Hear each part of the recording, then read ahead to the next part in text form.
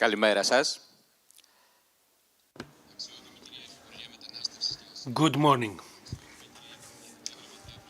Secretary General of Primary and Secondary Education, Deputy Minister, Institute of Educational Policy, Diplomatic Representative of UNICEF in Greece,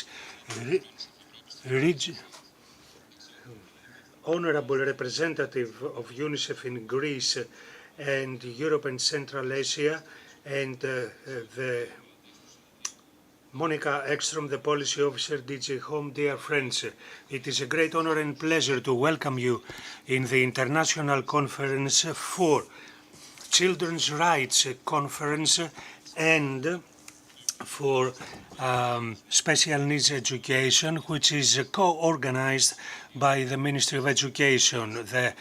The aim of the conference is to promote dynamic dialogues for the challenges of policies and inclusive education, bringing into touch bodies, agencies of policy drawing, specialists in education, professionals and representatives from the academic community.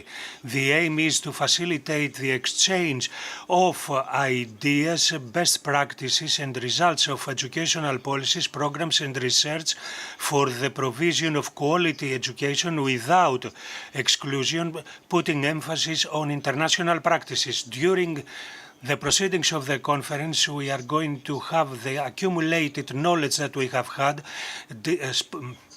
detecting the difficulties and finally proposals that are based on data of short, medium and long-term changes which are going to contribute to the development of a roadmap for fair educational systems without exclusions. We will start now with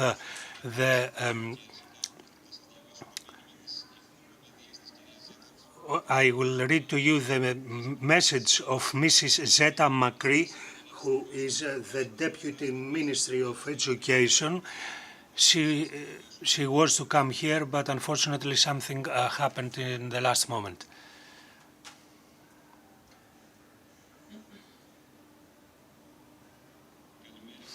Good morning to everybody. It is a great satisfaction to participate as a Deputy Minister for Special Education and Education to the International Conference for Inclusive Education and Children's Rights. Let's Get It Together is the title, which encourages and the abilities that we have to establish in the organization of our ministry, the Institute of Educational Policy and the UNICEF office in Greece comes to unite the forces into the sensitive sector of this issue. The guarantee of our commitment is, I'm sure that the conference will offer the best possible results for our children. I congratulate you for the daily work and the support of children in a qualitative, inclusive education without exclusions, which can be seen from the actions of the conference. As Deputy Minister for Primary and Secondary Education, I participate with you in the responsibility and vision for an educational framework that will safeguard, guarantee and empower education in our country through reforms. 23rd February 2021, through a teleconference, I welcomed, as a Deputy Minister, the head of UNICEF, Mr. Luciano Calestrini.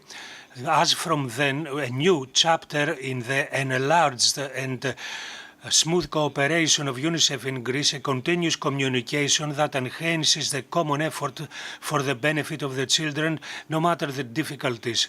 It is priority of our ministry the rights and the access of all children into primary and secondary education, with clear references to disabled children, refugees and immigrants and children at risk.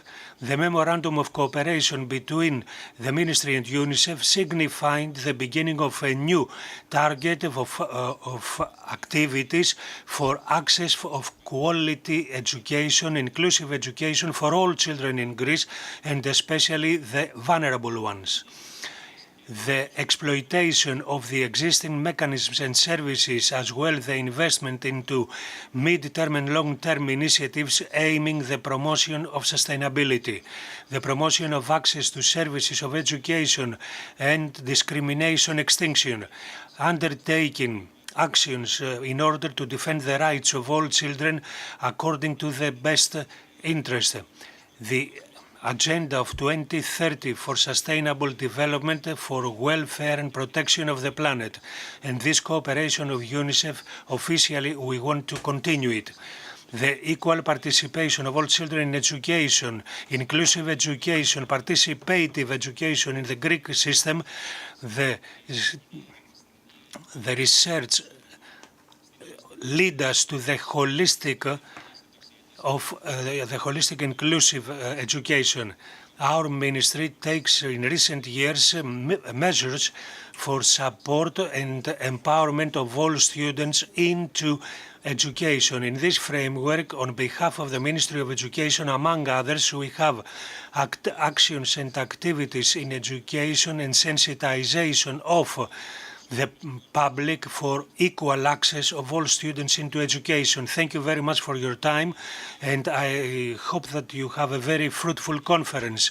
With great interest, I am expecting your proposals in a discussion where we share common arguments, the scientific knowledge, the implementation of best practices, safeguarding of infrastructures and equipment, the enhancement of human resources, and the tactics of training of all people who teach will help us towards this target. Zeta Makri, Deputy Minister of Sports, Education and Religious Affairs.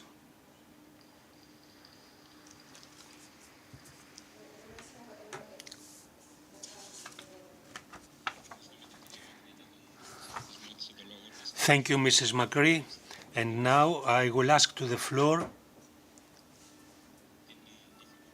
the Deputy Minister of Migration and Asylum, Mrs. Sofia Vultevsi.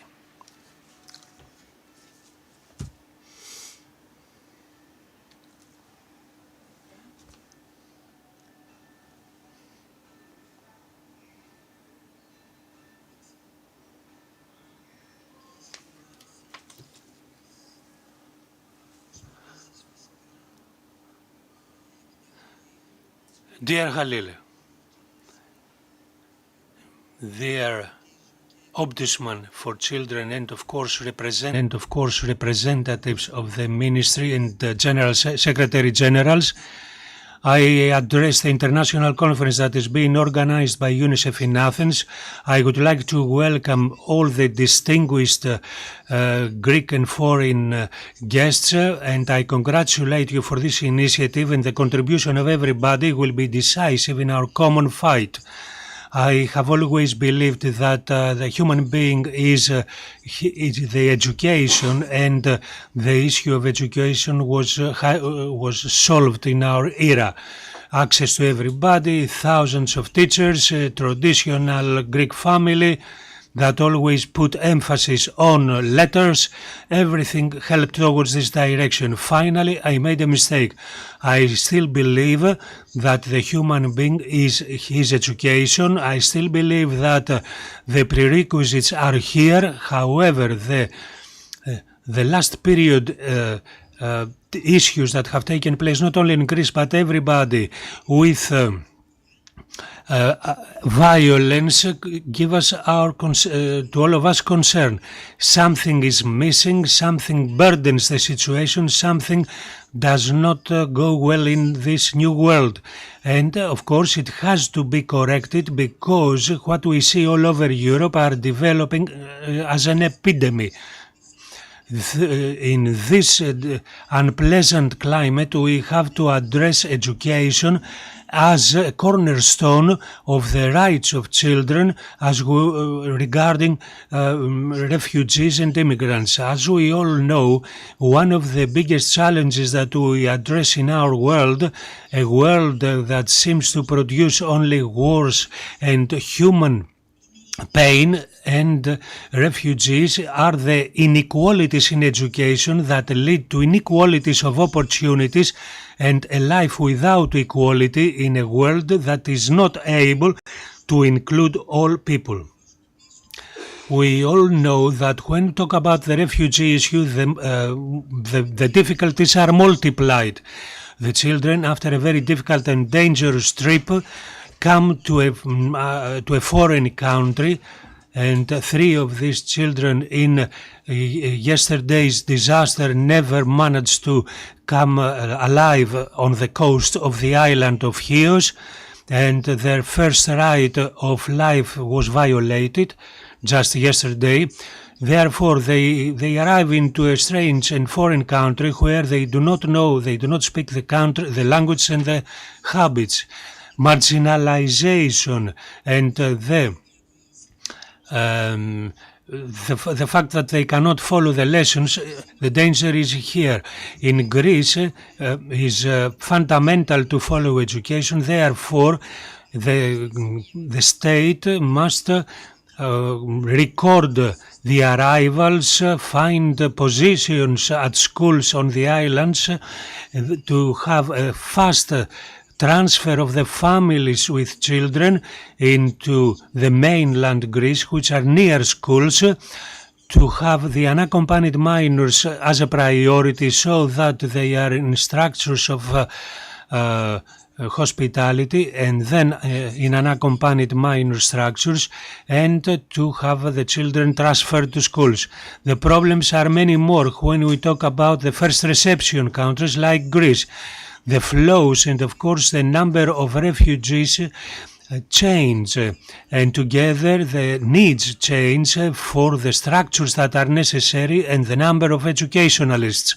Right from the first moment that the Prime Minister Kyriakos Mitsotakis gave me the honor to trust me in this mission, I was intensely dealt with the refugee children into the educational process. I took the initiative for a program that would constitute a bridge between the formal and non-formal education and public school.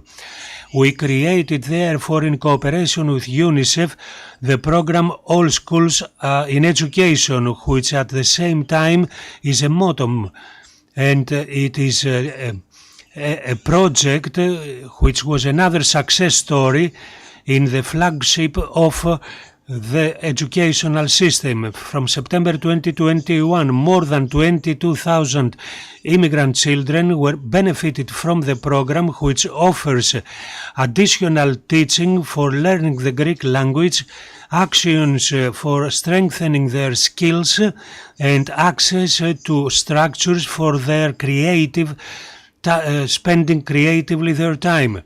Now, in 2022, it was considered the best educational year for refugee children from the beginning of the refugee crisis. Dear friends, we are very happy that Greece, with the help of the European Commission and with its own initiatives and good practices, is a champion in the protection of vulnerable and especially vulnerable children. In the biggest project, in order to detect unaccompanied minors, we detected 5,500 children. After the disaster in Moria, we had the mass transport of 2,000 unaccompanied children from Greek islands into appropriate hospitality structures in mainland. April 2020 and March 2023, we had 1,368 unaccompanied minors into 13 European states. We had a national registry of protection and the mentors program. We established the emblematic mechanism of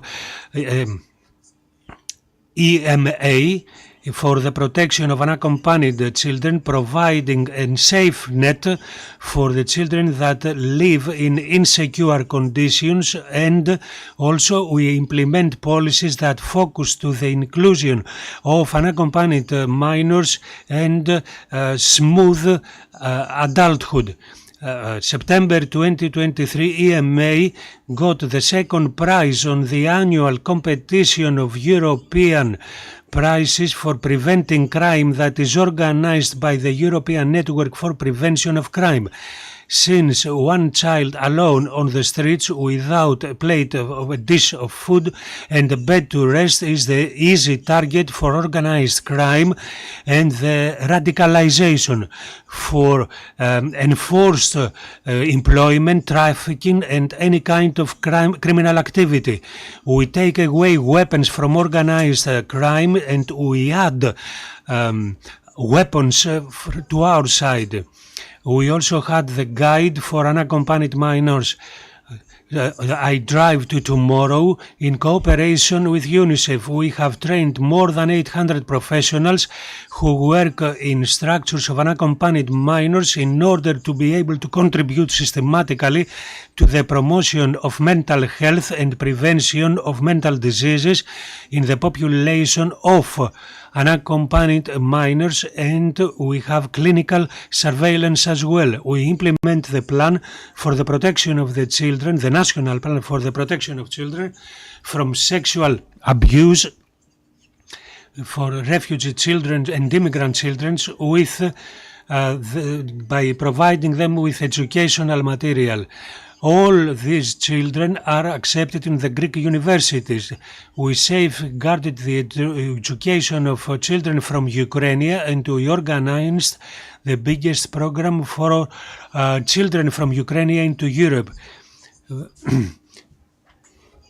We established the national system that for a year now we provide 10 years permit of staying in the country if they have a good following in education, and also extension of this 3-year permit. Ladies and gentlemen, I wish good success in your conference and fruitful results and exchange of best practices in order to carry together this fight for inclusive education that will safeguard the rights of all children. Thank you very much.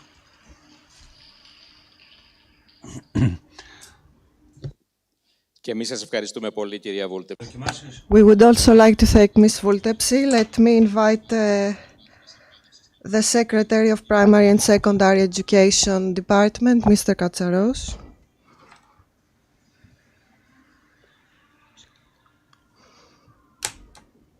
Good morning, everyone. Dear Mr. President, Minister, dear all, I will be very brief in my Ms. Makri already made some references I wanted to make. For us, the Ministry of Education is a huge challenge. This whole agenda on inclusive education, it's at the center of our planning on everything that is going to come up in the next period of time. Inclusive education is for us a priority that we have to work on in order to deal with all the challenges that have to do with the educational system in general.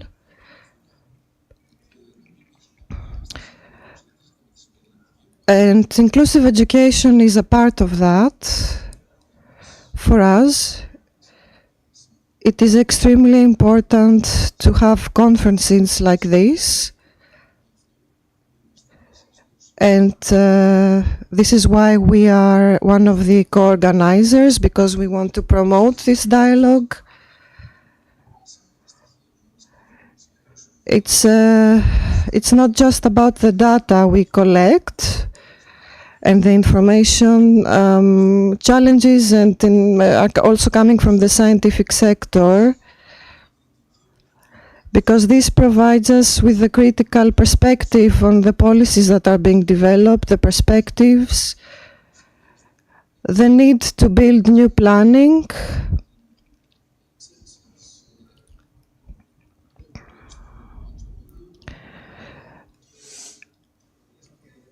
And research also brings results, scientific research also brings results. So I would like to thank you and welcome this conference today, because we need this knowledge, we need the good practices that are going to be developed today. And good luck.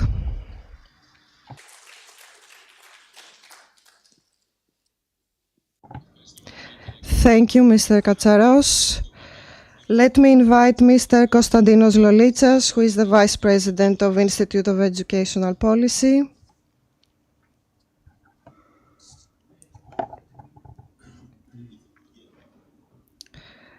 Dear Ms. Deputy Minister,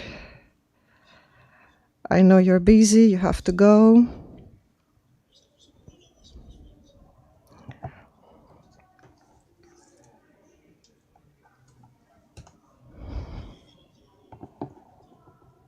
Dear Mr. General Secretariat of the Minister of Education, dear UNICEF people, dear people of the Institute of Educational Policy,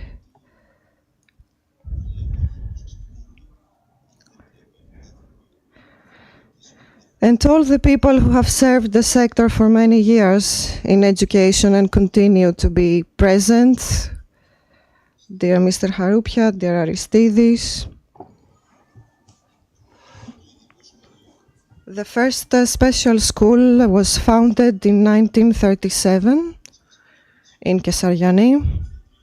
The first director was Miss Rosa Emvriotti.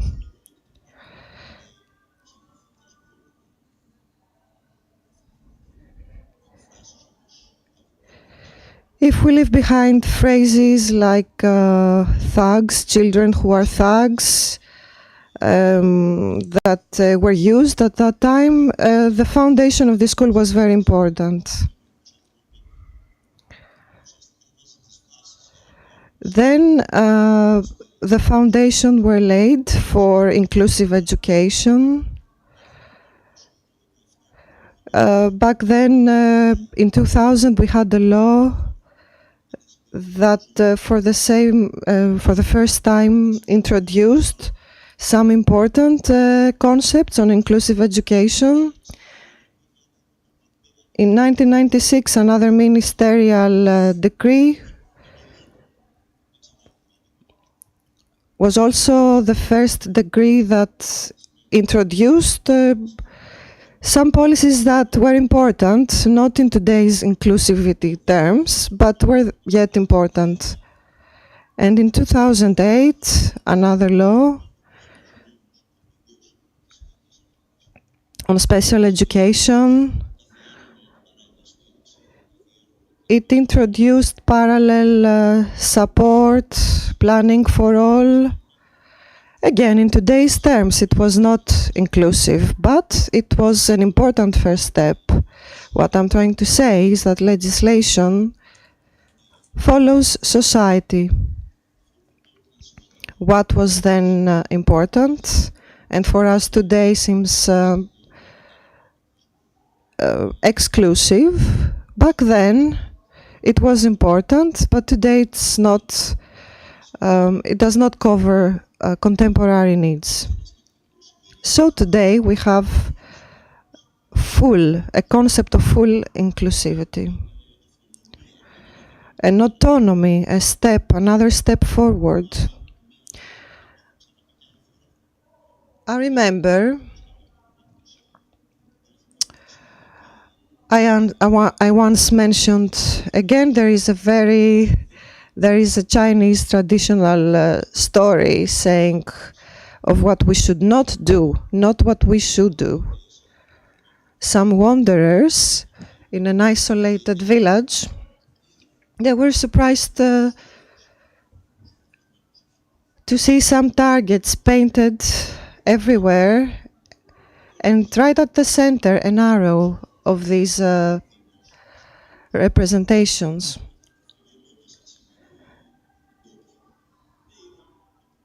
And everybody wondered, what are these things? And they asked the locals, and they said,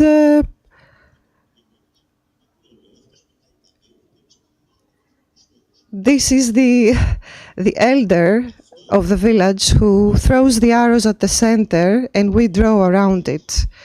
So today this is something that is not happening. The Ministry of Education has very specific targets: full inclusivity, accessibility for all, a school for all, without exclusions. And on these targets set by the ministry, legislation comes to provide the legal background for that. Thank you. Thank you, Mr. Lolitsas. Now I would like to call Mr. Hasan Khalil, who is the representative of UNICEF in Greece, for his own welcome.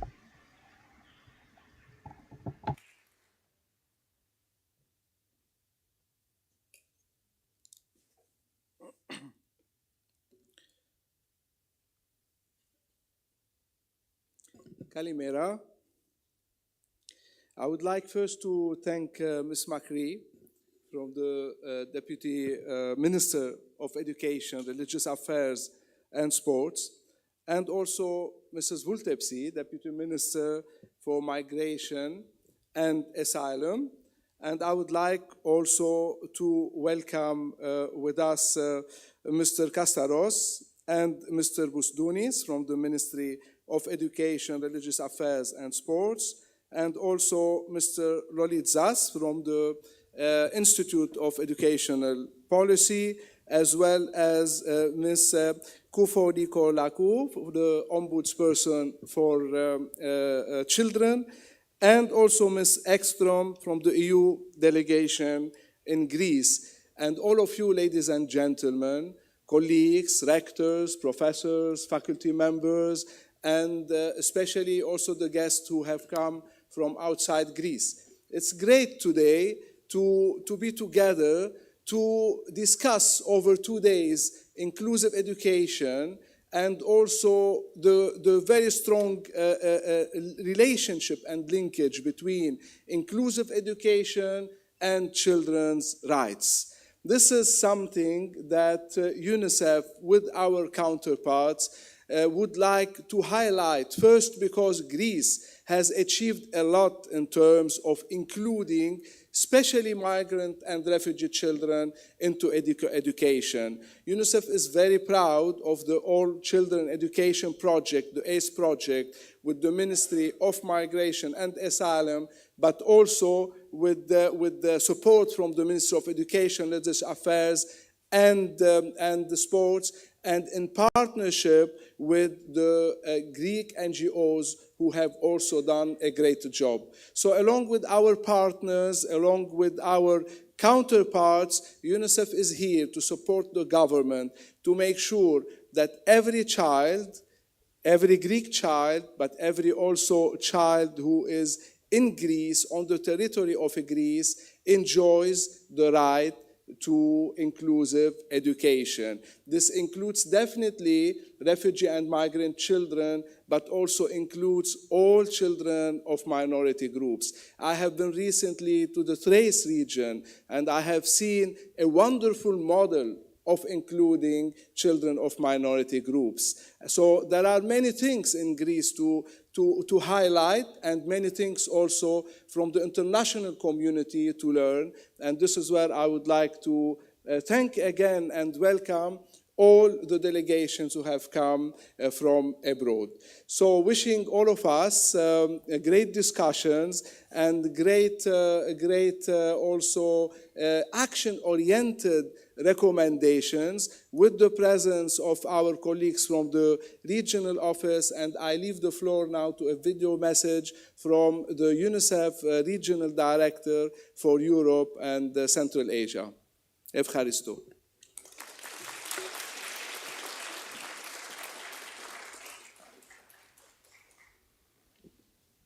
Ευχαριστούμε πολύ τον κύριο Χαλίλ.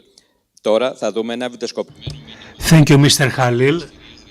Now, we are going to see the video message from Regina Dominics. Excellencies, ladies and gentlemen, Κυρίες dear και κύριοι, colleagues, συνάδελφοι, it is a pleasure to είναι join you μεγάλη today, χαρά although να βρίσκομαι εδώ virtually, for μαζί this σας important event. για αυτό το πολύ This σημαντικό is a γεγονός. critical opportunity Είναι to μια share κρίσιμη lessons ευκαιρία learned and να identify μοιραστούμε together τι έχουμε key μάθει και steps να to make βρούμε education more inclusive for all τρόπους για children να in κάνουμε Greece. την εκπαίδευση Inclusive education is the πιο foundation for inclusive συμπεριληπτική στην Ελλάδα development. για τη It is at μεγαλύτερη the core of the ανάπτυξη. sustainable development goals which member states, including Greece, have embraced to create a world of equal opportunities, social justice, tolerance, and peace.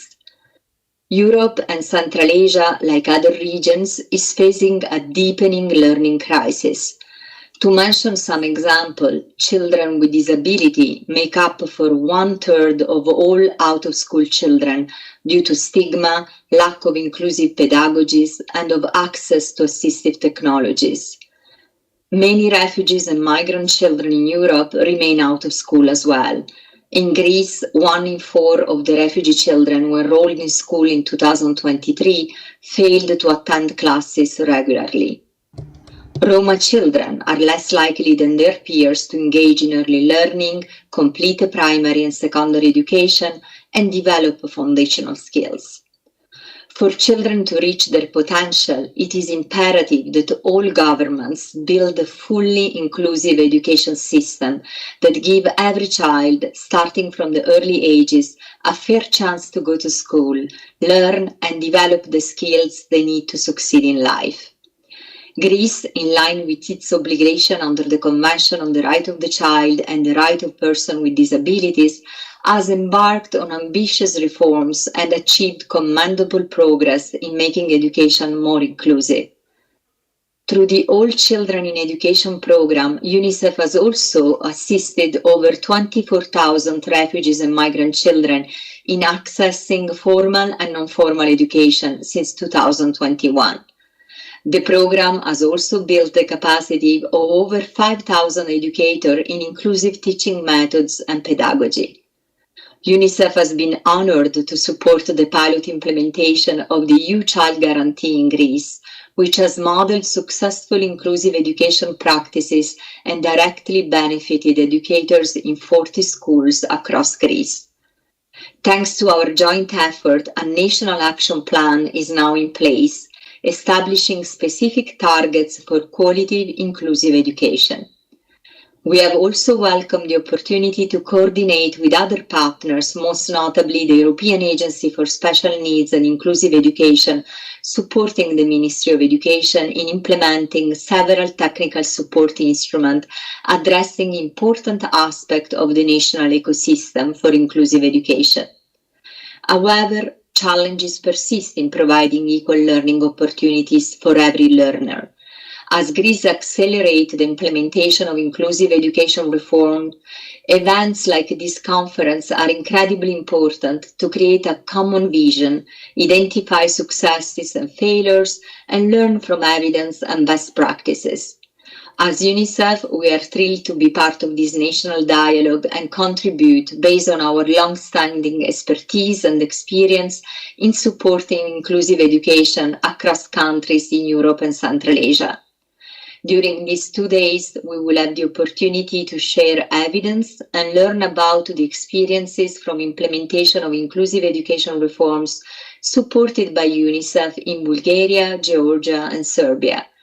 In Greece, we will continue to work with the government to accelerate the inclusion of the most vulnerable children in the education system, and I would like to thank our partner for their trust and their leadership in these endeavors. I wish you all a successful conference. Thank you.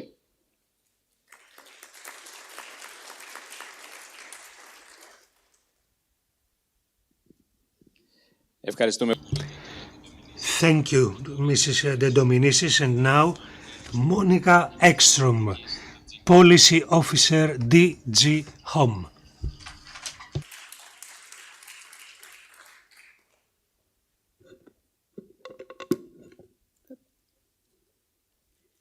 Dear ladies and gentlemen, dear distinguished guests from several countries, First of all, I would like to thank the organizers for the invitation to the European Commission to attend this really interesting conference on inclusive education and children's rights.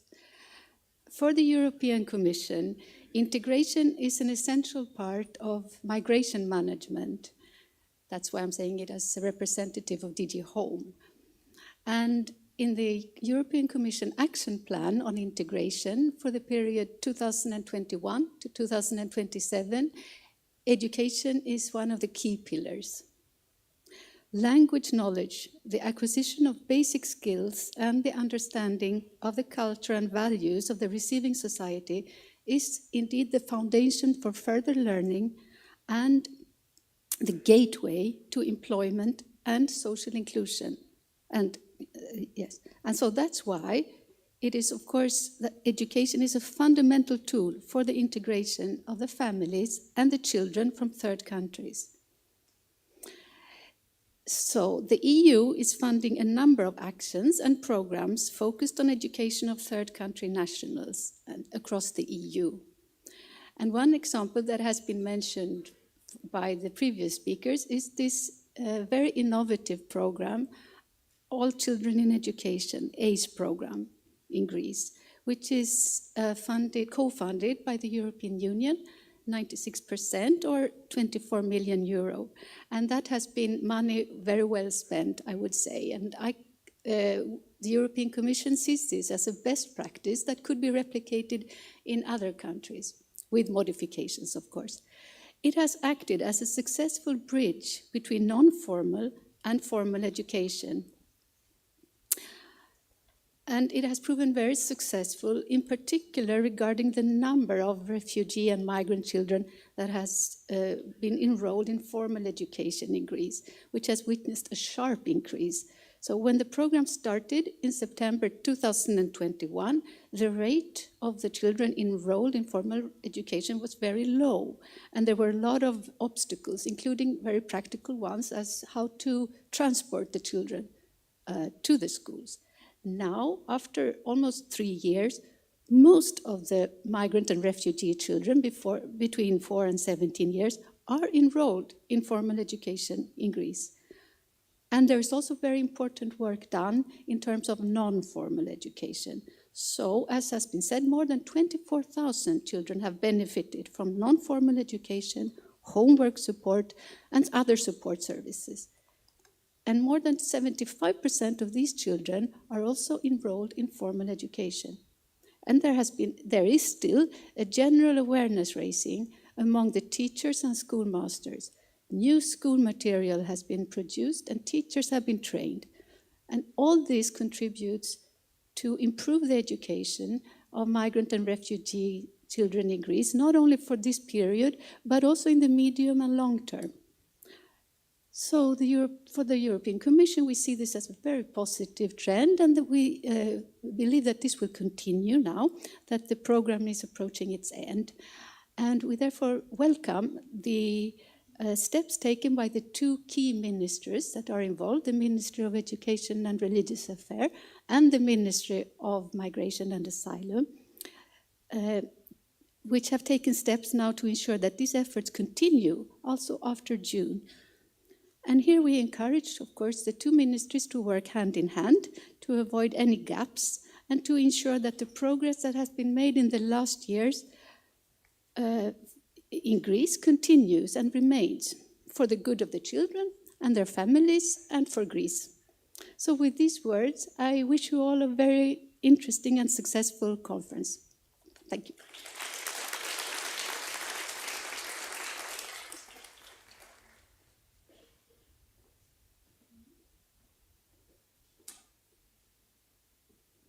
Ευχαριστούμε πολύ την κυρία. Thank you, Ms. Ekstrom, for the greeting and the general support. So, after the welcoming, we would like to move on with the official sessions. Thank you all, enjoy this, and I'm certain that these 2 days will mean a lot. Thank you.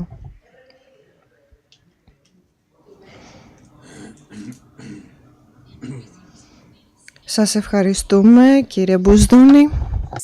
that really set the stage for this two-day conference. I don't want to take too much of your time. I just want to go through a few housekeeping items to make sure that the conference runs smoothly.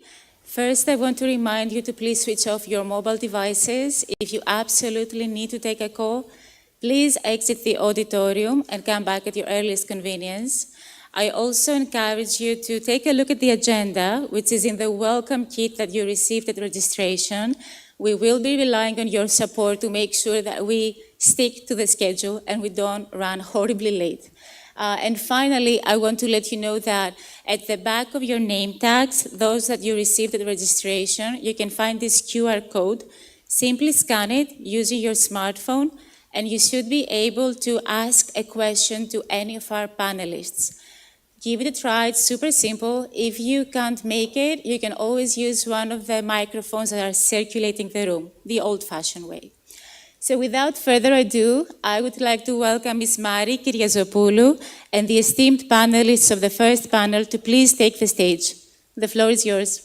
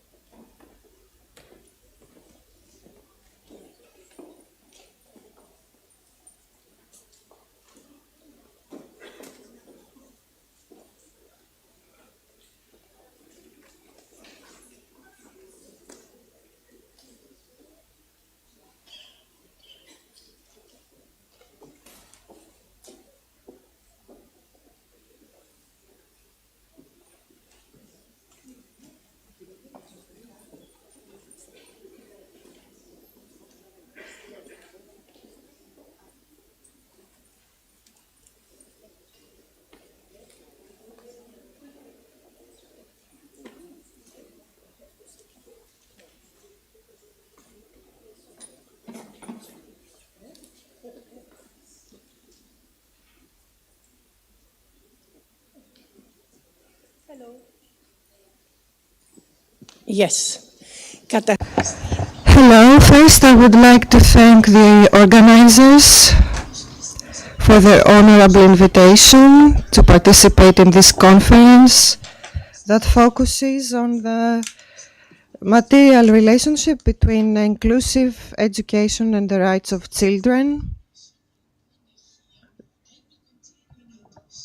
So we have to keep in time because time is very short. We don't have, so I will start with a short introduction about this panel. So we all know that education systems today face great challenge of ensuring quality education for all learners. Policymakers and educators seek to develop inclusive systems and practices within schools and classrooms. Although there is no international consensus on the definition of inclusive education, various definitions have been developed by researchers and European and international organizations that have the same basic principles that respect the right of all learners to receive a quality education with their peers in the local community. Existing definitions increasingly consider inclusive education as a human rights issue. Inclusive education means the human right of every student to receive quality education in inclusive environments. At the same time, there is an interaction between inclusive education and attending a mainstream school, high-quality education, the fight against discrimination and the fight against segregation. While many years ago, the inclusion movement began as a question of how learners with special educational needs or disability could be educated in mainstream schools, it is now widely seen as an issue that affects all students, including students from vulnerable situations, for example, ethnic minorities, migrants, refugees, and so on. Inclusion in this sense is about the right of all students to education, as well as a means by which other basic rights can be achieved. There is a need to transform the educational system so that all learners are welcome and have the opportunity to belong, to be actively participating in all the educational activities and learn. The rights-based approach to inclusive education advocated by the UN Convention on the Rights of the Child and the UN Conventions on the People with Special Educational Needs and Disabilities promotes high-quality education for all learners with their peers in the local community. So we have a panel here with panelists with a long experience in promoting inclusive education in their own countries, and we hope we're going to have a very good dialogue in cooperation with all of you in order to see what inclusive education means in practice. I would like to start with Professor Serge Ebersold. One moment to say a few things. So, Professor Serge Ebersold has been a professor at the Conservatoire National des Arts et Métiers, CNAM, since 2016.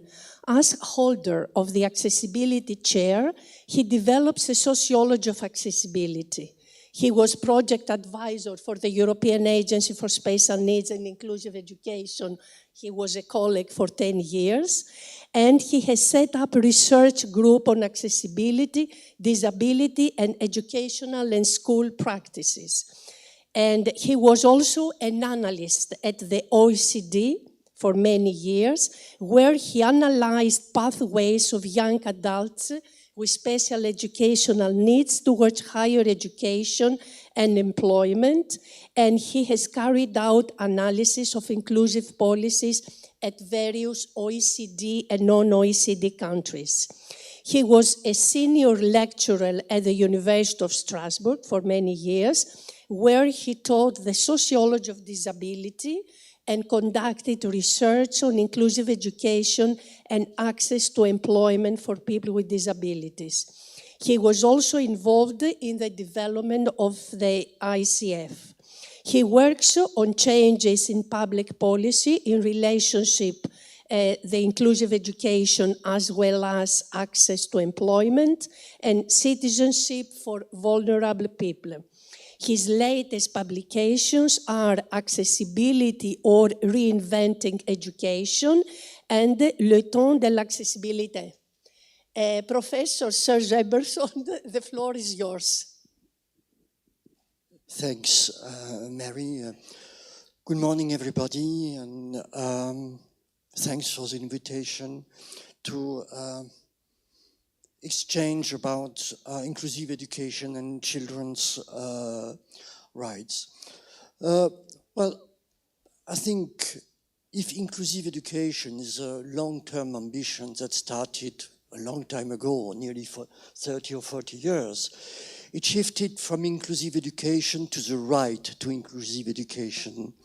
And that's a shift which is quite important because it doesn't resume inclusive education to those learners with a disability, those with an official decision, but to all learners, independent its profile, characteristic, and so on. Which means that the right to inclusive education is very strongly connected with eliminating barriers to learning through accessible learning environment. Which means that inclusive education is a fundamental right that assumes that everybody has the ability to learn. And our school system shouldn't distinguish those who are able to learn from those who are not able to learn, because everybody has an ability to learn, while each learner learns differently. which means that developing accessible learning environment is a mean to value all students equally and enable each learner to learn differently. And inclusive education, or the right to inclusive education, shouldn't be seen as a name in itself, but it's a mean. It's a mean to social participation and citizenship. Research shows, but also the policy initiatives that were taken, that inclusive education is a gateway to social inclusion. And that's something which it's very important. But I think there's the need to shift from inclusive education as a quantitative aim to inclusive education as a qualitative aim, which means that a school for all and everyone is embedded in learning environments, supporting learners taking part. Taking part means, as it was highlighted by Mary in its presentation, the right to share the same learning opportunities with their peers and not to be segregated. But taking part to the school is not enough. It takes to take into account the need to be part by including considering learning experiences and enabling learners to act as a learner. Because if someone cannot act as a learner, he cannot be seen as a learner first by his or her peers. But while being part is important, it requires also to enable learners to be self-determinate and to engage in the processes. And the right to education and access to education includes also the ability for the learner to feel and to be seen as a peer. So which means developing accessible learning environments do not only require to focus on the physical access to mainstream schools, but also to care about the ability of learners to be part of the learning community, to act as a learner, as everybody, and to be seen and to act as a peer. And finally, to conclude, promote a school for all and everyone builds upon financing mechanism supporting the accessibility of the education environments beyond compensation. Beyond compensation shouldn't be seen as a finality, but as a mean for access to rights. It requires monitoring mechanism labeling the system instead of labeling the learners. How does the system enable learners to act as a learner? It requires specialist provision to support the system, not only the learner. We know that supporting the learner is essential, but it doesn't enable teachers or the school system to change its practices. And finally, it requires teaching and support practices focusing on the enabling effect. Thanks a lot for your attention.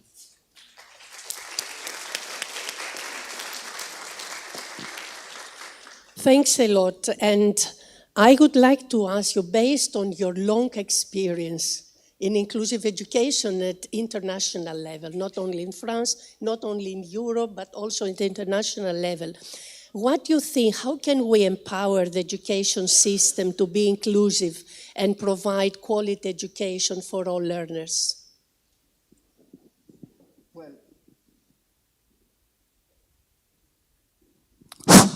Well, it's a complicated question, but I would insist on two dimensions. One dimension is the financing. If we look how inclusive education is financed, in many countries, financing mechanisms focus on compensation which is interesting and important to provide learners with the same opportunities. But financing mechanisms do not or fail in supporting the schools in implementing inclusive education. If I take France, for example, about 90% of the budget allocated to inclusive education is going to personal assistance, while 2% are going for teacher support or developing pedagogical support for teachers. So financing mechanism is something which is very essential, and it requires to focus on the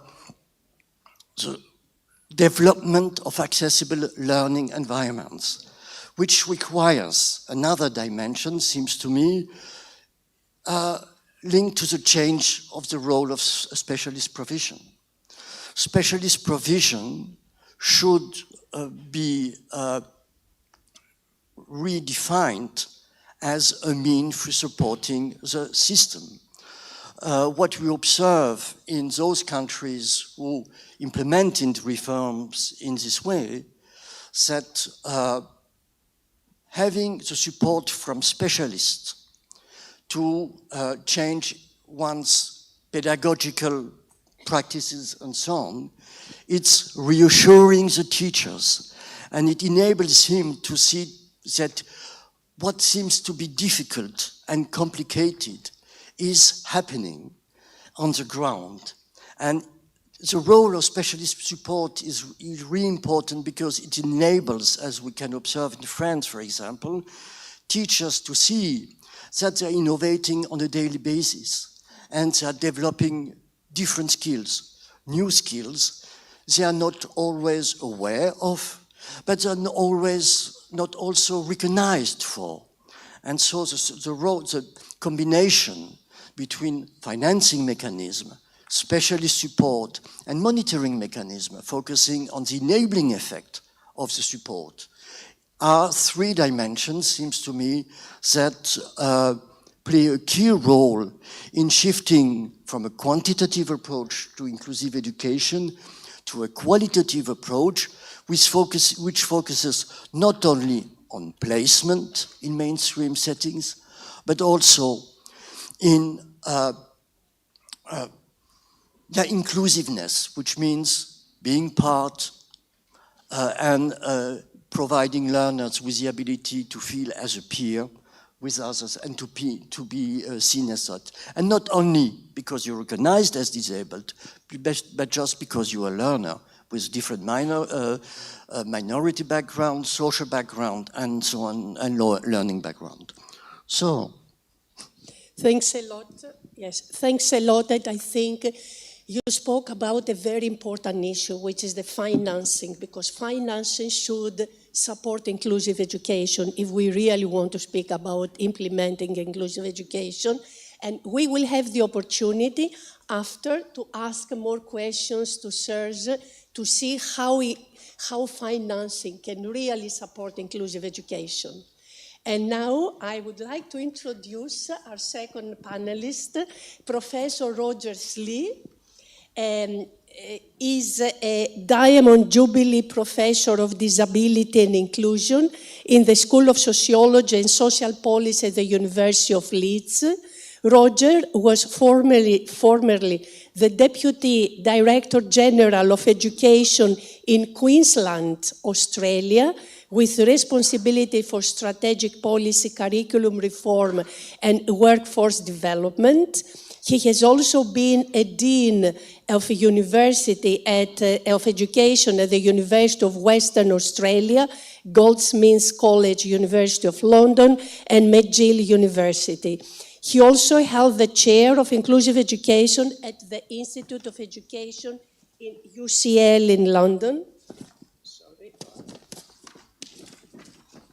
Roger has been engaged as an advisor to governments around the world and wrote the scoping technical paper for UNESCO's 2020 Global Education Monitoring Report, very important, and has been engaged by the European Agency for Special Needs and Inclusive Education to advise on intergovernmental policy development in inclusive education.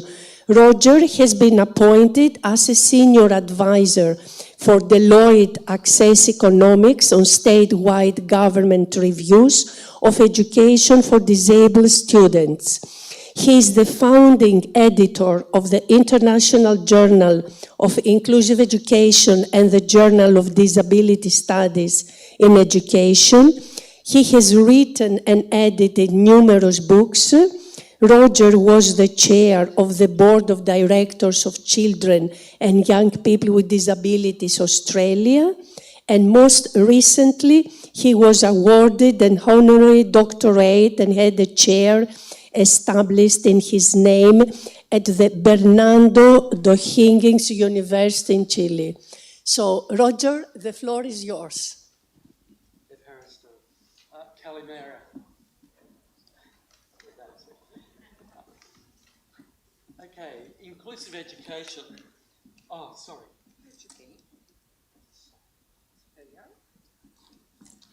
Haristo. Sorry, Calimera. Inclusive education allows us to address a series of fundamental questions for education. The German sociologist Wolfgang Streeck tells us that sociology needs to ready itself for the moment in which the foundations of modern society will again have to be rethought. I'm convinced that that moment is upon us. This is certainly true for education. The first question inclusive education invites us to address is, what kind of world do we want for our children?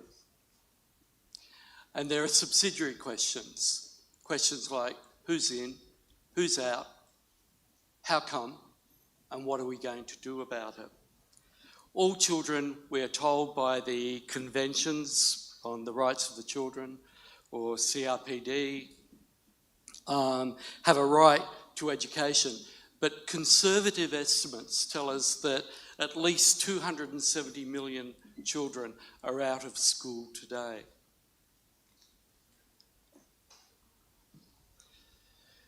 The next question is, what kind of education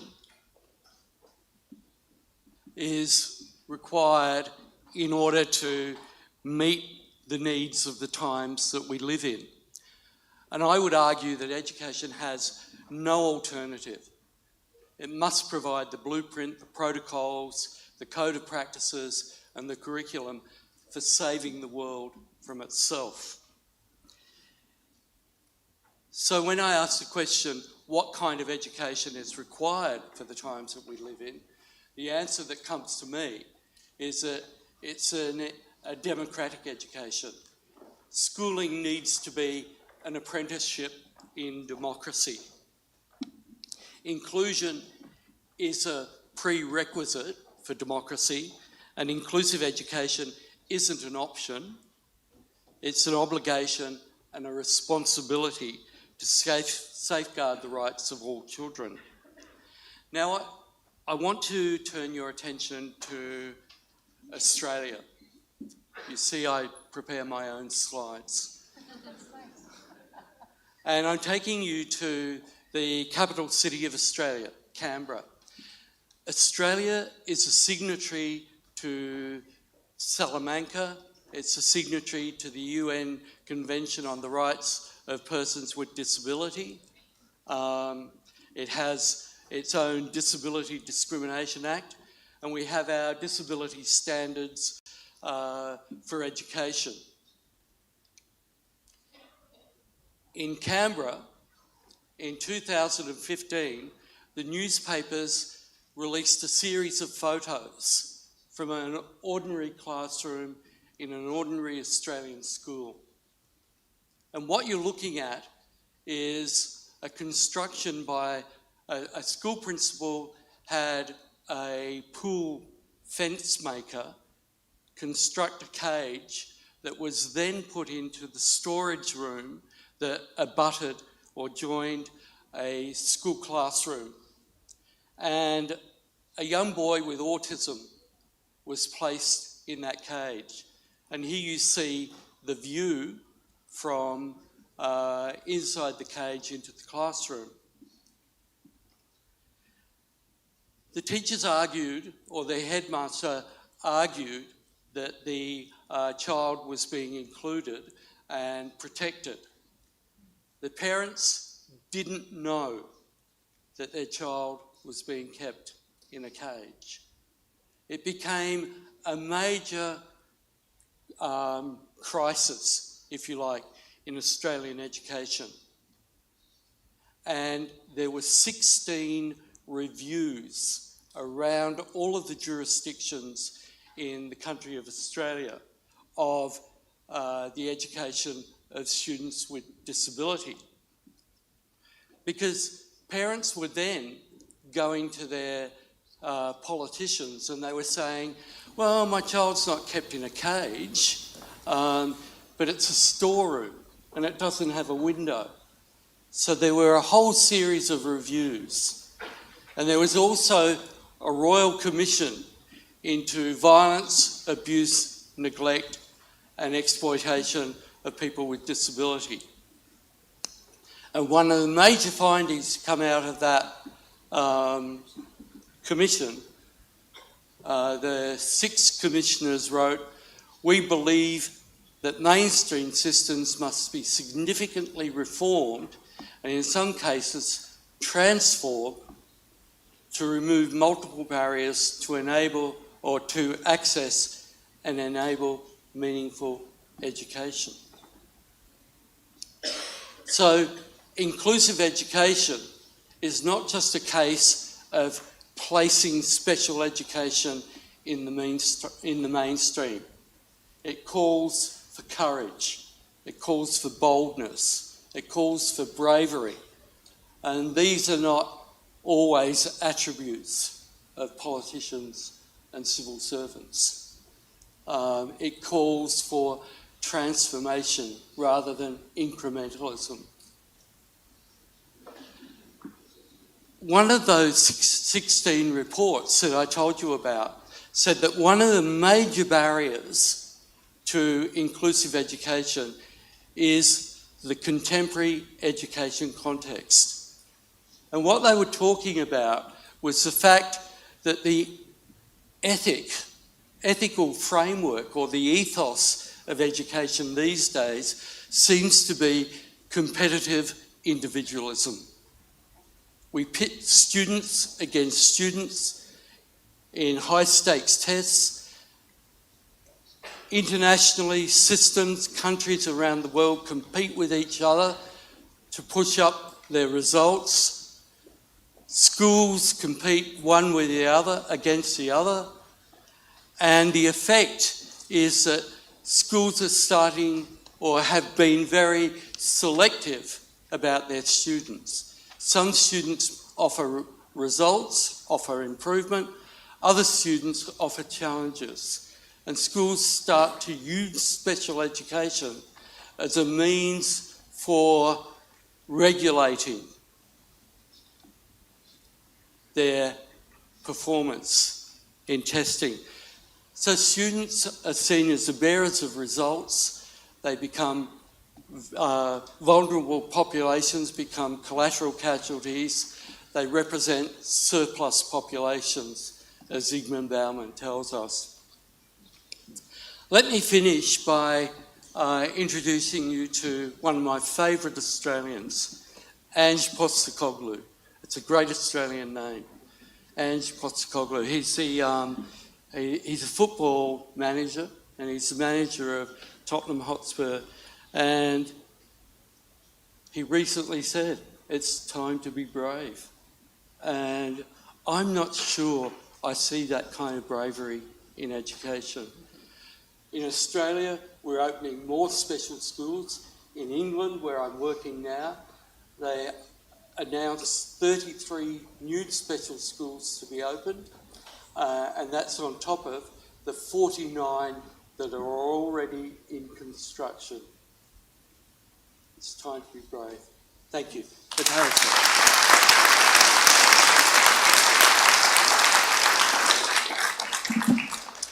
Thanks a lot for being very realistic and very open-minded and say what is happening all over the world concerning special needs and inclusive education. And I would like to ask you what kind of education you think is required to protect the rights of all children in times of crisis. I go back to the notion of schooling needing to be an apprenticeship in democracy.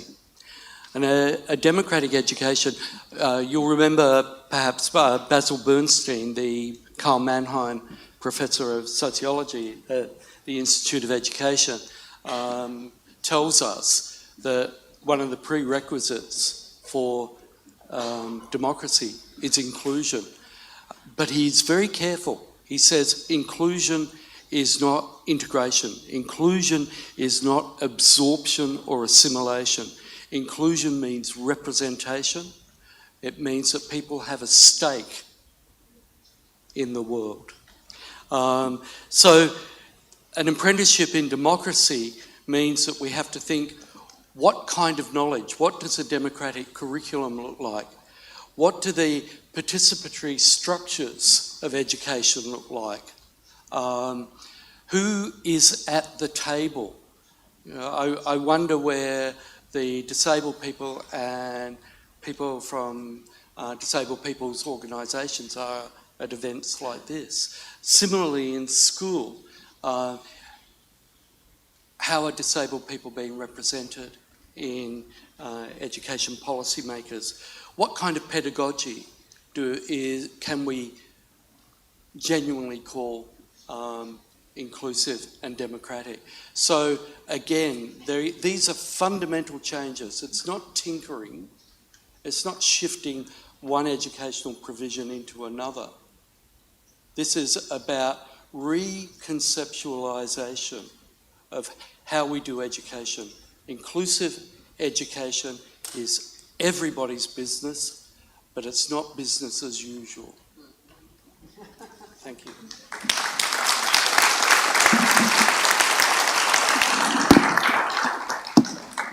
So we need to reconceptualize inclusive education. Okay. And then I will continue with Mrs. Professor Evdokia Deropoulou-Dero, okay? Yes. So Professor Evdokia Deropoulou-Dero is an associate professor of the Department of Early Childhood Education at the National and Kapodistria University of Athens.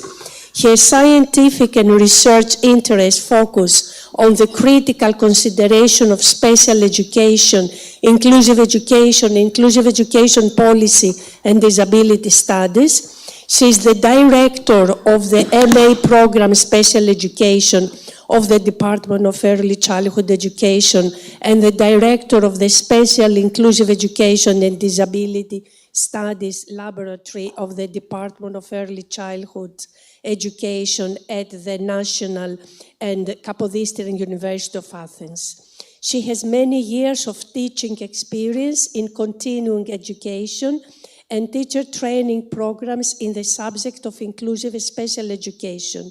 She has supervised a large number of bachelor's, master's, and doctoral theses. She participates in international, European, and Greek conferences and European training and research programs. She has several publications in Greek and international scientific journals, collective volumes, proceedings volumes, and books regarding inclusive education.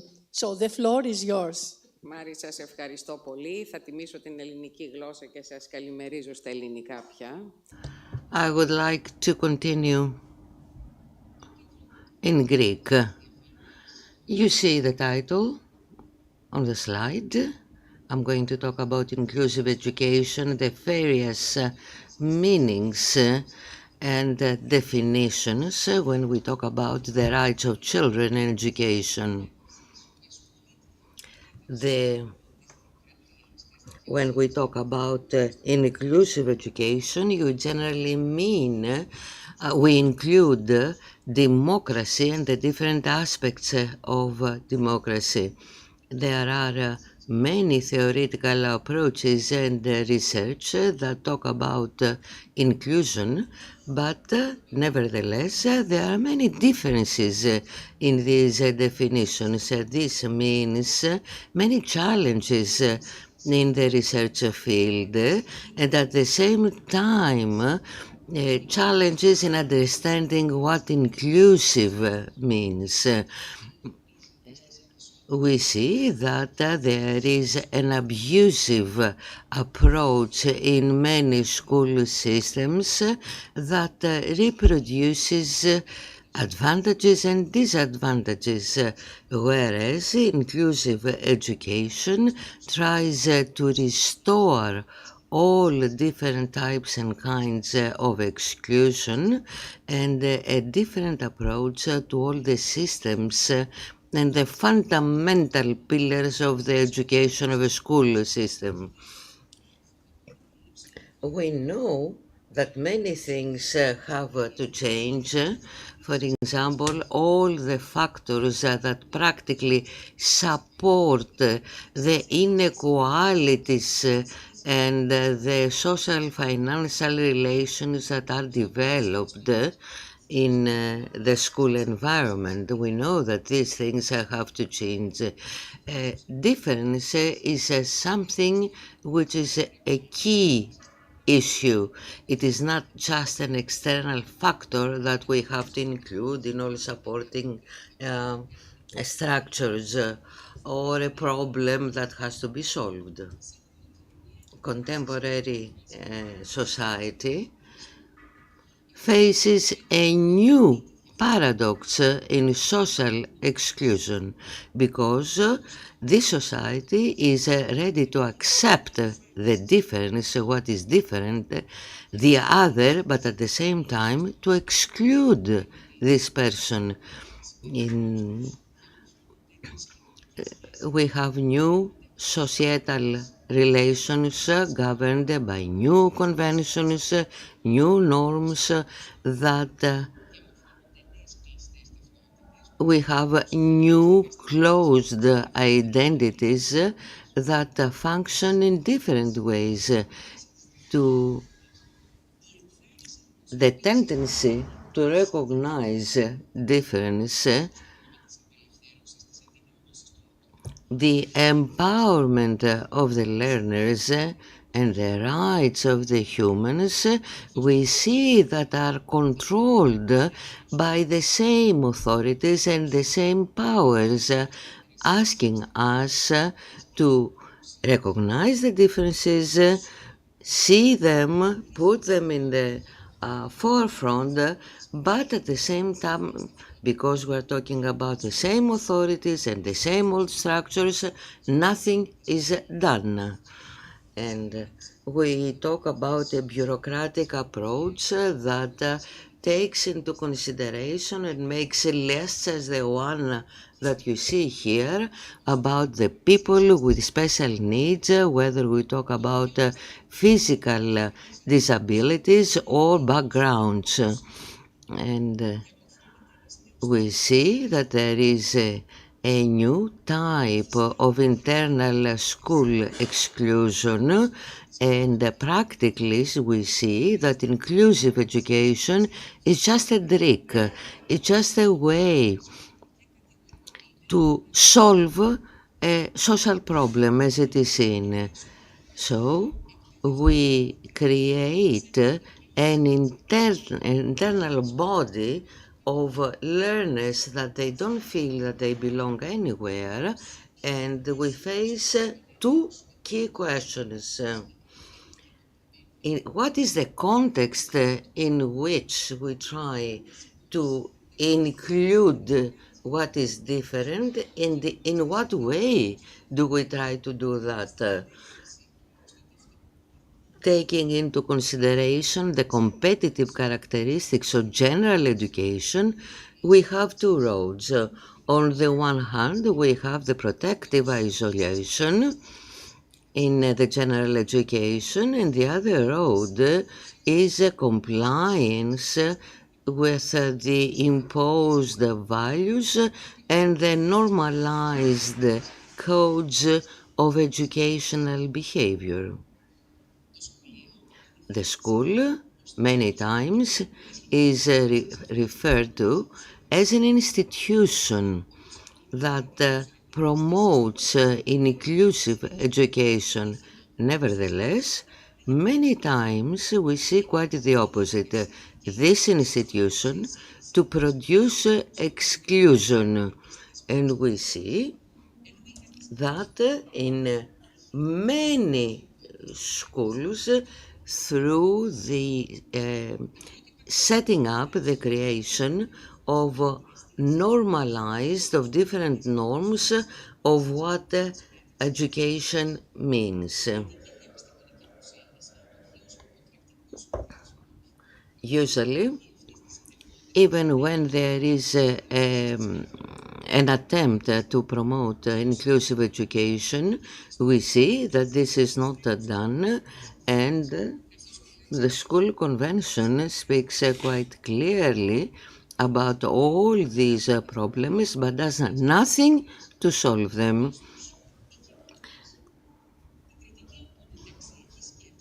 So the critical inclusive thought is part of all these conventions that allow the development of inclusive education. If we do not realize the problem that exists in depth, we are going to reproduce this distinction all the time, even when we have perfectly organized administrative and pedagogic conditions.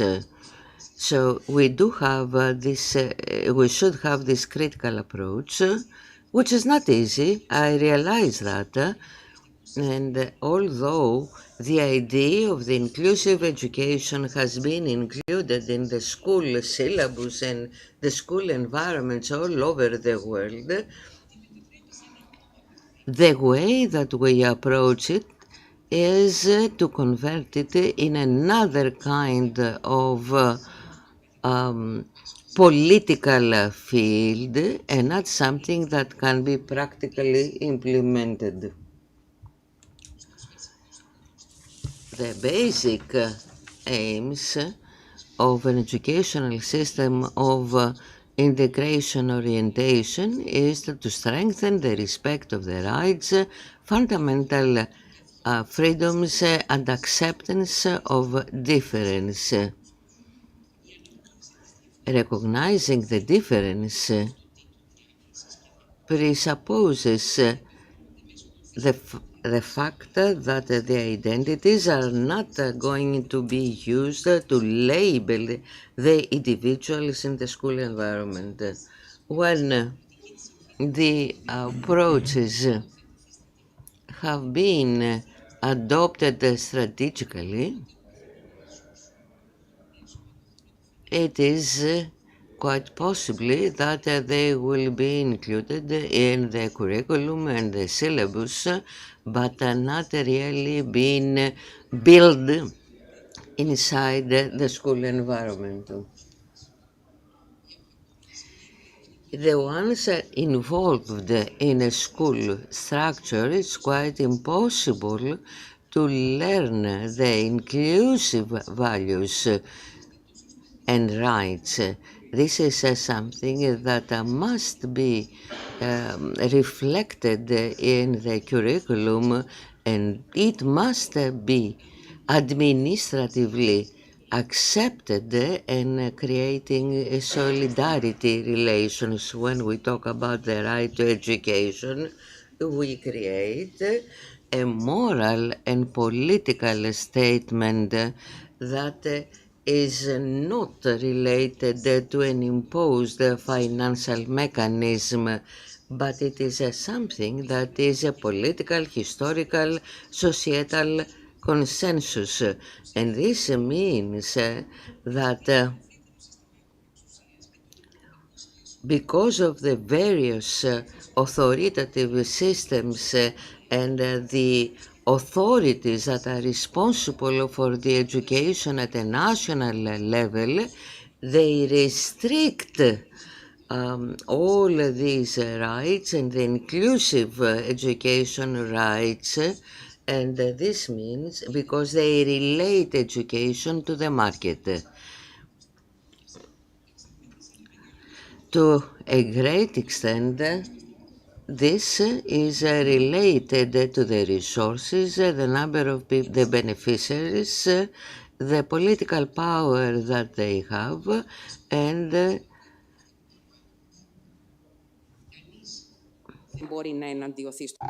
Nobody can go against the right of children into education.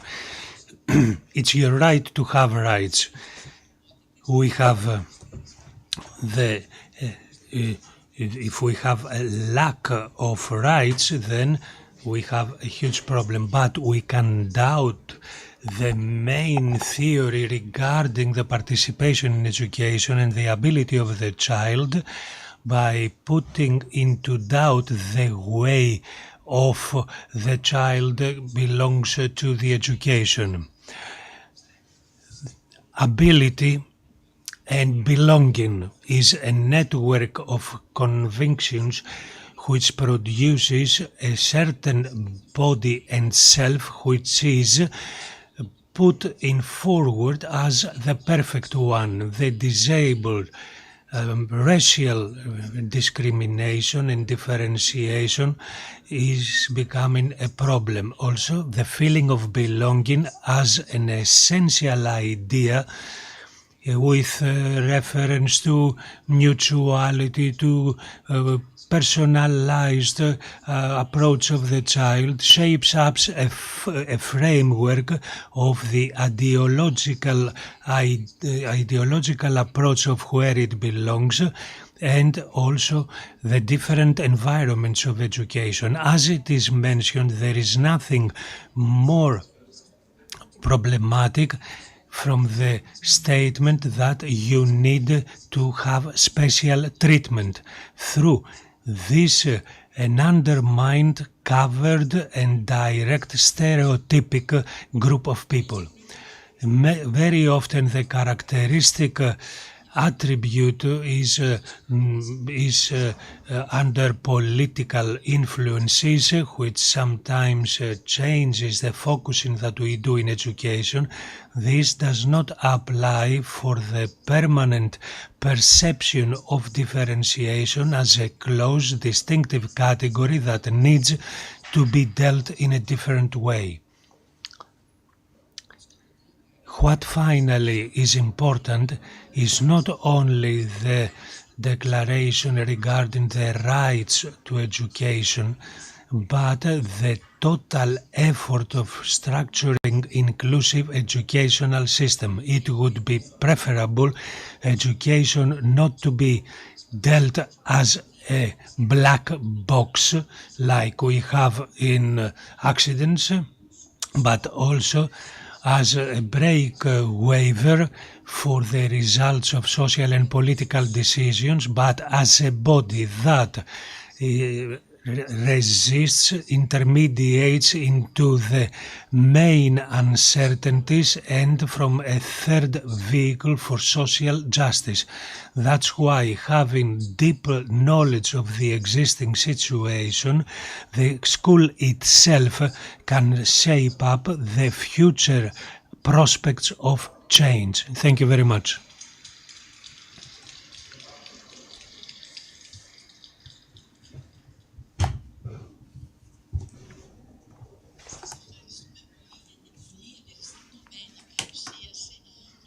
Thank you very much for your presentation, and you put forward a very important question on whether school produces exclusion or inclusion. I think it is a question that you put forward, and I think we can discuss it with all the participants. Presentation and experience, what according to you are the core values and practices of the education system we are trying to include all systems in our society? Σας ευχαριστώ, Μάρη, για την ερώτηση. Ναι. Φαντάζομαι πως ναι, ακούω. Thank you for the question. Focusing, trying rather to talk about the values that the inclusive thought produces and activates the inclusive practice, and in order to avoid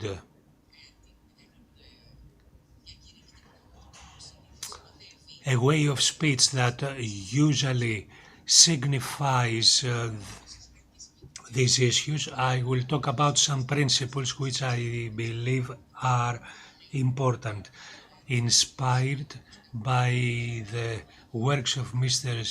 Lee that I had the opportunity and the pleasure to cooperate with him for so many years. First of all, basic principle that Rogers, I detected in your work had to do with cultural awareness.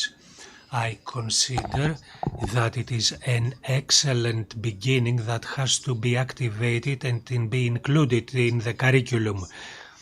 The cultural awareness has to do with the process of continuous awareness of the educational community regarding the detection and the lifting of assimilation practices and abusing practices that we initiate in education, but at the same time it offers to each and every one of us the ability to think again the educational action and wonder if he or she himself produces exclusion, assimilation practice or marginalization practice within the classroom.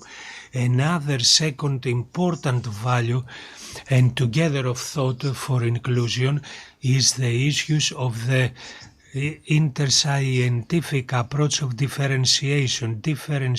Being different is not an exclusive privilege or of a science, and it is not understood as the object of study of a scientist or a group of scientists. It is done because it is a common point of interdisciplinary meeting of various scientists, sciences, parents, activists, people who have institutionally been declared as different, so that we can create and shape up a lively dialogue that will not leave any doubts of the approach for inclusive education. Another issue is the emancipation approach of differentiation, and I think institutionally and traditionally we have to have researchers so that research will address issues that have to do with their own life in order in the long term to empower them to emancipate and to take decisions about their lives themselves. And the last one that I would like to close is that recently I read Martin Buber's work, or Buber in German, works I read, and he mentions all real life is a meeting. All real life is a meeting. This meeting is activated, focuses in the quality of relationships that is developed. In this case, a framework of education. These relationships do not have an authoritarian approach or suppression or relationships that could be superficial. They are relationships which, in a sense, move towards a specific direction, having rejected two previous ones. The first that is rejected is the confirmation of the imposed institutionally values within the framework of education, and the second that is rejected, position that is rejected, is the institutional creating ghettos in the identity of others. Therefore, this is made in common, it is not imposed, it is not directed by institutions, but it is created within their framework with all the stakeholders that participate in order to develop what we call a kind of inclusive education and practice. I didn't explain everything very well, but I hope you have understood, says the speaker says. Yes, we have a lot of issues in order to begin the discussion.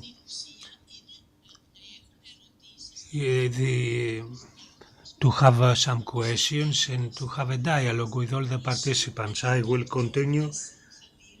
Dr. Ghassan Khalil. Greece.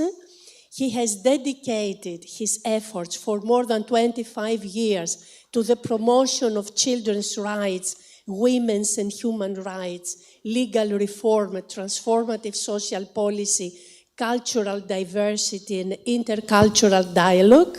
Prior to joining UNICEF's Greece country office, he held many positions, such as the UNICEF representative to Georgia, the senior advisor to UNICEF Regional Office for Middle East and North Africa, and the UNICEF Special Representative from Libya. Professor Khalil holds a maîtrise in law from the Lebanese University, a master's degree in international business law, and a doctorate degree in international human rights law from Sorbonne, Paris. He has received numerous awards from governments, NGOs, and academic institutions in recognition of his contribution to human rights and social development, and was awarded 4 honorable doctorate degrees from the state universities in Georgia. So the floor is yours. Thank you very much, ladies and gentlemen. I would like to reconfirm what my predecessors, the distinguished speakers, have said. Because what my intervention is about the strong link between inclusive education and child rights. Because everything starts here. And when we don't include, we are excluding. And we exclude either by commission or by omission. So either we exclude on purpose, explicitly, or we exclude implicitly by not taking the right action in the right time. I think Professor Ebersold said something it was written, accessibility, the time for accessibility. I mean, this can be analyzed a lot, because from one point we can say that social policies take time, educational policies take time, so we need some time, but from the child rights perspective, children cannot wait. Because if we wait, there will not be children anymore. They are growing, and then they are losing all the opportunities, at least the educational opportunities. But also, Professor Roger, you said something about who is in, who is out. So, to think who is in, who is out, we should be child-oriented. We should be child-sensitive. We should be gender-appropriate. We should be age-sensitive. So all these things, where do they come from? They come from having a strong culture in children's rights. If we don't know the right, we will never recognize or identify the violation. So in order to acknowledge that the right to education, to inclusive education, is violated, we have to understand very well and to believe in the right to be included in education. So who is in, who is out? To ask this question, already we should have a very good culture of child rights. Professor Evdokia, you spoke also about the contract and about the curricula and about teaching. I mean, I always wonder how come do we expect from professionals to be child-oriented if they have not learned about child rights? I don't mean only at school and university, even in the family. But also, I mean, how a judge would make child-friendly decisions if the judge has not received a good education, at least the basics of child rights. How the lawyer would defend the case without the basics of child rights. How an educator would be a child rights-oriented educator if the educator has not studied, has not learned about the general principles of child rights.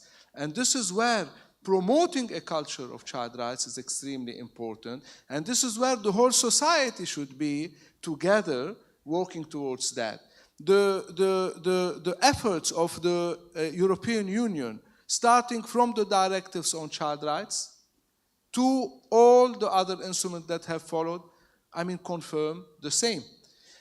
I mean, a couple of weeks ago, our partner Solidarity Now organized a conference on inequalities in education. And we see this conference also as complementing each other. Inequalities in education, which is even larger and broader than inclusion. So how come we can achieve inclusion, we can eliminate inequalities if the culture of child rights is not strong in the society? This is what also we will discuss in session 8 of tomorrow, where we will present how the schools contribute to a stronger child rights culture, but also how the child rights centers with academia, which started in Georgia, continuing in Greece, also contribute to promoting that culture. So within that, I would like to confirm that without believing in the general principles of child rights that are enshrined by the Convention on the Rights of the Child, we cannot achieve inclusion. In the Constitution of UNESCO, there's a wonderful statement which says, since wars starts in the minds of people, this is where we should implant the thoughts of peace. And I would say, since exclusion starts in the minds of people based on discriminatory thoughts, this is where we should implant child rights thoughts and child rights principles.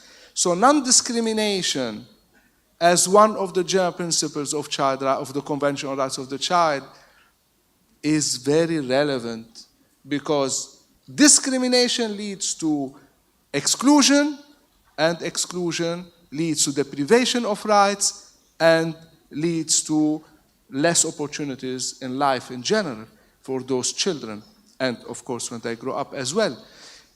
The right to development as a general principle of child rights as well is at the heart of being inclusive, because we are acknowledging the right of every child to develop to their fullest potentials. Participation as a general principle of the Convention on Rights of the Child is also at the core of inclusion, because how will I include a child, or how will I include anyone in the society, if I don't have the patience to respect the moment of reflection, the moment of learning that a child with learning difficulties may have, or a child who does not know very well the local language, or a child who has any problem stemming from from belonging to a minority group. So participation, the right to participation of every child is crucial to ensure the right to inclusion. And at the same time, the right to, for everyone to be respected in their diversity. I mentioned this morning my visit with my colleagues to the Thrace region, and I've seen how Greece has really, enshrined the principles of inclusion with the minority groups. Public schools, minority schools, the languages, teaching of languages, it's a wonderful model. So there is an effort to be placed there in order to achieve inclusion. And I would end up with the fourth general principle of the Convention on the Rights of the Child, which is achieving the best interest of the child. So everything should be oriented towards achieving the best interest of the child. So when we think of all the principles, in order to achieve the best interest of the child, we cannot forget about Article 4 of the Convention on the Rights of the Child, which stipulates about the obligations of state parties to the Convention to place efforts to their maximum available resources. So us, as UNICEF, as civil society, as defenders of child rights, what are we going to do to make sure and to encourage governments in general to exercise their efforts to the maximum available resources? And this means time, efforts, financial allocations, everything in order to achieve inclusiveness in the society. Inclusive education, but again, we cannot achieve inclusive education without first being convinced and convincing the society that everyone should be included. Because education at the end of the day is not isolated. It's not isolated from general life. So the society has to have a strong culture of child rights. And this is where we see that the highest rates of inclusive education exist in countries which invested a lot in promoting a strong culture of child rights. And this comes towards the end of my intervention. The role of the ministries of education, but the role of everyone, UNICEF, civil society, academia, private sector, to make sure that teachers are child rights oriented. Because a teacher who does not respect the right of every child to participation cannot be inclusive. A teacher who discriminates based on religion, sex, color, language, cannot be inclusive. So there are basics here. There are basics to achieve in order to achieve inclusion. And this is where, the efforts of the Ombudsperson of children's rights in Greece are very much appreciated towards creating the stronger culture of child rights, and the child rights centers that we will discuss tomorrow in session 8, and the work of the NGOs and everyone to promote this culture, which is needed, very much needed, as a prerequisite to achieve inclusion. School management as well has to, school management in terms of making sure that the system is ready to include, the system in terms of facilities in the premises, but also in terms of school principal, and administration ready to support this basic right of every child. To end up with also the ministries of education in general and everywhere, where educational policies have to be adopted, very clear educational policies, and also ministers of education requesting the needed financial allocations from governments in order to achieve inclusion. Thank you very much.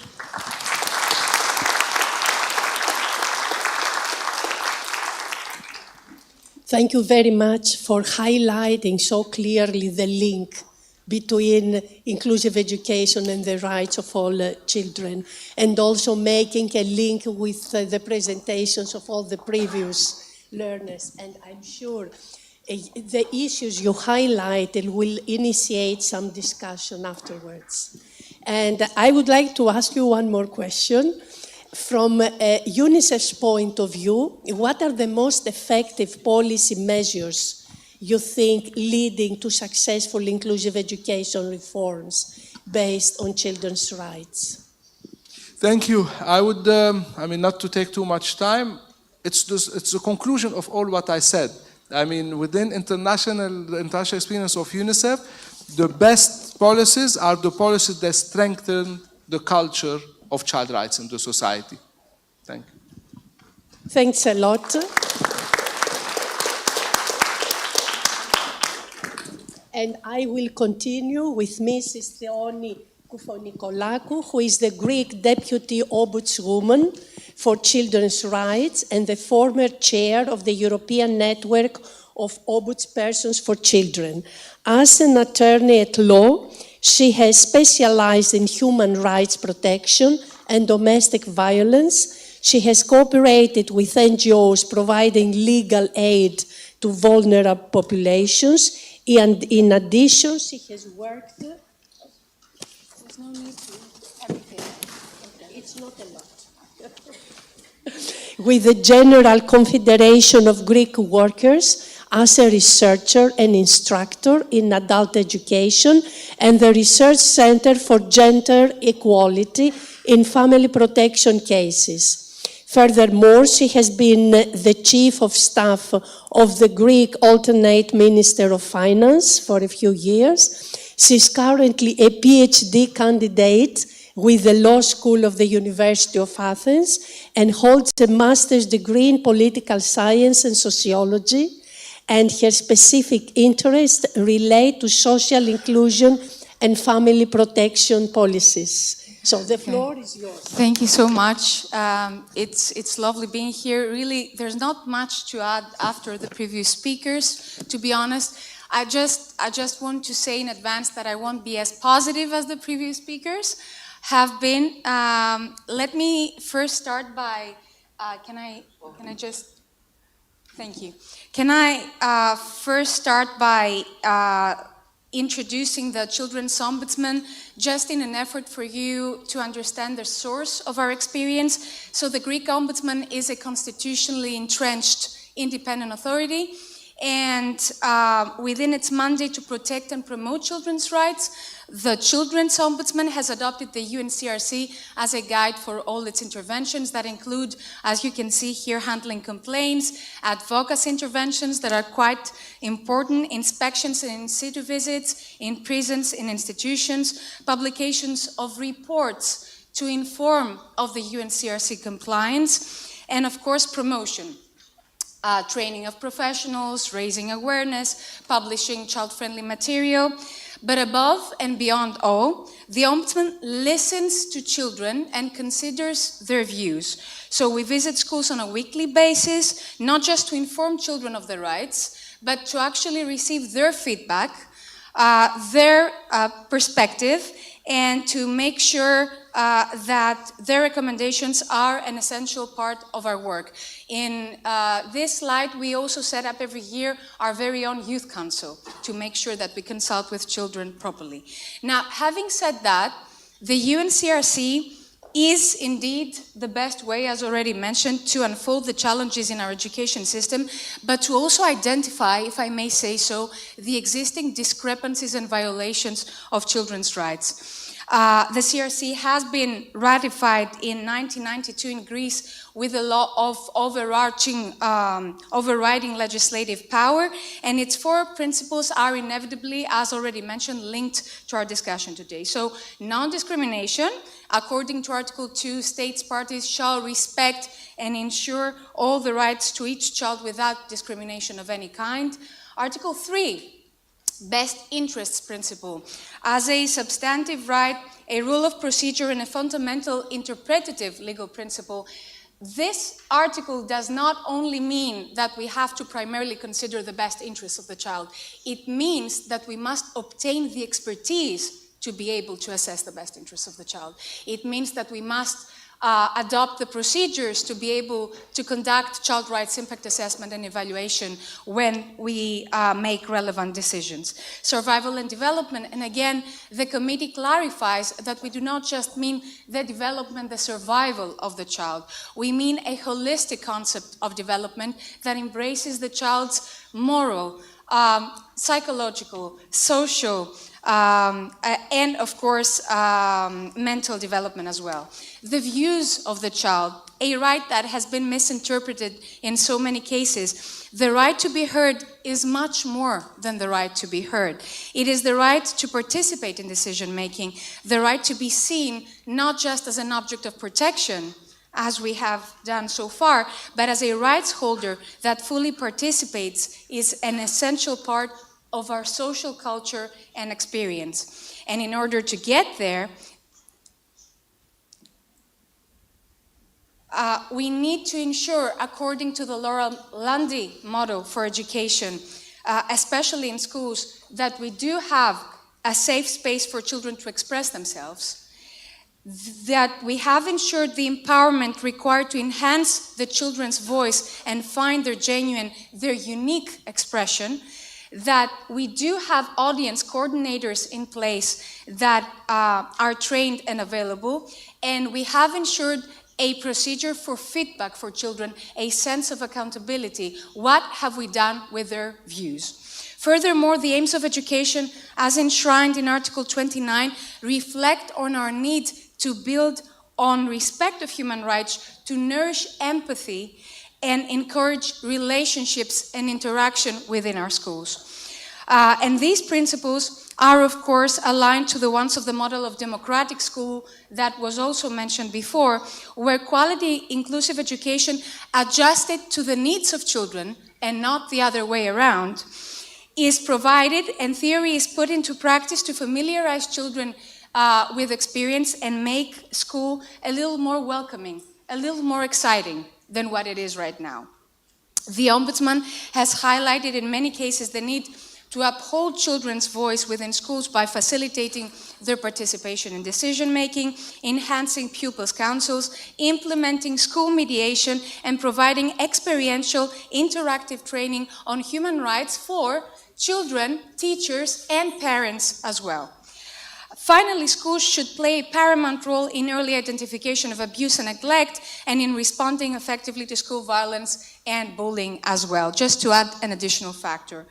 This is the theory, and this is our vision. The question is, what is the current state of play? What is needed right now? So, let me just say, we are running consistently and constantly, but where are we running to? In most cases, our education environments embrace only two versions of intelligence and one set of skills, leaving the rest of the children without any role in school, without any kind of confidence, and without any acknowledgement of their skills. There is no room for discussion, no space provided for systematic investment in empathy building. Most children share that they feel overlooked and ignored in our country. This fundamental deficit impacts not only vulnerable children that are left essentially out, needless to say, but also on the most ambitious ones that feel overwhelmed because of stress and anxiety in this race to final exams for tertiary education. Furthermore, lessons in civic education and sociology have been either removed or restricted by the ministry, leaving even less time for creative, interesting discussions. And what about art? How much time do we provide for the valuable influence of art in our education systems? Our response to abuse is also inadequate. Positive steps have been made with the provision of legal protections to professionals that report abuse following the Ombudsman's intervention. Nevertheless, the lack of systematic coherent training of professionals, as well as the poor response of community services, are pivotal discouraging factors for the professionals to refer incidents according to law. Needless to say that children cannot express themselves freely and genuinely, neither can they be included when under this kind of pressure, the pressure of violence. The aggression expressed by children through bullying and other ways, especially after the pandemic crisis, is not seen and treated holistically. We've seen schools downgrading or hiding such incidents in an effort to avoid bad reputation. We've also observed that schools often focus only on the pupils involved in incidents and tend to ignore the bystanders and the fact that it is the school's culture and mentality that allows for these behaviors to emerge in the first place. The response of the state to this education, to this escalation that has affected all schools is, as we all know right now, to impose more penalties or expulsion from the school environment. That means that we might also have a problem of perspective regarding bullying and school violence, resorting to strict punitive measures when there's no focus on proper training, no focus on prevention, is not the answer. Labeling was already mentioned, the theory of labeling, and let me just say that it's not definitely the path for inclusion. The lack of a coherent and mandatory sexuality education curriculum from an early age is also a significant obstacle. Stereotypes regarding masculinity and femininity are quite dominant in Greek schools and trigger violence in some cases. Children of different expression or LGBTQI children feel the pressure of our social expectations and are often being bullied or marginalized. Skills workshops that were introduced for that purpose, I'm sorry to say that, but they are fragmented and do not respond to our outstanding needs. Also, children want to discuss about relationships, social norms, expectations, respect, the digital environment. Why do we ignore them? During the pandemic, the Ombudsman published a special report for children living in camps of the Ministry of Migration and Asylum that indicated grave violations of the right to education. Only 14% of the population was actually attending schools. And this is where I want to say, enrollment is one variable, attendance is another one, and we must be vigilant on both of them. So, we can still see the impact of COVID since many children were not able to find their place in schools after that. Furthermore, we are facing ongoing obstacles regarding reception classes that start after November or December of each school year, making the children's inclusion and participation in school difficult, making it stressful. In the same area, children with disabilities face delays and problems regarding special measures aiming to facilitate their inclusion in mainstream education. We have identified significant violations regarding delays in individual support of children and omissions regarding the implementation of co-education programs between different populations and different schools. Did you know that some children in Greece do not attend school due to the lack of transportation? That is a thing, whether you believe it or not. Transportation remains a challenge for many children, including Roma and refugee populations, and the Ombudsman is currently handling relevant complaints. Now, let me just say this. That was the previous one. Segregation in the past was the result of intention. Segregation nowadays is the result of the lack of intention and of omissions. And we must focus on that. So, despite the condemning decisions of the European Court of Human Rights, ghetto schools unfortunately still exist. Schools with a population of Roma children that reaches or exceeds 80–85% find it difficult to cope, to respond to the needs of children. On the other hand, the distribution of Roma pupils in other schools is not accompanied by special training measures for their inclusion. Therefore, children are left out once more. We need to provide support to the families and proper training on how to apply differentiated teaching methods, which is so important, and properly include and interact with children of a different ethnic background, on how we can make the schools appealing to them and convince their families of its value. Overall, children of different national or ethnic background frequently mention to us, they share, that school is a negative experience, a discouraging experience for them. They feel unwanted and that the teaching is not adjusted to their needs properly. Finally, let me just say that the Ombudsman has intervened during the previous months, asking the competent Ministry of Education all the data collected regarding the dropout rates of pupils, because if these are the challenges, then what are the dropout rates? What is the state of play right now? And we still have not received this, let's agree, this valuable information. These are just a few of our outstanding challenges and suggestions from our end. Notwithstanding the complexities, the cumbersome procedures, our questions should be: do we have a coherent strategy that considers the mapping of our outstanding needs from a medium-long-term perspective, or do we act upon a rudimentary plan trying to maneuver through everyday difficulties and communication pressure? And are we actively engaged in building democratic schools in which all children have a voice and where empathy and relationships among different populations are encouraged? Or are we mostly dedicated in pushing children towards academic achievements, towards professional success, or what we perceive as professional success, towards competitive, individualistic behaviors, leaving the ones that can respond out? Thank you so much for your attention.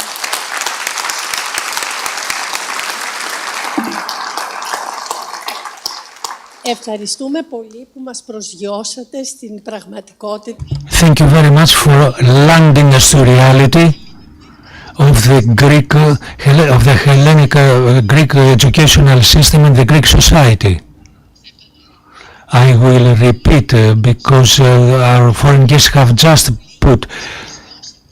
Thank you for landing us back to the Greek reality of the Greek educational system and the Greek society. I don't think this is only the Greek reality. Unfortunately, similar problems we face all over the world, in Europe and all over the globe. And I think that you put forward many questions and it will be extremely important to be discussed. Unfortunately, time is very restricted. Time is not on our side, and I would like now to have some questions, a small number of questions from the audience. We can use a microphone for the questions.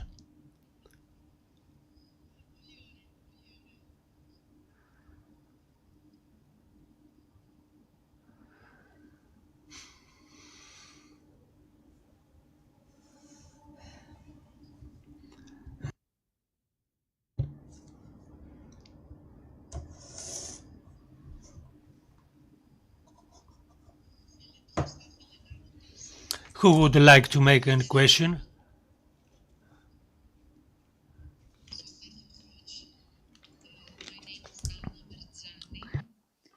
I come from Greece. I'm a Greek educator. I work for an NGO for the Greek Council for Refugees. So I come from the civil society field. Had I not been in that field, I wouldn't have known very basic elements that a school master or a public school teacher is kind of missing as we observe. For example, the religious background of a child should be taken into consideration. We had the Catholic Easter some days ago. Yesterday we had Eid, Muslims Ramadan finishing feast.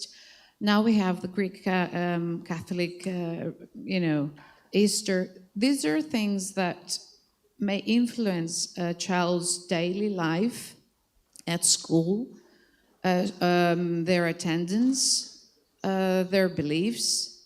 So this is one of the aspects that one should also consider.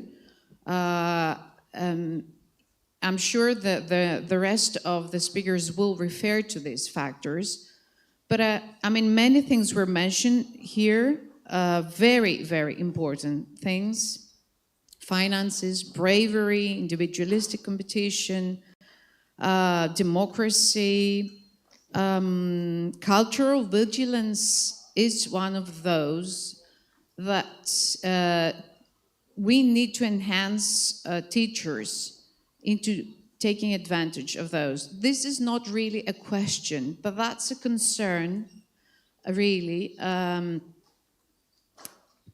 comes from a daily experience with school masters and teachers who are really left out, somehow abandoned, not very willing, to be honest, to learn new things, maybe tired or maybe underpaid. And what I'm trying to stress here is the bottom up, because that's where this is where I'm closer to, the bottom. So the bottom up perspective is really, really essential in order to reach conclusions here. That's why my point. Thank you for listening. There's no question here. I was just wondering, and I'm sure that the rest of the speakers will include these thoughts, but that's just a concern I needed to point out. Thank you very much.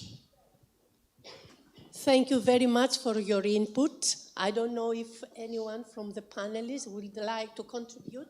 We've got two questions here that are for all. I mean, Roger, you can start because it has to do with Australia and UK, and then the other members of the panel might also contribute. Thank you. Is this working? Yeah. Thank you. I forgot my manners before. I want to thank the organisers of this conference for bringing us here together. And I also want to thank the interpreters and translators for the work that they're doing that is so important.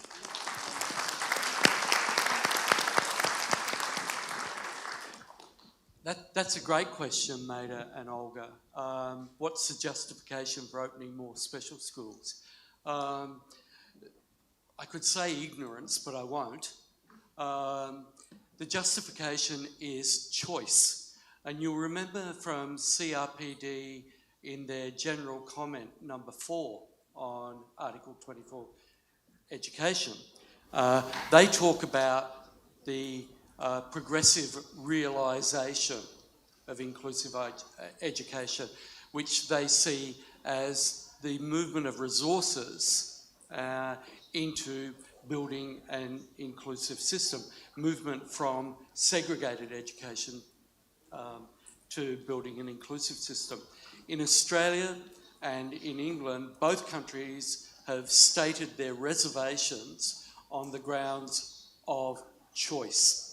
Now, this is a curious thing, because I actually think that the reason people send their children to special education is that there is a lack of choice. Choice doesn't exist. You don't have choice when your child is in a school that is not serving your needs. In one of the inquiries, a parent came to me and said, we chose special education because inclusive education at the local school hadn't worked. Our child was bullied and our child didn't get teachers' time. Therefore, we exercised choice. Those parents had no choice. The regular school didn't give them a choice. They had to move the child for their own welfare. But that's unsatisfactory, because an education in segregation is an education in social stupidity, as Jules Henry said. So my question after all of that is, we ought to be asking the questions, why do we allow the local school to be a place where kids with disabilities or refugee children or whomever are bullied? Why do we allow the local school to be a place where vulnerable population groups don't get teachers' time? Those are the real questions, and that's where the reform effort should be. So I think the justifications are fundamentally flawed. The second question on assessments and quality of education, I couldn't agree more with the spirit of the question, which is to say, have we been misguided in our thinking about the importance of data around individual achievement on test scores? I'm interested in other data as well. What about overrepresentation of minority populations in special education? Why not overrepresentation of minority populations in exclusions and so on? If we're thinking about education, there is much more to be thought about in terms of what makes or what constitutes a quality education. Thank you for the questions. Thanks a lot. You want to add to the second question? Yeah, perhaps something on the second question, because it emphasizes the monitoring issue. Basically, if we look data countries have on the implementation of inclusive education, well, we observe that we may have information on the numbers of learners enrolled in mainstream settings compared to special settings. But only few countries have information about what happens in the school. How are learners enabled to take, to do the same tasks as the others through the support, through the teachers. And it's why I spoke about labeling the system. What is needed is information, informing about schools' ability to enable learners to have to implement effectively their rights. And it's why the inclusive equality of the UN Convention is so important, because it's not only a formal equality which is required, but it's a real equality in situation. How do we enable learners to be equal in a comparable situation? That requires to focus on the enabling effect of the practices. How do they enable learners to be self-determined? How does the system enable learners to do the same tasks? Because it's how, by informing on the system, that we can enable headmasters, teachers, all professionals from schools to identify differently what can be done and to avoid to label, because if there's labeling mechanism exists, and the work on financing we've done with the agency shows it clearly, the labeling mechanisms are really connected with the disempowering of the stakeholders. There's a need for labeling because I don't know how to do what to do. And I don't know because I don't have the information. So it doesn't focus, or it doesn't have to focus on the learning outcomes. It's one dimension, but it has to focus on the effectiveness on the rights as defined by both by the Convention of the Child as the UN CRPD, seems to me. Thanks a lot. Just one phrase. I just needed to underline the very significant factor of consultation with children. You cannot assess the inclusivity, the performance of an education system without consulting with children. And when I say consulting with children, I mean meaningfully, holistically, systematically consulting with them. I don't just mean handing out questionnaires, because this is the popular practice right now. That relates to the accessibility issue, because accessibility exists by taking account the point of view of the users, of the learners. I cannot decide for a learner if my teaching is accessible or not. It's a learner who says if it's accessible.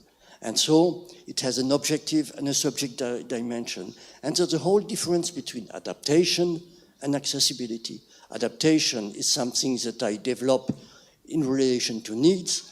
Accessibility is how what I developed in relation to needs enables the learner to act as a learner and to be a citizen.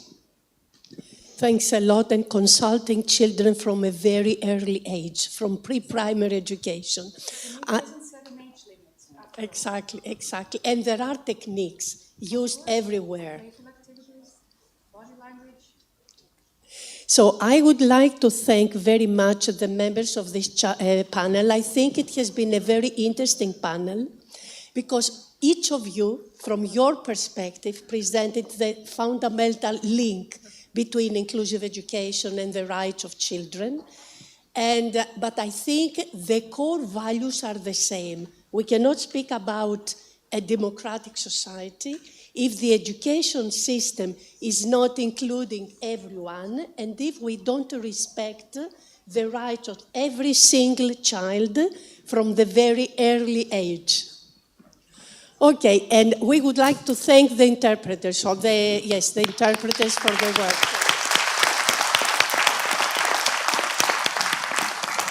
So we're going to have a break of 15 minutes, and we have to start again at 12:30 as we're running a little bit late.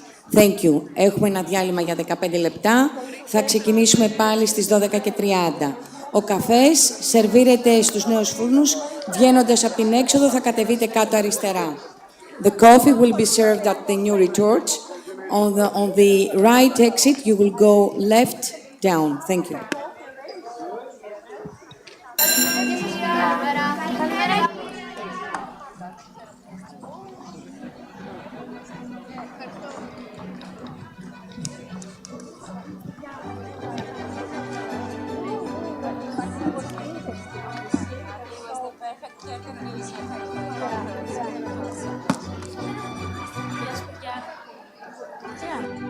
Θες να κάτσουμε μαζί? Για τα παιδιά δεν υπάρχουν διακρίσεις. Γι' αυτό στηρίζουμε τα συμπεριληπτικά σχολεία. Έλα, ρίξε. Γιατί κάθε παιδί έχει ίδιο δικαίωμα στην εκπαίδευση, το σχολείο, το παιχνίδι, τον αθλητισμό και την κοινωνία. Για ένα σχολείο με ανοιχτές πόρτες για όλα τα παιδιά.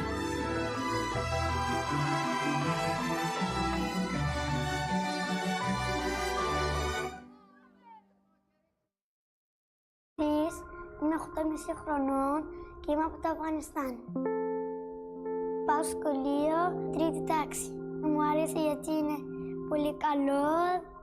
Μαθαίνουμε ελληνικά, αγγλικά, μαθηματικά, γυμναστική. Μιλάω φάρση, παστό και ελληνικά, αγγλικά. Αλλά αγγλικά είναι λίγο, δεν είναι πολύ εύκολο, αλλά τα ελληνικά είναι πολύ εύκολα. Είμαι πολύ χαρούμενος όταν πάω σχολείο και παίζω διάλειμμα, δω τα παιδιά, ο Μπέλιαμιν, ο Κανιάλ, ο Νίκος, ο καλύτερο, ο Τηλέμαχος. Ο αγαπημένος μου προσδευτής είναι ο Μέση. Ήθελα να γίνω γιατρό. Γιατί γιατρό είναι καλό, άμα κάποιος να είναι άρρωστος, θα βοηθήσουμε και είναι καλύτερο από το να χτυπάμε, να τσακώνουμε.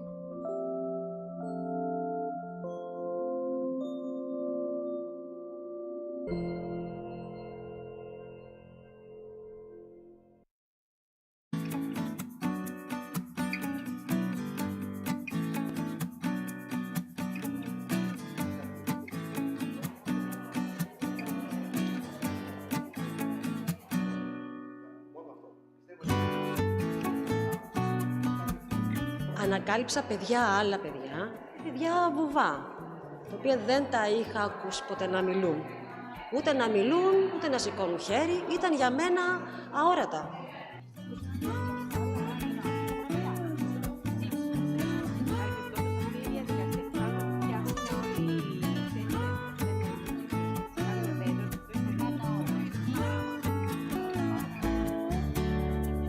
Μου έδωσε εμένα μάλλον προσωπικά κάποια εργαλεία, κάποιες ιδέες, τα οποία δεν είναι θεωρητικά. Μου έδωσε εργαλεία και ιδέες που εφαρμόζουν τελικά και στα υπόλοιπα παιδιά και όχι μόνο στους πρόσφυγες. Οι εκπαιδευτικοί έπρεπε να πούν καθαρά τις ιδέες τους, αυτό μας ενδιαφέρει ιδιαίτερα. Και επίσης να μας πούν δύο λόγια για το πώς σχεδιάζουν οι ίδιοι να εφαρμόσουν κάτι από αυτά. Πώς οι ίδιοι θα άλλαζαν τις πρακτικές τους, τι θα έκαναν.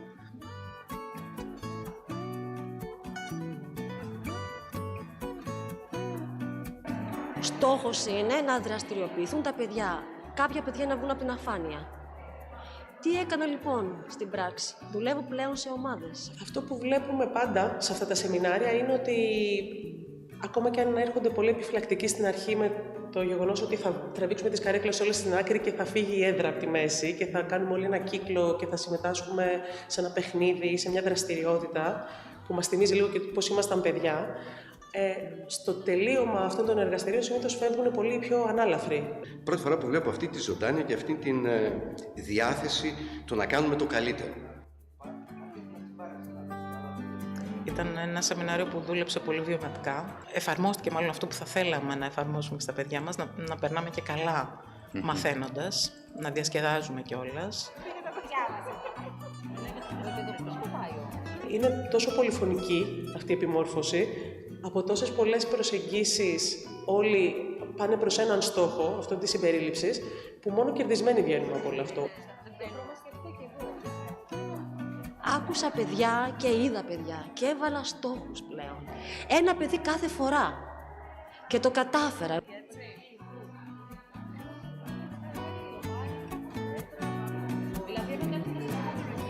Είμαστε πολλοί αυτοί οι οποίοι αγωνιούμε, πολλοί αυτοί οι οποίοι προσπαθούν να κάνουν πράγματα. Δηλαδή οι εκπαιδευτικοί βγάζουν την ψυχή τους, δηλαδή βλέπεις ότι αυτά που γράφουν είναι πράγματα, ένα που τα έχουν σκεφτεί και δεύτερο τα βιώνουν συναισθηματικά. Είδα πολλή δουλειά να γίνεται. Μάθαμε πάρα πολλά. Εγώ είμαι πολύ ευγνώμων.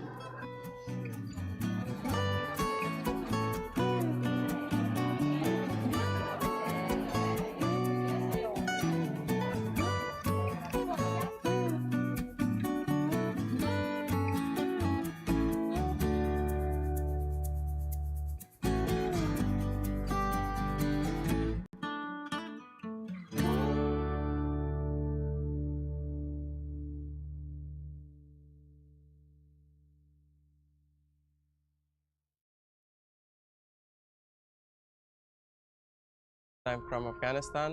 I'm 16 years old. At the first when I went to the school, it was my first time. I was really afraid and I was feeling foreign. But when I went to the school, the students, the teachers, they were completely like, I feel that I'm in my country and my school. With this year, it will be 2 years that I'm going to school, and also I'm attending other courses like ALEX. When I went to the school, all the refugees that they came with me, they don't speak the language. So this was the reason I wanted to be 15 members to help them. At the first, I was thinking like maybe I will not be 15 members. But tomorrow when I went to the school and it was like, they told me, my friends, that you took the first votes, and I was like really surprised. Father was always telling me that if you speak one language, you're one person, or if you speak two languages, so you're two. If you learn more, so as you can, you're more person and you can solve many problems with this. My favorite subject is sport and mathematics. Sport because I really like sport exercising, and also mathematics because my favorite teacher is mathematics, and she's also our principal and she is very kind. Most of the people, they are saying that I don't need this school, but this is something wrong. A school in all the world is a school. If you're here or anywhere, So you're learning something. It's not about the language, it's about you learn many things. You see the culture, you see differences. This is all important. In my opinion, to be a doctor, it's the most important thing in the world because you can help the people. Otorrinolaryngologos.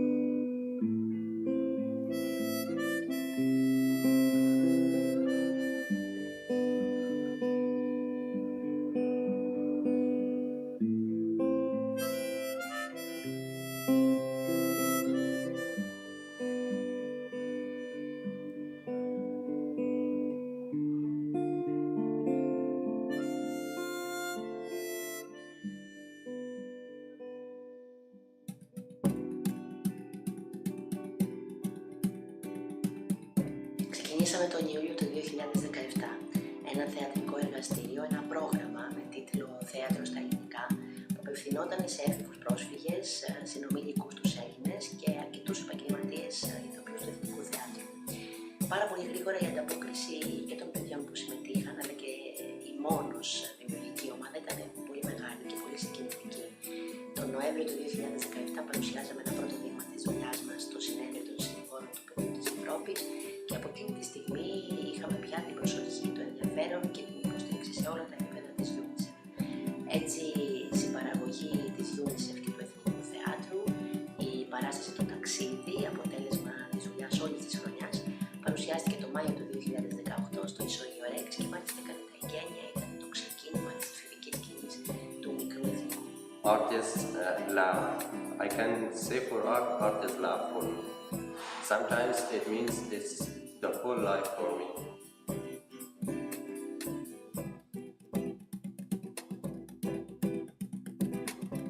Μια παράσταση που έχει πολλή ποίηση και άρα και πολύ πολιτική μέσα της.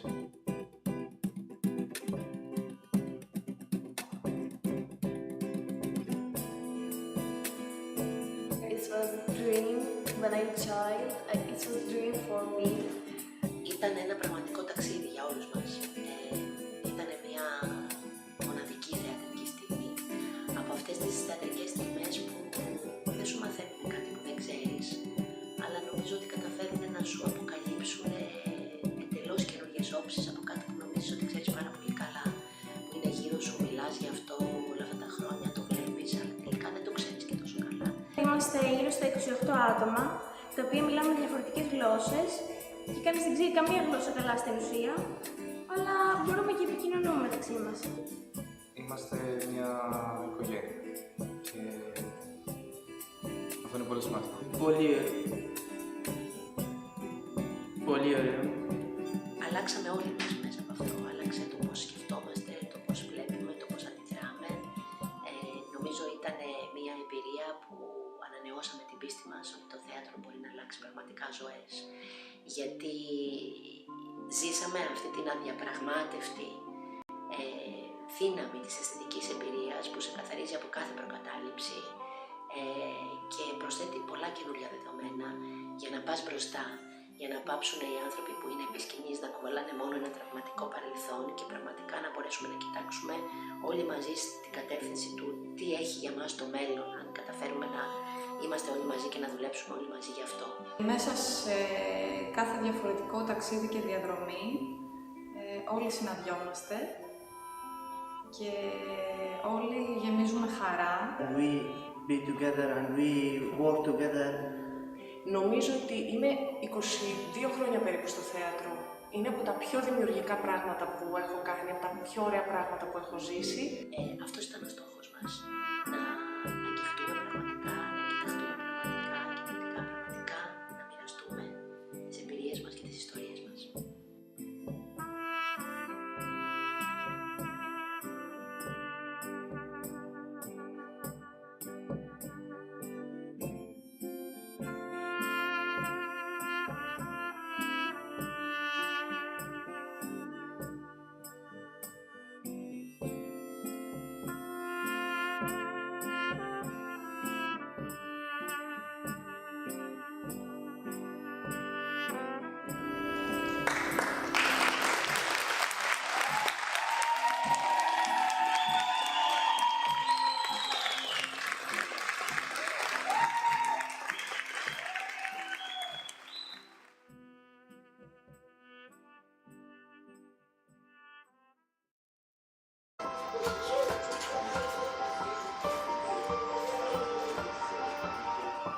اهل کشور ایران به اسم مهاباد که تقریبا حدود 4 سال میشه که از کشورم در اومدم.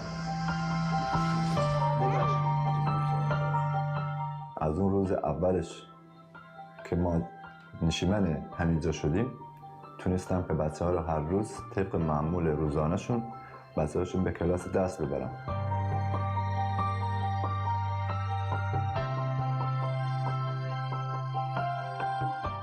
بله، من همیشه میخوام بچه‌هام واقعا به مدرسه برم. مدرسه مغزشون رو باز میکنه، دید و چشماشون رو باز میکنه.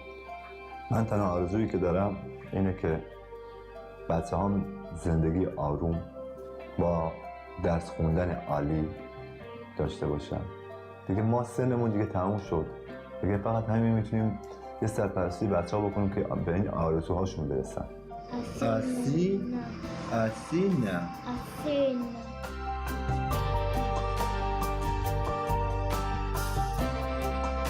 دخترم که میخواد دکتر بشه، پسرم که میخواد پلیس بشه. هیچ فرقی بین دختر و پسر نیست. تو قسمت اجتماعی، تو قسمت تحصیلی، تو قسمت کار و شغل، هر دوشون با هم برابرن. حالا خود اونا میتونن انتخاب بکنن کدوم شغلشون واسهشون آسان‌تر و راحت‌تره. یعنی هر دو بچه فرق نمی‌کنه چه دختر باشه چه پسر.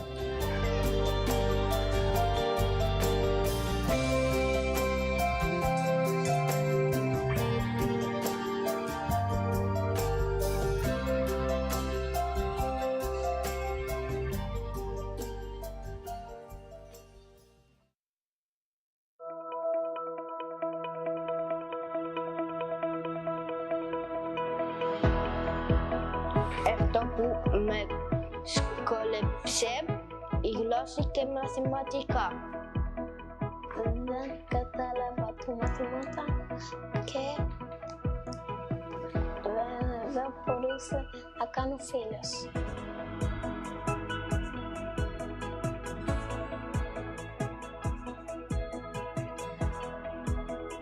Καταλαβαίνω πολύ ελληνικά και έχω πολλούς φίλους.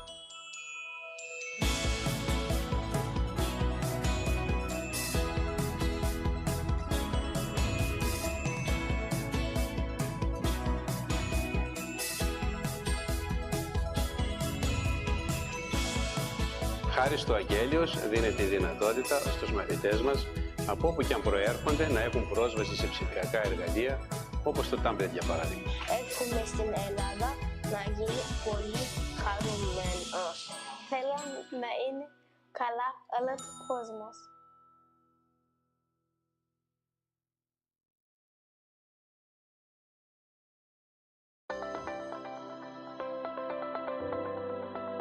Με λένε Σλαμίτ, είμαι από το Κονγκό. Εγώ με λένε Φατζέρ και είμαι από το Ιράκ. Με λένε Διέ και είμαι από το Κόγκο. Είμαι 13 χρονών και είμαι 3 χρόνια στην Ελλάδα.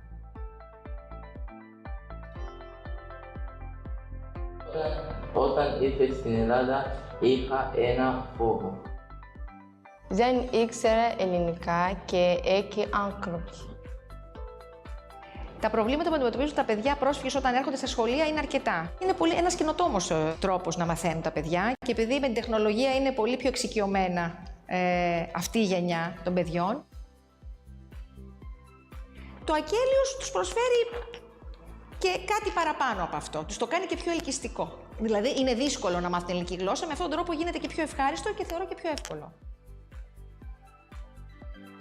Στο Αγγέλιος μου άρεσε πολύ γραμματική γιατί μου βοήθησε να ακούω και να διαβάζω. Βάζω λέξεις στα αραβικά και μαθαίνεις ελληνικά.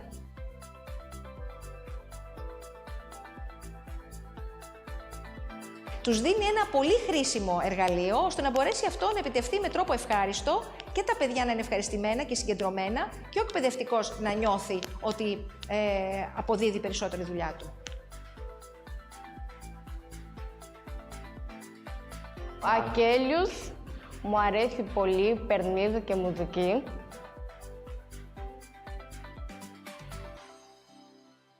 Το Ακέλιο με βοηθάει να μάθω ελληνικά.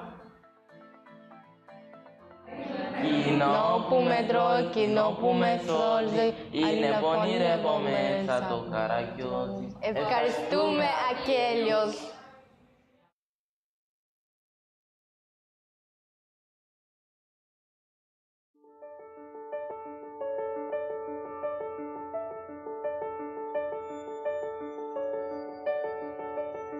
Πάμε ώρα για Ακέλιους.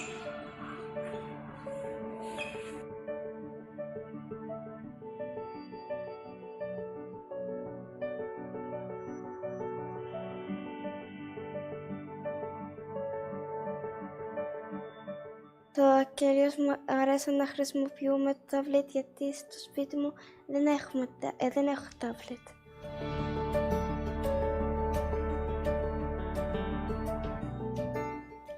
Αυτή τη στιγμή στα σχολεία σε όλη την Ελλάδα φοιτούν πάνω από 16.000 μαθητές και μαθήτριες πρόσφυγες από 70 διαφορετικές χώρες. Σε αρκετές τάξεις έχουμε 10 και 12 διαφορετικές γλώσσες.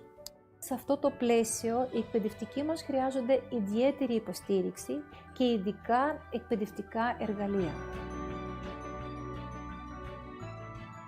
Το ένα από αυτά τα εργαλεία είναι το πρόγραμμα Ακέλιος, το οποίο υποστηρίζει τους εκπαιδευτικούς που διδάσκουν στις τάξεις υποδοχής και παρέχει στους μαθητές και μαθήτριες δυναμικές και διαδραστικές εμπειρίες γλωσσικής μάθησης.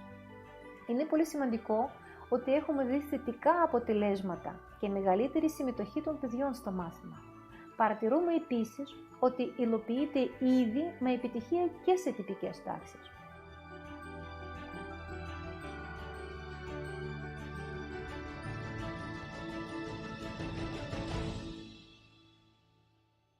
Τα μαθήματα που τα έχω κάνει στη γλώσσα λίγο με δυσκόλευε, αλλά τώρα που έχει μπει η πλατφόρμα Ακέλιος, τώρα δεν με δυσκολεύει άλλο και με βοηθάει παραπάνω. Το Ακέλιος προωθεί τα δικαιώματα των παιδιών όπως χαρά, διασκέδαση, μάθηση και παιχνίδι. Να μην ξεχνάμε ότι το κάθε παιδί έχει τη δική του ιστορία, τη δικιά του εμπειρία ζωής και τις δικές του ανάγκες.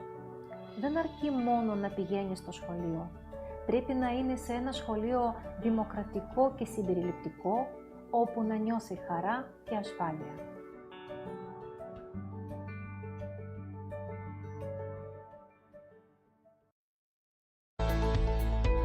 Είναι σημαντικό ότι όποιος τελειώνει το σχολείο να βρίσκει θέσεις εργασίας και να πληρώνεται και να είναι ανεξάρτητος. Και τουλάχιστον μου φέρνει ικανοποίηση αφού βγαίνω από το σπίτι μου, πάω στη δουλειά, κάνω τη δουλειά, μετά όμως περιμένω να πληρωθώ και αυτά μου φέρνουν ικανοποίηση και αισθάνομαι καλά έτσι. Μου αρέσει να δουλεύω εδώ, να έχω τα δικά μου χρήματα, να βοηθάω τους συνεργάτες μου, να ετοιμάζω παραγγελίες και να φτιάχνω το χώρο και να αποθηκεύω τα προϊόντα. Εδώ έμαθα να εργάζομαι, να δουλεύω, να ετοιμάζω τις παραγγελίες, να σηκώνω το τηλέφωνο, να μιλάω με τους πελάτες. Θα ήθελα να συνεχίσω να δουλεύω και μετά την πρακτική μου. Μου δόθηκε η ευκαιρία να μάθω στα παιδιά που κάνανε πρακτική, στους νέους εργαζόμενους, να τους δείξω την επιχείρησή μας, στην εταιρεία μας. Πώς δουλεύουμε, πώς να μιλάμε στο τηλέφωνο, στους πελάτες μας, να φτιάχνουμε τις παραγγελίες μας. Αυτός ο ρόλος έχει πάρα πολύ ενδιαφέρον γι' αυτό. Η εξέλιξη των παιδιών ήταν ραγδαία. Είδα ότι αυτό τα κάνει να είναι χαρούμενα και εύχομαι να υπάρξουν και άλλες τέτοιες πρωτοβουλίες, γιατί είναι ανεκτήμητες για αυτά τα παιδιά να μπορούν να εργαστούν και να αμείβονται.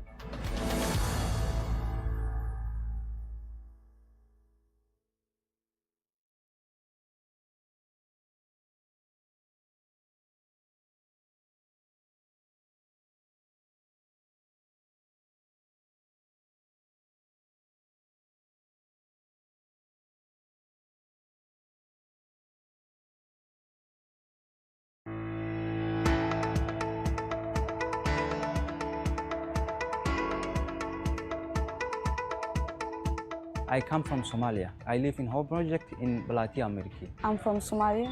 I live at Home Project Daphne. I am from Pakistan. I live in shelter. Shelter's name is Home Project in Orion.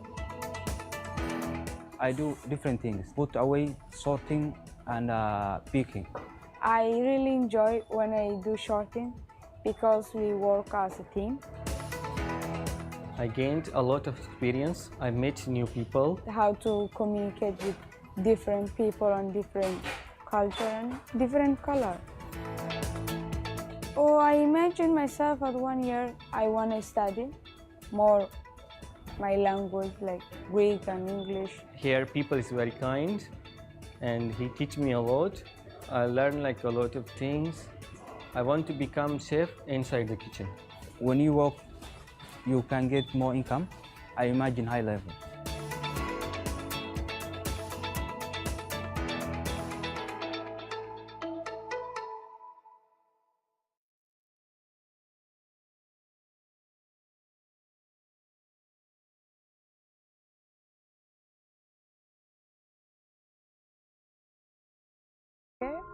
I'm 17 and I'm from Iran.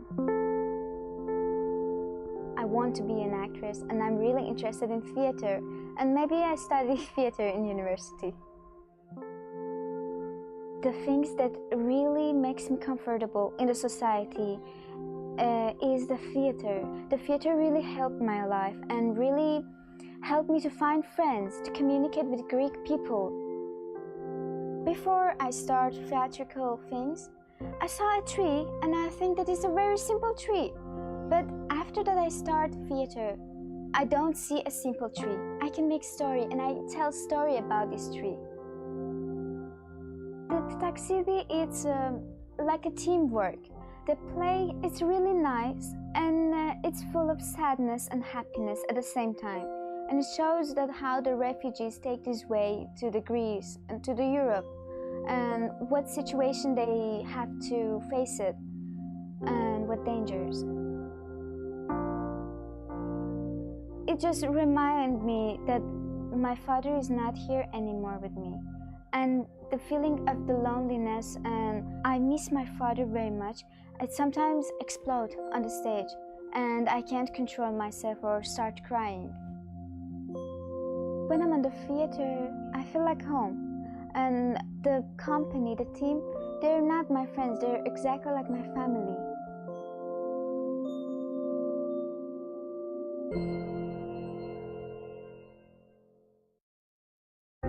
Le groupe Climata aussi, pour moi le début c'était un relâchement pour moi.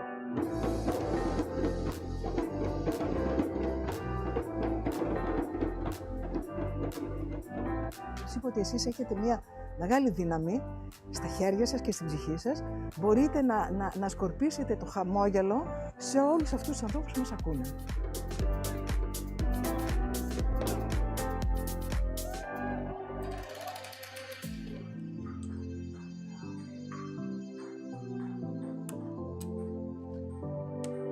Μας ενδιαφέρει πάρα πολύ και η ανθρώπινη πλευρά. Είναι παιδιά. Αλλά μας ενδιαφέρει και η μίξη, να έρθουμε σε επαφή και με την κουλτούρα τους. Au début, c'était pour me relancer, c'était pour oublier tout ce que j'ai vécu à Turquie jusqu'en Grèce ici. Donc maintenant là, ça m'a donné encore de plus la passion sur la musique.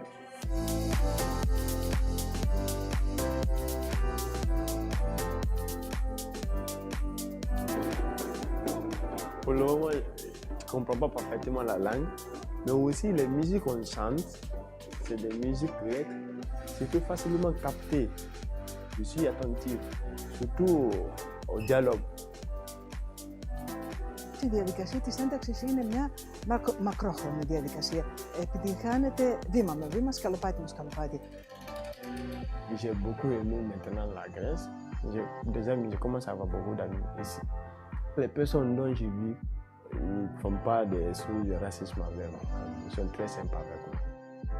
Θεωρώ ότι είναι πάρα πολύ δυνατό. Είναι ένα πολύ ισχυρό κίνητρο για να γίνει αυτή η όσμωση αυτών των πολύ διαφορετικών παιδιών. Je vais rester ici.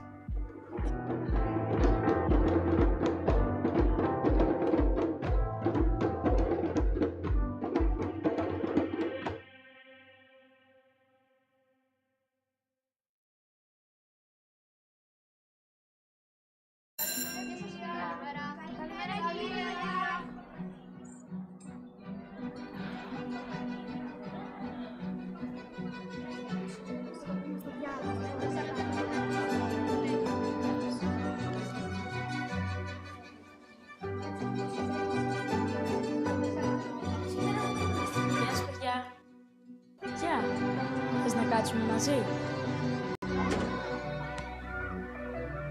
Για τα παιδιά δεν υπάρχουν διακρίσεις. Γι' αυτό στηρίζουμε τα συμπεριληπτικά σχολεία. Έλα, ρίξε. Γιατί κάθε παιδί έχει ίδιο δικαίωμα στην εκπαίδευση, το σχολείο, το παιχνίδι, τον αθλητισμό και την κοινωνία. Για ένα σχολείο με ανοιχτές πόρτες για όλα τα παιδιά.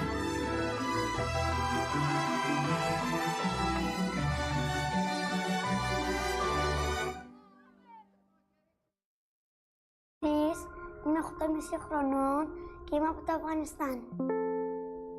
Πάω σχολείο τρίτη τάξη. Μου αρέσει γιατί είναι πολύ καλό. Μαθαίνουμε ελληνικά, αγγλικά, μαθηματικά, γυμναστική. Μιλάω φάρση, παστό και ελληνικά, αγγλικά. Αλλά αγγλικά είναι λίγο... δεν είναι πολύ εύκολο, αλλά τα ελληνικά είναι πολύ εύκολα. Είμαι πολύ χαρούμενος όταν πάω σχολείο και παίζω διάλειμμα, δω τα παιδιά, ο Μπέλιαμιν, ο Κανιάλ, ο Νίκος, ο καλύτερο, ο Τηλέμαχος. Ο αγαπημένος μου προσδευτής είναι ο Μέση. Ήθελα να γίνω γιατρό. Γιατί γιατρό είναι καλό, άμα κάποιος να είναι άρρωστος, θα βοηθήσουμε και είναι καλύτερο από το να χτυπάμε, να τσακώνουμε.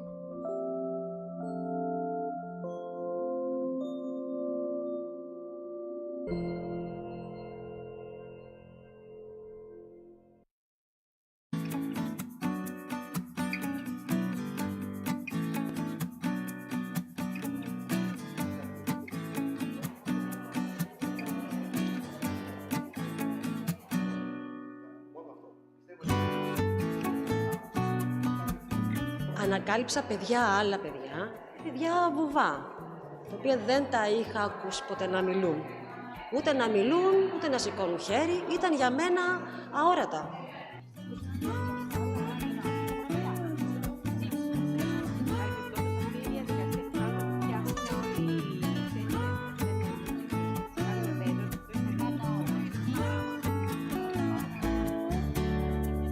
Μου έδωσε εμένα μάλλον προσωπικά κάποια εργαλεία, κάποιες ιδέες, τα οποία δεν είναι θεωρητικά. Μου έδωσε εργαλεία και ιδέες που εφαρμόζουν τελικά και στα υπόλοιπα παιδιά και όχι μόνο στους πρόσφυγες. Οι εκπαιδευτικοί έπρεπε να πούν καθαρά τις ιδέες τους, αυτό μας ενδιαφέρει ιδιαίτερα. Και επίσης να μας πούν δύο λόγια για το πώς σχεδιάζουν οι ίδιοι να εφαρμόσουν κάτι από αυτά. Πώς οι ίδιοι θα άλλαζαν τις πρακτικές τους, τι θα έκαναν.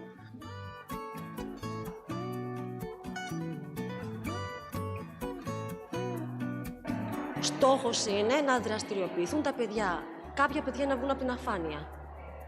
Τι έκανα λοιπόν στην πράξη? Δουλεύω πλέον σε ομάδες. Αυτό που βλέπουμε πάντα σε αυτά τα σεμινάρια είναι ότι ακόμα και αν έρχονται πολύ επιφυλακτικοί στην αρχή με το γεγονός ότι θα τραβήξουμε τις καρέκλες όλες στην άκρη και θα φύγει η έδρα από τη μέση και θα κάνουμε όλοι ένα κύκλο και θα συμμετάσχουμε σε ένα παιχνίδι ή σε μια δραστηριότητα που μας θυμίζει λίγο και πώς ήμασταν παιδιά, στο τελείωμα αυτών των εργαστηρίων συνήθως φεύγουν πολύ πιο ανάλαφροι. Πρώτη φορά που βλέπω αυτή τη ζωντάνια και αυτή τη διάθεση το να κάνουμε το καλύτερο. Ήταν ένα σεμινάριο που δούλεψε πολύ βιωματικά. Εφαρμόστηκε μάλλον αυτό που θα θέλαμε να εφαρμόσουμε στα παιδιά μας, να περνάμε και καλά μαθαίνοντας, να διασκεδάζουμε κιόλας. Είναι τόσο πολυφωνική αυτή η επιμόρφωση, από τόσες πολλές προσεγγίσεις όλοι πάνε προς έναν στόχο, αυτό της συμπερίληψης, που μόνο κερδισμένοι βγαίνουν από όλο αυτό. Άκουσα παιδιά και είδα παιδιά και έβαλα στόχους πλέον. Ένα παιδί κάθε φορά. Και το κατάφερα.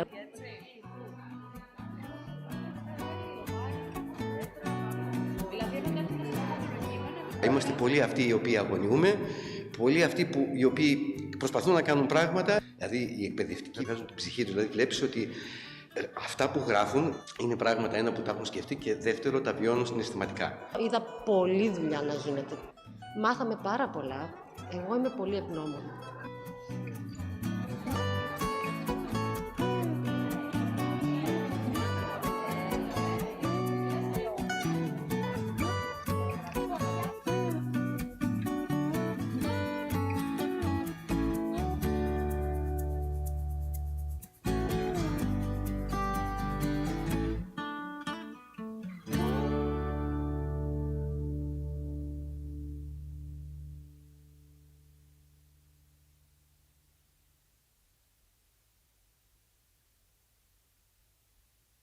I'm from Afghanistan. I'm 16 years old. At the first when I went to the school, it was my first time. I was really afraid and I was feeling foreign. But when I went to the school, the students, the teachers, they were completely like, I feel that I'm in my country and my school. With this year, it will be 2 years that I'm going to school, and also I'm attending other courses like ALEX. When I went to the school, all the refugees that they came with me, they don't speak the language. So this was the reason I wanted to be 15 members to help them. At the first, I was thinking like, maybe I will not be 15 members. But tomorrow when I went to the school, and it was like, they told me, my friends, that you took the first votes, and I was like really surprised. Father was always telling me that if you speak one language, you're one person, or if you speak two languages, so you're two. If you learn more, so as you can, you're more person, and you can solve many problems with this. My favorite subject is sport and mathematics. Sport because I really like sport exercising, and also mathematics because my favorite teacher is mathematics, and she's also our principal, and she is very kind. Most of the people, they are saying that I don't need this school, but this is something wrong. A school in all the world is a school. If you're here or anywhere, so you're learning something. It's not about the language, it's about the you learn many things, you see the culture, you see differences. This is all important. In my opinion, to be a doctor, it's the most important thing in the world, because you can help the people. Otorrinolaryngologos.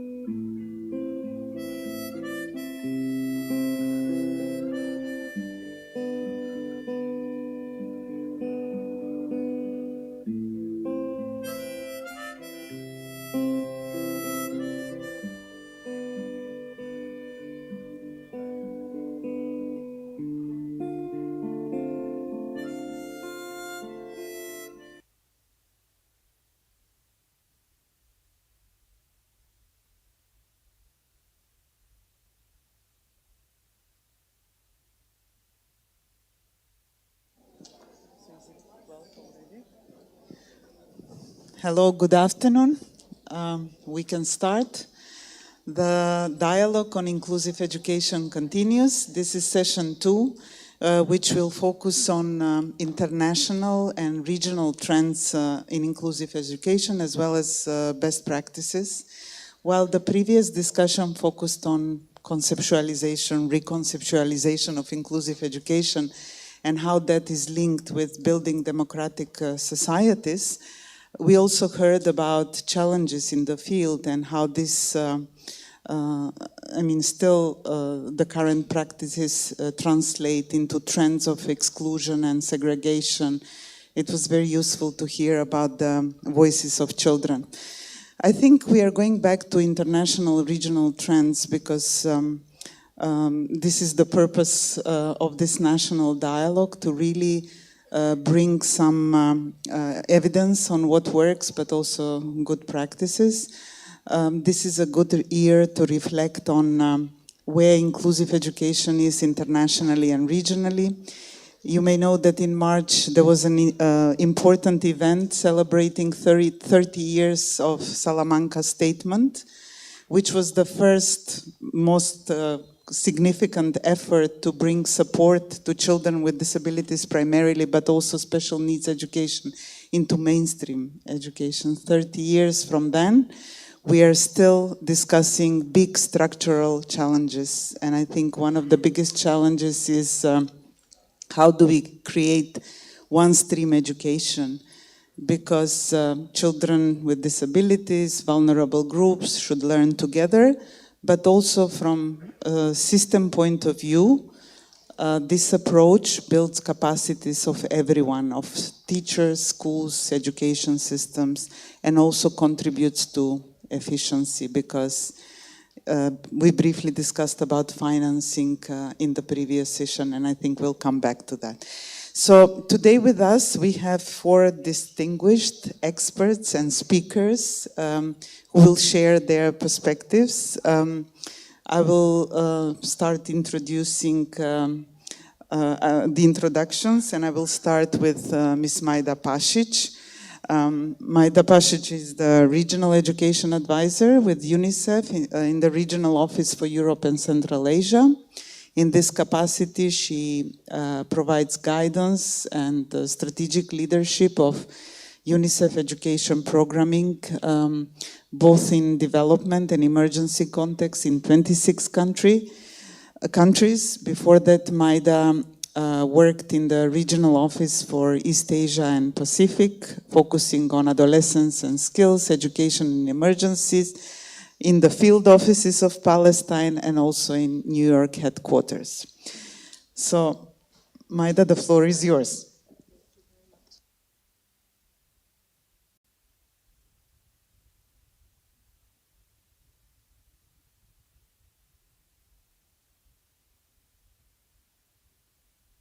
Oh, okay. Thank you, Nora, very much. I feel privileged and I'm thankful that we have this opportunity as UNICEF Regional Office to share with you some of our experiences in promoting equality, inclusive education in the region and globally. But before I start that, I was thinking, looking around this audience, and I see practitioners, policymakers, academia, and I was wondering, how much do you actually know about UNICEF's work at the regional level? So I thought maybe giving you just a brief introduction to our work before I start the presentation. UNICEF in Europe and Central Asia works in 26 countries, country offices and territories. In each of these countries, we have an education team that works very closely with the ministries of education, civil society partners, schools, communities, on promoting the right to education of every child. The type of engagement and support that we provide is usually technical support, technical advice, support to capacity building, for example, of teachers, gathering data and evidence on policies, but also, and this is one of the parts of the function of the regional office, conveying events such as this one, bringing together different countries, policymakers and practitioners from different countries to exchange experiences, to learn the lessons from their practice, again, with the purpose to advance the education agenda. So that's about us, and I thought this would be an important thing to know before I speak about what we have done in the last almost 25 years on inclusive education. So I will focus the presentation on lessons learned from the programming in over 22 countries. I should say that for the last 2 decades, we have supported almost every ministry in this Europe and Central Asia region with inclusive education reforms. So we bring the wealth of evidence, but also are keenly aware of the challenges in unfinished business that still exist. So I think, sorry, I think I have to...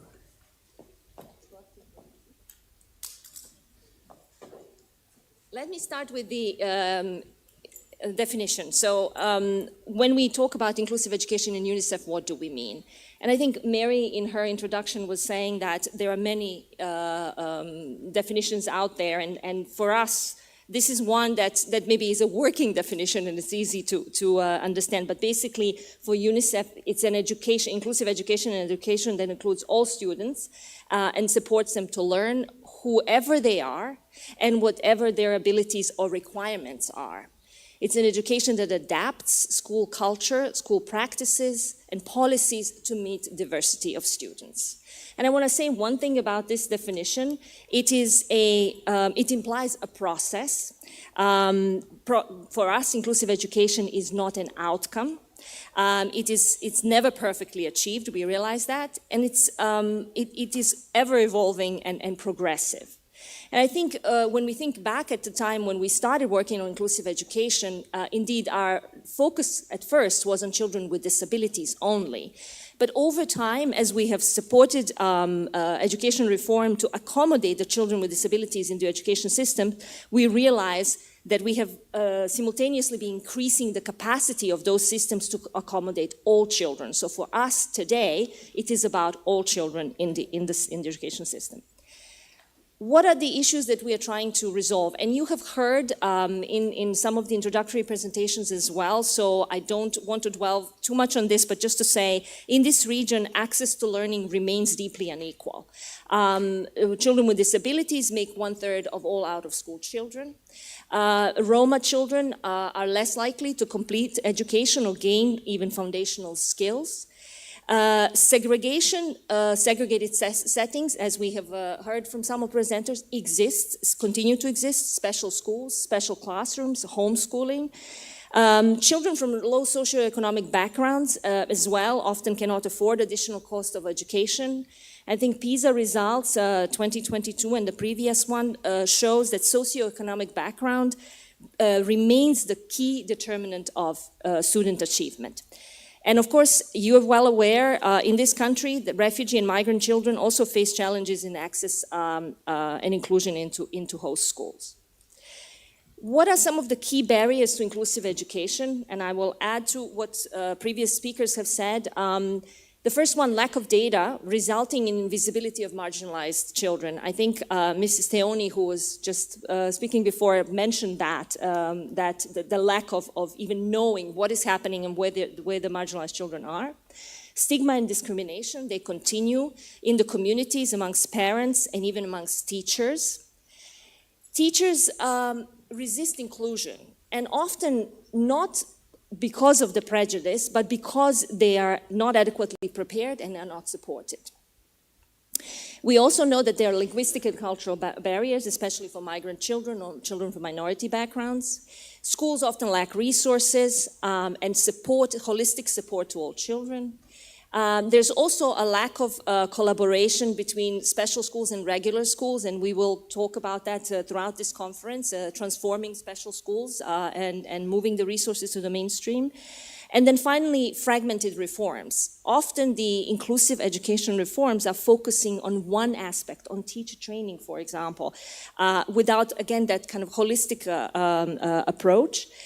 And legislation is often not accompanied, as we have heard, with additional and adequate allocation of resources.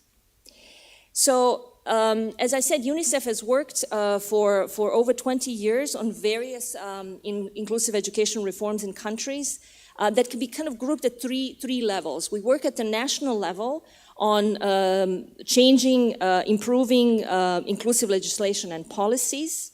We work on equitable financing and inclusive data systems, and of course we work on teacher professional development and the reform of teacher professional development. At the school level, we have been working on, again, creating what we call the whole school approach to inclusive education and dropout prevention. We strengthen schools as platform for delivering of all services that vulnerable children need. They're not only learning, they could be health services, they could be protection services, so the full range of services. And finally, at the community level, we have also focused very much on this barrier of discrimination. So we work through what we called social behavioral change approaches on changing behaviors and attitudes and prejudices amongst communities, and as Ghassan said, kind of changing them in their thoughts, implementing the thought of child rights and inclusiveness in their minds. What are some of the key principles of UNICEF approach? We are uniquely placed as an organization that works across the life cycle of the child. So in education, we work from 3 to 19. And we work across different sectors. So again, health protection, nutrition, social protection. So we are uniquely placed to actually look at the different developmental characteristics of a child as they progress on that journey. And we take those developmental stages seriously into consideration when we work with the governments on policies and programs. We firmly believe that we have to start early, and that early childhood interventions are really an opportunity to address the needs of the child in a holistic manner and enable them to progress in their development and learning further. And again, the third principle, very much linked to these first two, is that we pay attention to the transitions. We know that investment in early years and early detection, for example, can be very easily lost if it's not kind of followed up in the next stage, in the primary education. And likewise, if we don't continue investing in a transition to secondary education, these investments are being lost. So it's very important to look at those transition points for the life of the child, especially a vulnerable child. Now, in the interest of time, I will not go into the detail of what these next two slides are going to say, but also because we have colleagues in the room who will be going into details. But I wanted to give you an example of two inclusive education reforms that UNICEF has supported in the region, one in Moldova and one in Serbia, as a way to demonstrate two things: that it is a process, as I said, that it's never finished. And secondly, that the countries have different entry points to inclusive education reforms. And so the starting points could be different and equally successful. So Moldova is a country that I wanted to highlight because in this region, it's one that has decided in 2009 to close all special schools. And the legislation was put in place, except for 2 or 3 that were catering to the children with severe disabilities. All schools were closed. And they equally were decided to shift the resources from the special schools into the mainstream. They allowed the transition of 2 years to build the capacity of the system. They have done reform of disability assessment as part of that, and also invested in building community-based services.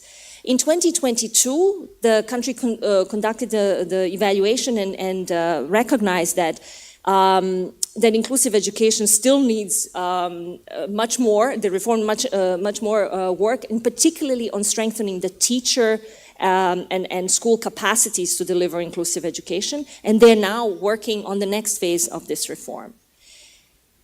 The second reform I want to highlight as a very successful reform in this region, and actually as an example, and that's why you will be hearing from the colleagues from Serbia tomorrow, is the reform that started in 2009 in Serbia, again with the national legislation that first and foremost recognized inclusive education exactly as we have spoke about it. Not only, it's inclusive education for all children, for children with low socioeconomic backgrounds, children with disabilities, minority children, etc.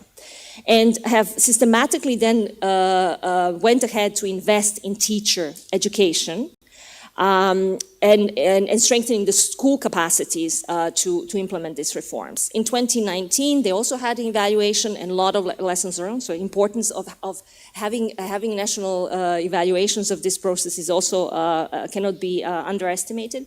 And in 2021, they entered the second phase of the reform where they are, again, heavily continuing to invest in teacher training, reforming this intersectoral commissions, embedding assistive technology of provision, etc. As I said, you will hear more about this tomorrow. So I will close this with some of the lessons learned that UNICEF has gathered over these years in promoting inclusive education, and maybe point out to some of the areas that for us have been really critical for increasing inclusivity of the education system and bringing us further to that, closer to that goal. The first one, obvious, legislation and policy. We need that core basis, but what we have learned is that inclusive education has to be linked to all other education reforms, to curriculum reform, to teacher professional development, to assessment, to digital transformation. So it's not to exist is isolated from the whole reform process in the country. And obviously, that investment in human and financial resources has to accompany it. Second, the criticality of teacher education, so continuous investment in teacher professional development, but as of recent, also investment constantly in kind of keeping the finger on the pulse of what are the new and emerging issues that teachers need to know. And most recently, we're talking about mental health and psychosocial support, social-emotional learning, differentiated instruction, universal design for learning, multilingualism, all of these additional areas for teacher professional development that we have to pay attention to. Whole school development, I mentioned it already, so not to reiterate, but just to say that really we need to have schools that have that promote the environment where children can access support and services that are holistic, so not only learning, but in all other aspects, healthcare, immunization, nutrition support. The fourth one, critical importance of transformation of special schools. Again, in countries that have started the reform of this of special schools and closing, it was critical to really think about how to move human and financial resources from special schools to the mainstream and actually create or transform special schools as resource centers that support integration of children into mainstream. And then promoting an investment in assistive technology and accessibility, again, as a critical aspect of inclusiveness. And finally, data. And I mentioned this as a big obstacle. It continues to be the biggest obstacle in reforms to this day. And this is the data, when we talk about reform and in further investing in it, is not only to ascertain the number of children and prevalence, but also to really capture the experiences of children in these environments and also to of course, assess their learning outcomes. My time is up, so I will just say one more thing. All of these reforms and all of these lessons learned, we have translated into engagement here in Greece and in other countries in the region, and we hope to continue to working with all of you. One opportunity that we have is this conference, but we hope to have many more. So I will leave you with that, and thank you for attention.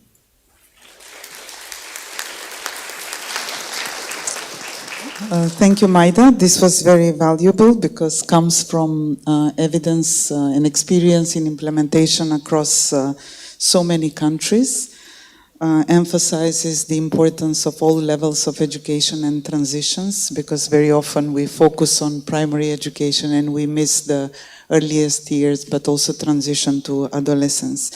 But most importantly, that inclusive education is a journey, is a process, as the challenges are changing, capacities and experiences built. But what is important is to have a common vision towards one stream education.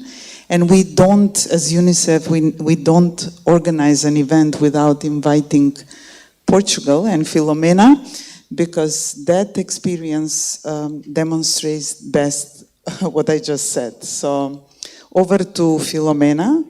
She asked me not to give a long introduction, but just to say that she is the director of the Department for Special Needs Education and Inclusive Education in the Ministry of Education of Portugal, and the one to blame for inclusive education success.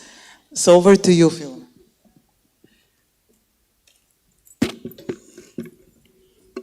Thank you, Nora, very much for your kind words. Good morning, everyone. I start by thank you very much to the organizers of this conference, to UNICEF and Ministry of Education. Thank you very much for the opportunity of sharing with all of you the Portuguese experience on building one-track system as strategic approach to improving inclusive education.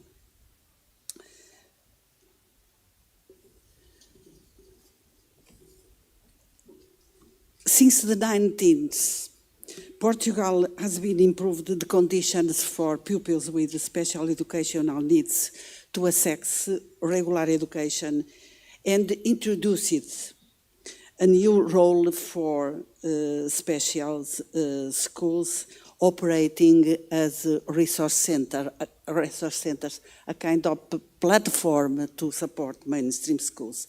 The process of reorienting special schools accelerated in 2006 when Portugal began transposing the principles of the UN Convention into national law. Working together with parents' movements, the Ministry of Education established a network of resource centers for inclusion in 2008 and created the laws for the provision of education to all students in their local mainstream schools. But an evaluation study carried out in 2015 concluded that a number of important issues remained, including the practice of integration instead of inclusion, as well as the persistence of the biomedical model of disability and the rehabilitation approach.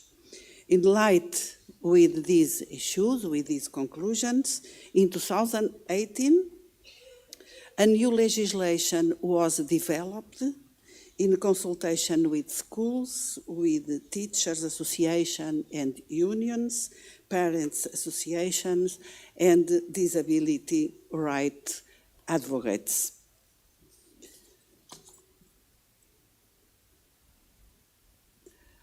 Our common vision is one system with schools being the place where children learn and get all services there. And the Ministry of Education leading and organizing all services with other sectors, mainly social protection and health. Equity and inclusion for a progressive, high-performing educational system. And achieving equity and inclusion focusing on the following three areas: education achievement, well-being and engagement, and inclusion. In Portugal, we understand inclusive education has a path, a commitment. And our commitment means that children and young learners from all school, all social, cultural, community and family backgrounds and of all identities and all abilities are able to attend their local regular schools and be welcomed, access and participate in high quality education and fully engaged in the curriculum alongside their similar aged peers.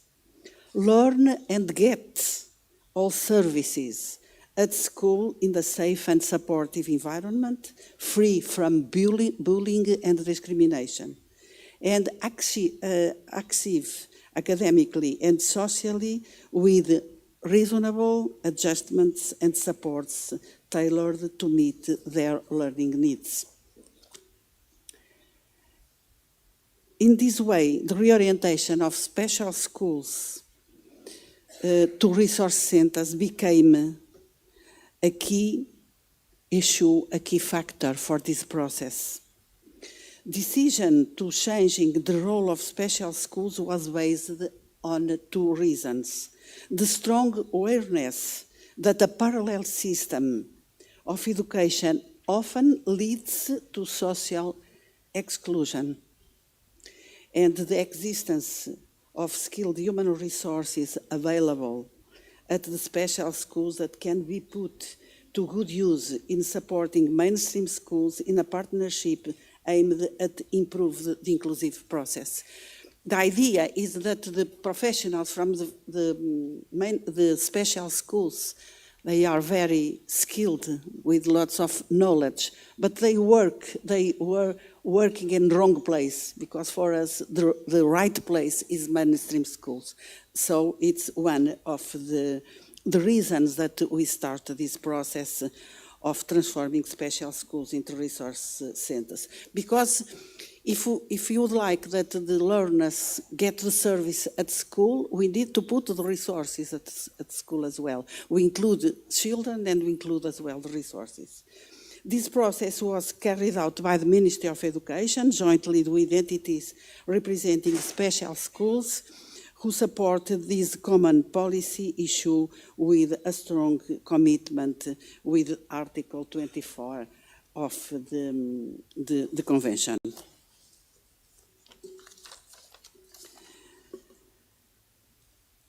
The path towards inclusion education is not simply a technical or organization change, but also a movement with a clear philosophy, and I have to underline this point. Building up a one-track system through reorientation of special schools is a strategic approach to improving inclusive education.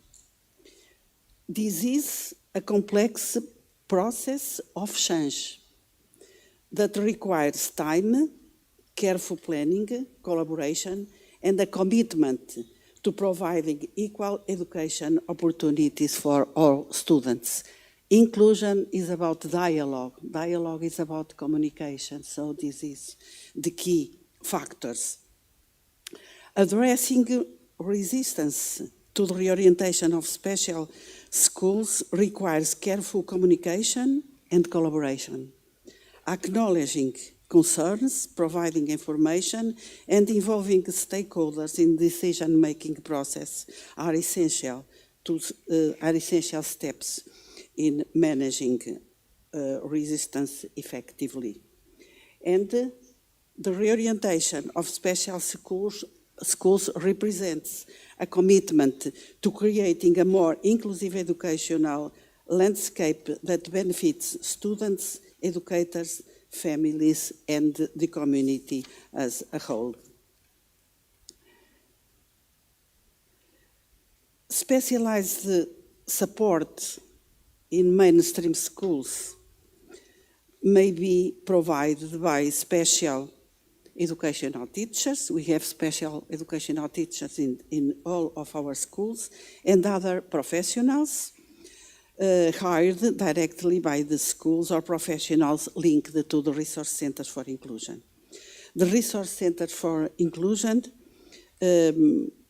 which, as I told before, developed from formal special schools, are specialized services of the community according to what is defined in the law, in order to support and intensify the school capacity to promote the educational success of all learners. They work in partnership with regular schools, facilitating students' access to education, to training, work, leisure, social participation, and autonomy. One resource center for inclusion usually works with 5 or more schools. It depends on the geographic area. And consists mainly in speech and language therapists and occupational therapists, rehabilitation physical therapists, social workers, and psychologists. As a result of this approach, from 0 to 6 years old, the Ministries of Education, Health, and Social Affairs are jointly responsible. The services are provided by early childhood local teams at home or nurseries or at preschool inclusive settings. From 6 to 18, it's about compulsory schooling. The government body responsible is the Ministry of Education, so the financing processes from the Ministry is on the responsibility of Ministry of Education, and the services are provided at school with the Ministry of Education leading and organizing all services with the other sectors. Regarding success factors, I underline the following. There is a widespread acceptance towards inclusive education among stakeholders. The social model of disability is embedded into an explicit legal framework. We know, however, that the practical implementation of these principles highly depends on each school resource center partnership and mainly of the school's leadership. We know that the leadership is a key factor of success. There is a strong emphasis on collaboration. Resource centers professionals work with multidisciplinary teams, school-based multidisciplinary team, where parents can also participate and co-design their children's school pathways. There is also growing awareness that the voices of students themselves should be heard. And the compositions of the resource centers for inclusion teams is adequate for the provision of specialists. These success factors are based on responses of the interviewed stakeholders regarding the model in place in our country.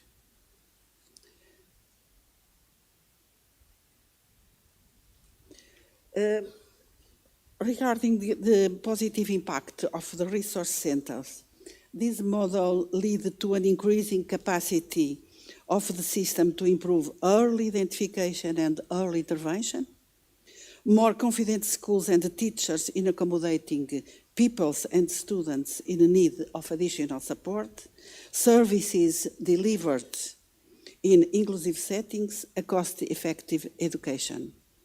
Because this reform takes place with some budget that we used for special schools, not increased budget.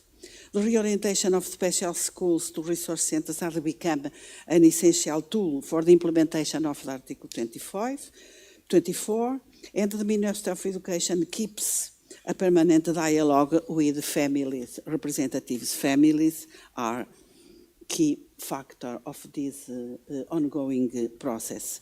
But obviously, we have resistances, and let me share some of them concerning this complex process, as I told before. I identify some of them. Loss of identity. Some special schools resist due to concerns about losing their identity and specialized focus. Uncertainty about the role. Staff in special schools resist because of uncertainty about their future roles. They are concerned about how their responsibilities and expertise will be redefined in the context of resource centers. Challenging role of professionals. Professionals who have been familiar to the structure and operation of special schools may resist reorientation because it disrupts established routines. Perceived impact of students, loss of autonomy and insufficient preparation. Some mainstream teachers may feel ill-equipped to address diverse learning needs, lack sufficient training or challenges in adapting their teaching methods. And also lack of understanding. Parents may not fully understand the concept of inclusive education, its benefits, and how it supports the learning needs of all students, including those with disabilities. Concerns about disruptions, lack of awareness, social stigma and stereotypes associated with disabilities, and cultural beliefs and misconceptions about disabilities. So we need to think about risks and mitigation measures. There are some of them associated with the reorientation of special schools. Staffing challenges and job insecurity, parents' uncertainty about individual attention, insufficient training for education and support staff, lack of clear guidelines and implementation plans, inadequate collaboration between special and regular schools, unintended stigmatization of students and concerns on students' well-being. By actively addressing these risks and implementation mitigation measures, the process can navigate more smoothly and ensure that the goals of inclusive education are achieved effectively. One risk I would like to share with you, it's about the qualified professionals of the special schools, because the risk is to bring into the regular school the traditional model of the special education, what means individual treatment according to a deficit model of disability with a one-to-one intervention that is not, how, as we know, in line with the mission of inclusive education. In Portugal, we are very aware that the professionals from special schools, they know a lot. They know a lot about disability, but they are not well equipped to respond to diversity broadly defined as we have nowadays. So changing the name of special schools to resource centers without a requalification of the staff leads to the same work in the same way with the same outcome. So it's important to take care of the capacity building of these professionals.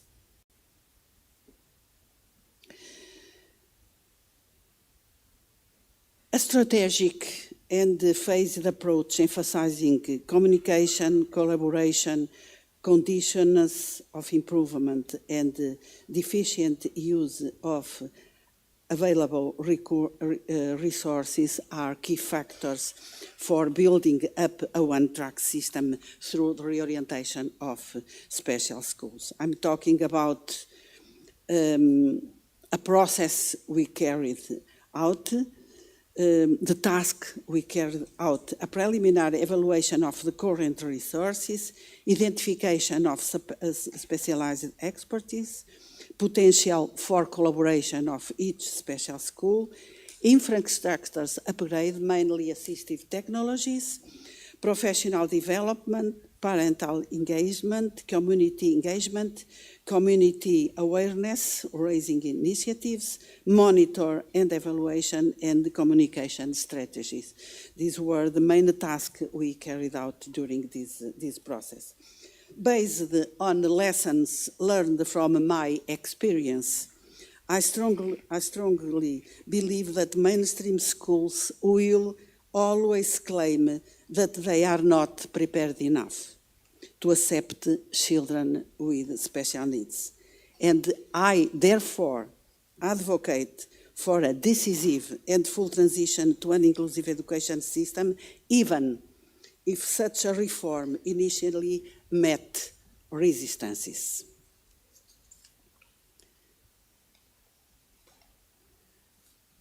Building a one-track system through the reorientation of the special schools is a movement with a clear philosophy, a strategic approach to improving inclusive education. This is a complex process of change that requires time, careful planning, collaboration, and a commitment to providing equal education opportunity for all children.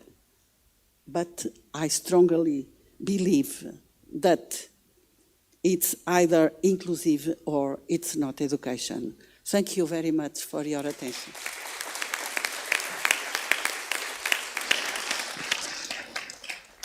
Thank you, Filomena, for this very comprehensive presentation. I'm sure it triggered a lot of interest and questions.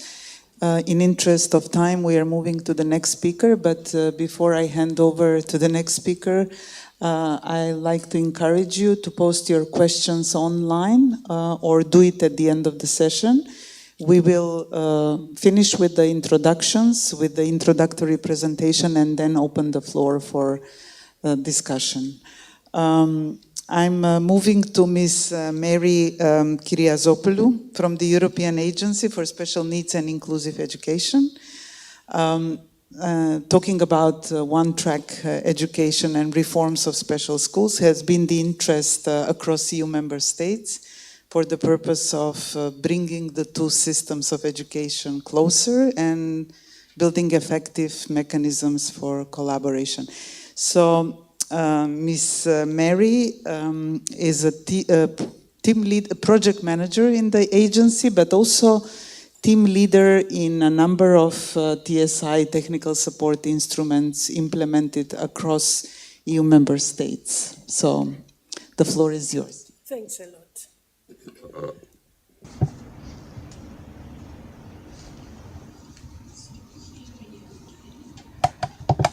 Yes, this time to give a presentation and not to be the facilitator. It's much easier, this job, than the other. And I'm waiting for the PowerPoint.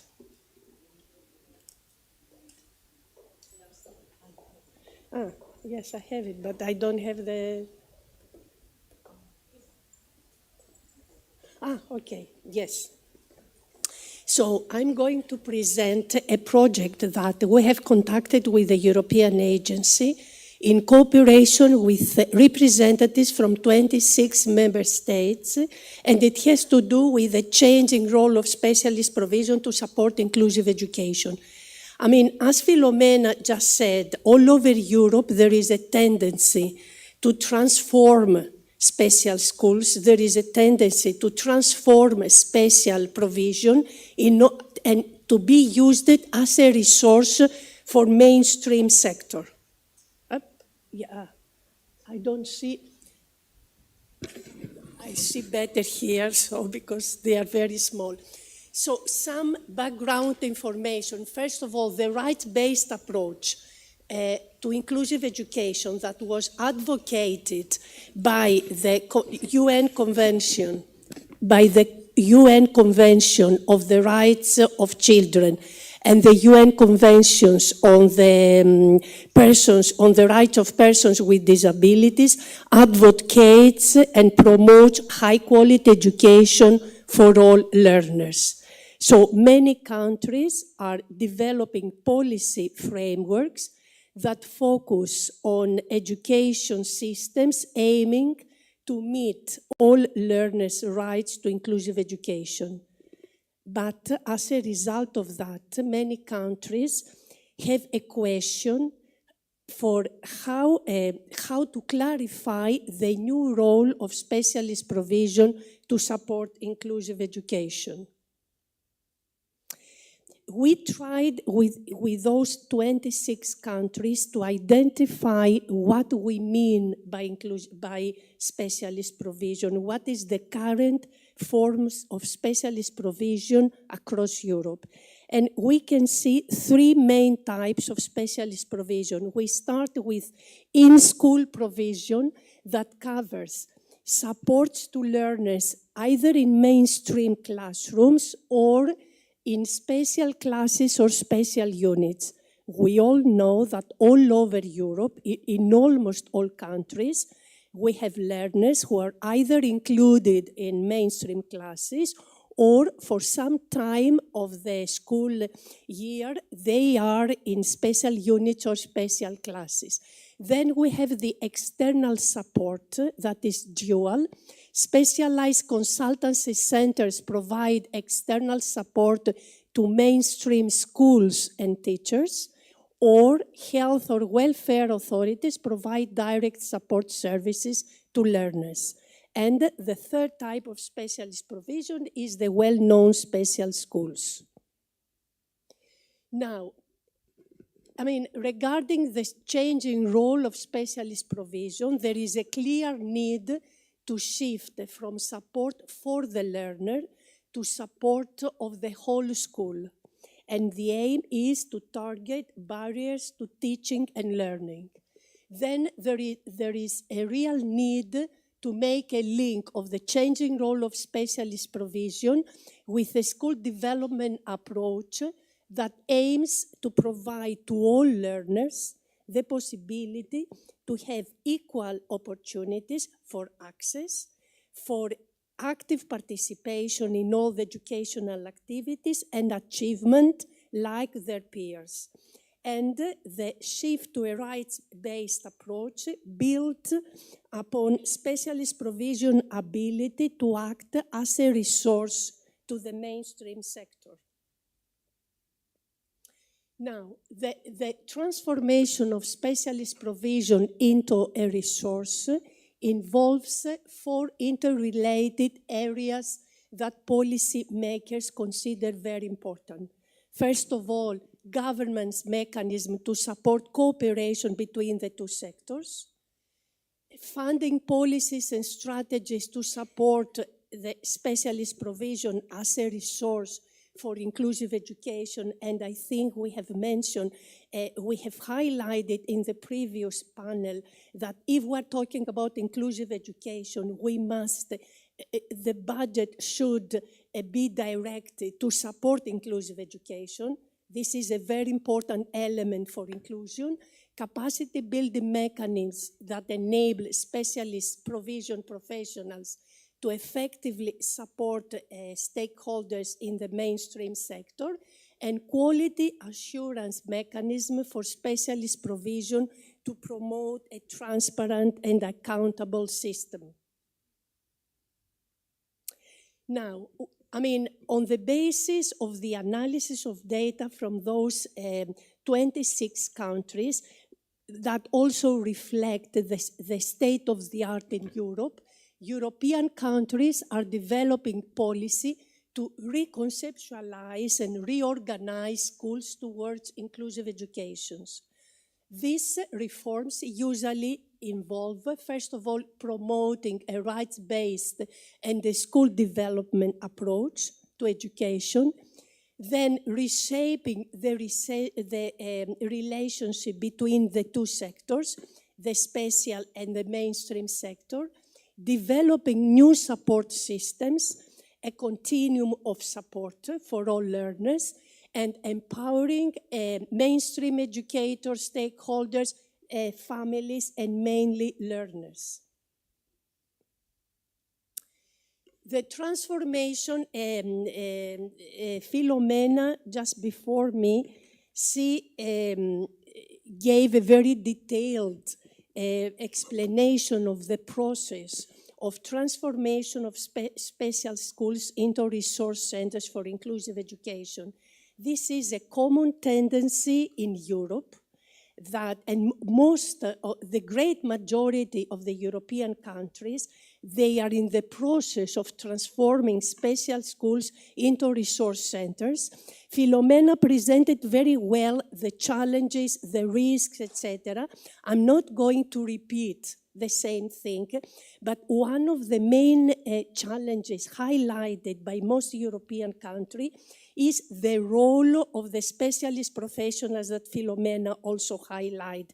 Why? Because they have professionals in the special sector, they have the skills and the knowledge, but they are used to work on an individual basis with the learners. So now when they have to provide resource to mainstream stakeholders, to mainstream schools, then they have to change this way of working. And this is not an easy thing, and it needs some retraining on that. Now, which are the main benefits? at European level regarding the transformation of schools into inclusive education Some of the results is, I put here prevention of learner dropout, I would say reduction, but a great reduction of learner dropout. Then, of course, more and more learners are educated in mainstream settings and receiving the support they need. Of course, we have some exceptions, and we need to reflect very carefully on that because we have some countries that were very advanced in inclusive education many years ago, like Australia, like UK, like Sweden, and now they have started recreating special schools. I think we, policymakers and professionals, we have to reflect very carefully why this is happening.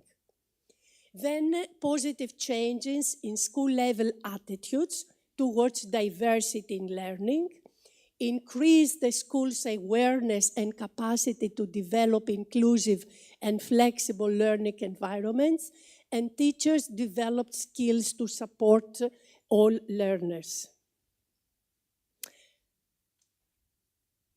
What are the key findings so far?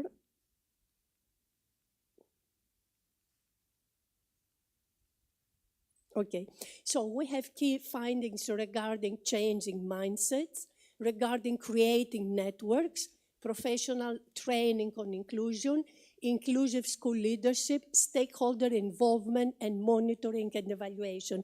And actually, they are very similar to what Maida presented just before.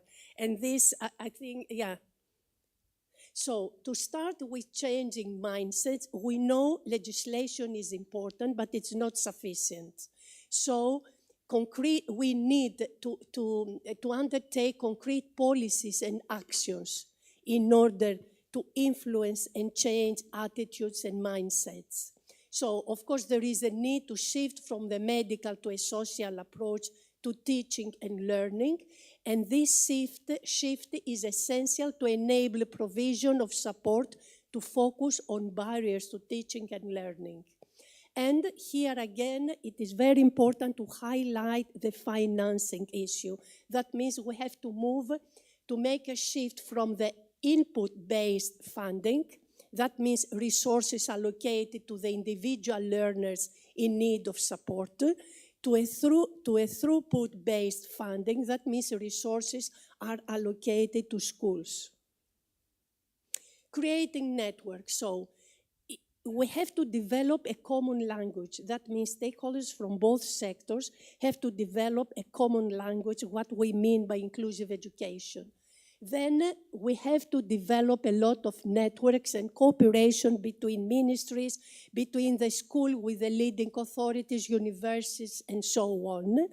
And an example of good practice is to identify different types of services or professionals to act as enablers in this process. Now, professional training, I mean, everybody speaks about professional training. We have to develop joint courses, initial training and in-service training, joint courses among stakeholders from both sectors.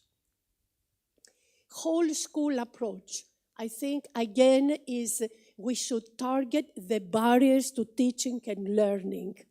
And we shouldn't label the person. The problem is not the person. The problem is the educational system that cannot meet the needs of everyone. So it is very important to highlight again and again, we should target the barriers to teaching and learning and the involvement of stakeholders. Here I liked very much, we say the learning and teaching process is optimized when families, schools, and communities collaborate. So inclusive education is a collaboration process. We cannot do on our own. We have to do in collaboration with all. And something which is interesting about COVID-19, of course it has been a challenge, but at the same time it increased the digital training opportunities for learners and families. And this is the positive out of, and the challenge, another challenge is of maintaining the level of involvement, especially for families. And most countries have highlighted that it is easier for pre-primary and primary education, but much more difficult for higher education. And monitoring and evaluation, we have to develop a monitoring mechanism that goes beyond control. We should support, not be there to control what is happening. And increased knowledge and skills of several key stakeholders in data analysis and use. And we should involve parents also and learners themselves. It was highlighted in the previous panel how important it is to listen to and involve the learners at every age, even from pre-primary. And that's it.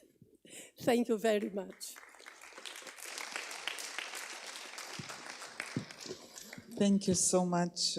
Another very inspiring presentation and food for thought and discussion later. I'm moving to the last speaker. This is Ms. Lilian Dogiama from Cambridge University Press and Assessment.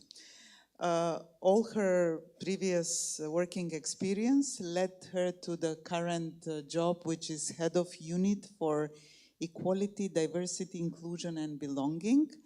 And this means that in this capacity, Ms. Dogiama is ensuring that internal policies, but also international projects reflect and embed diversity, inclusion, and belonging. So the floor is yours.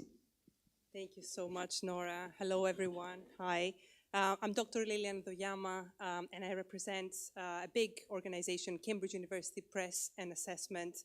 And I would like to open by saying thank you to my colleagues. I will show you today a suite of examples of how inclusive education can be done and tackled in so many different angles and ways. And I'm here representing my organization and the work of various different teams within international education. So I want to thank my colleagues for engaging in these amazing projects and also for providing me with the information for this session.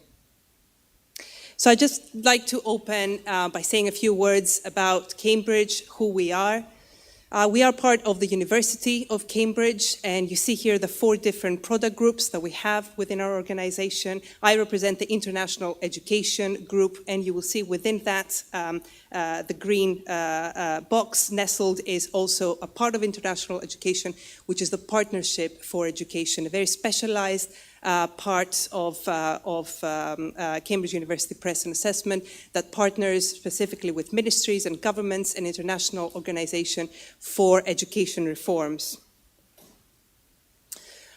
We have collectively over 150 years of expertise in education. Our publishing branch has been in business since the 16th century with a decree from Henry VIII.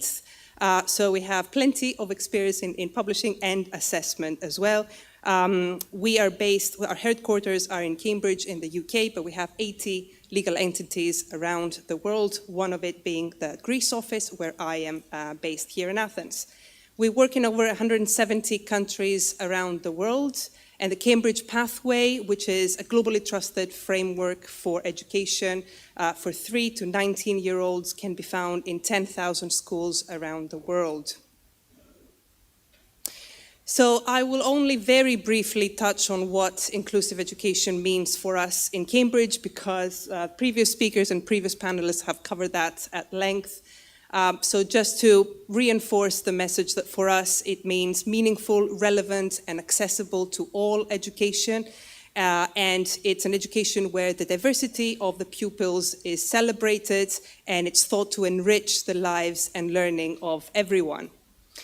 So for us, inclusive education goes beyond giving access to special education needs students, but rather it encompasses all students' needs and how they're represented within the curriculum and within the classroom. And that means that going from access to active participation of all students and to them actually progressing within the school. And how do you do that? As my previous speakers have spoken at length, by removing physical barriers, and that can be access to a resource or access to a building. Cognitive barriers, do all students learn the same way? Cultural barriers, are our instructions explicit and clear enough? So by removing these, we can achieve inclusive education.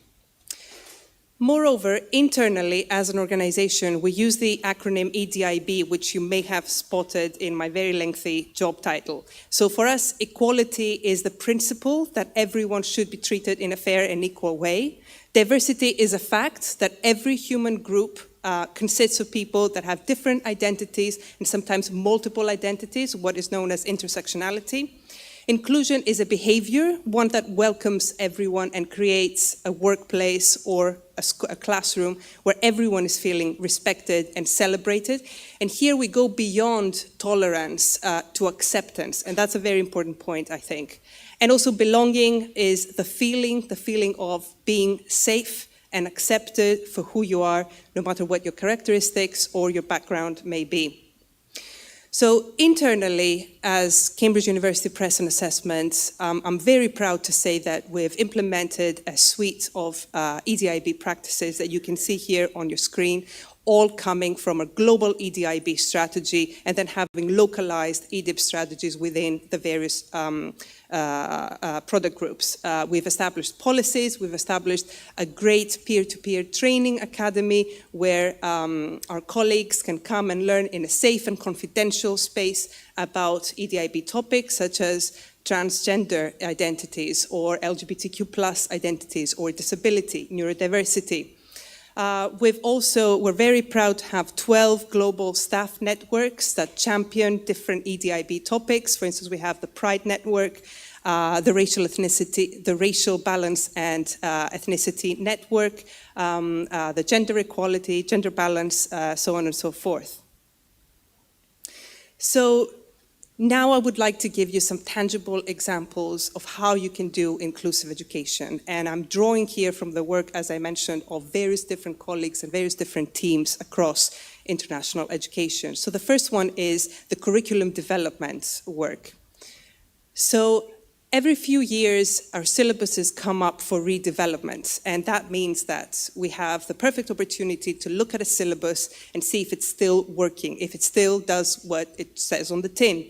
And that's a great opportunity to make updates, reevaluate learning outcomes, and what needs to be included or taken out from a syllabus. So in the redevelopment recently that we did for international GCSE music, we have broadened the areas of study to include more diverse musical genres, composers, artists, and instruments that go beyond Eurocentrism. In the IGCSE Modern Foreign Languages redevelopment, we're focusing more on accessibility and making sure that we can provide modified papers for visually impaired candidates. And more recently, we've been asked by the Republic of Mauritius to redevelop the syllabus of history of Mauritius to include a chapter on slave trade. Language accessibility is really important to us. The language is the medium, the English language is the medium by which we carry out teaching and we carry out also our exams. But we're not always testing the English language. So you might be taking maths, but you might be doing so in English. So for us, English is very important that it's a carrier of learning and not a barrier to learning. And that's why language accessibility is really important. And for that reason, we've developed the accessible English checker tool, where colleagues can input text from our teaching and learning resources and from question papers to see if the phrasing, if the text actually fits the level of the students that it's supposed to address. A recent redevelopment of our AS level physical education has been looking at how to improve access arrangements for candidates with particular assessment needs and, in this case, visually impaired students. So in this new syllabus, we've done a lot of research around goalball, which is a sport for people with low vision or blindness played with eye shades, as you can see in the picture. We collaborated with a charity, Campsite, and with Goalball UK to understand the precise requirements of the game. and we're very happy now that goalball will be part of the new curriculum, the new syllabus on physical education. Moving on to our teaching and learning resources. Print accessibility is it's become very important focus for us at Cambridge, and it's the principle that we want to make our physical textbooks and other teaching and learning materials accessible to people with disabilities and people with neurodiversity and other conditions. So to that end, we have done a lot of training and upskilling of our staff, and we've improved our design templates. We've made changes in our color contrast, margins, left alignment, structured headings, all of which are features that benefit both the print book, but also the time when we convert it into a digital book, thus feeding into the product being also digitally accessible. And we've also produced internal guidelines for our staff and our freelance designers as well. The Cambridge Latin course is a long-standing and very successful series of books on Latin. And in its latest update, the 5th edition, we're very proud to represent the true diversity of the ancient Roman world, which, as you know, spanned all the coasts of Mediterranean and went even beyond. So in that new Cambridge Latin course, you will find storylines that balance the representation of women, people of color, different social classes, people with disabilities, and other marginalized groups. And also it gives the opportunity to students in what we call cultural background sections to sensitively explore and critically reflect on the Roman world, and especially for issues such as enslavement and imperialism. And we're matching that with additional teacher resources online where the teachers can find blogs and videos on how to embed diversity and inclusion in the Latin classroom. And you can see here some of the headings and some of the topics. Digital accessibility increasingly, and rightfully so, has come into the spotlight. And at Cambridge, we're trying to align with international standards and international legislation, such as the EU Accessibility Act, the American Disabilities Act, the Equality Act in the UK, and we're building an overarching strategy plan on digital accessibility for our products and services. Our commitment as International Education Group is that all new products will be fully accessible by 2025. Thank you.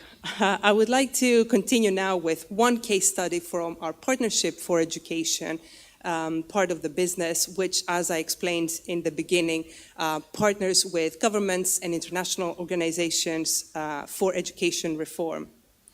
So here we'd like to highlight the work that we've been doing in Bangladesh together with UNICEF to support the children in the Rohingya refugee camps.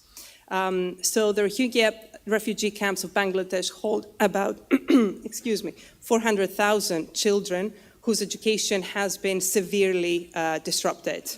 So UNICEF sought our help to improve the education in the camps, but also to lay the foundations of how these children can be reintegrated into a national education system when that time comes.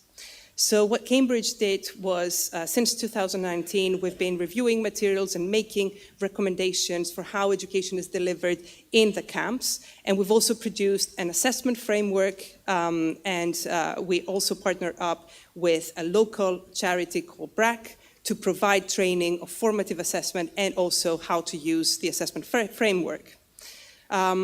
We have established all of these practices and processes, and we're seeing the results of that. And one major result for me is that we've dramatically decreased the number of girls dropping out of the camp schools. The last example for today is a regional focus in the work that we're doing in North America. Frequently, people associate a Cambridge education with a private education. But in North America, we are actually working in state schools, public schools. So the landscape there is that more than half the pupils in North America are actually of non-white backgrounds. Research shows that BIPOC students and first-generation students are far less likely to graduate. They often leave college with greater debts, and they're more likely to default. And this is particularly true for Black students. Our mission for North America is to help close the opportunity and achievement gaps for low-income ethnic minority students. And a particular case study from the States is the work that we're doing in Florida, where we have a very high share of economically disadvantaged students that prefer to enroll themselves to a Cambridge program. And as you can see, 38%, which is much higher than the competitors in the region. But then how do Cambridge students fare after they graduate? Do they do well in the university? So the data that we've got from the Florida State University, FSU, shows that Cambridge graduates not only do better, but they actually do better than they did at school. So if you had students that were achieving an E before graduation in the university, they go on to higher grades of A and B. And the trend holds true across 6 subject areas, as you can see: biology, business, English, history, mathematics, and psychology. And we have a highest rate, 93% of Hispanic students who earned credits via the Cambridge International Program graduated within 4 years. So that's it from me. Thank you very much for your attention. Thank you. I would also like to thank Dr. Despina Karaberidou for a flawless organization, and Nora Shabani for your great moderating skills. Thank you.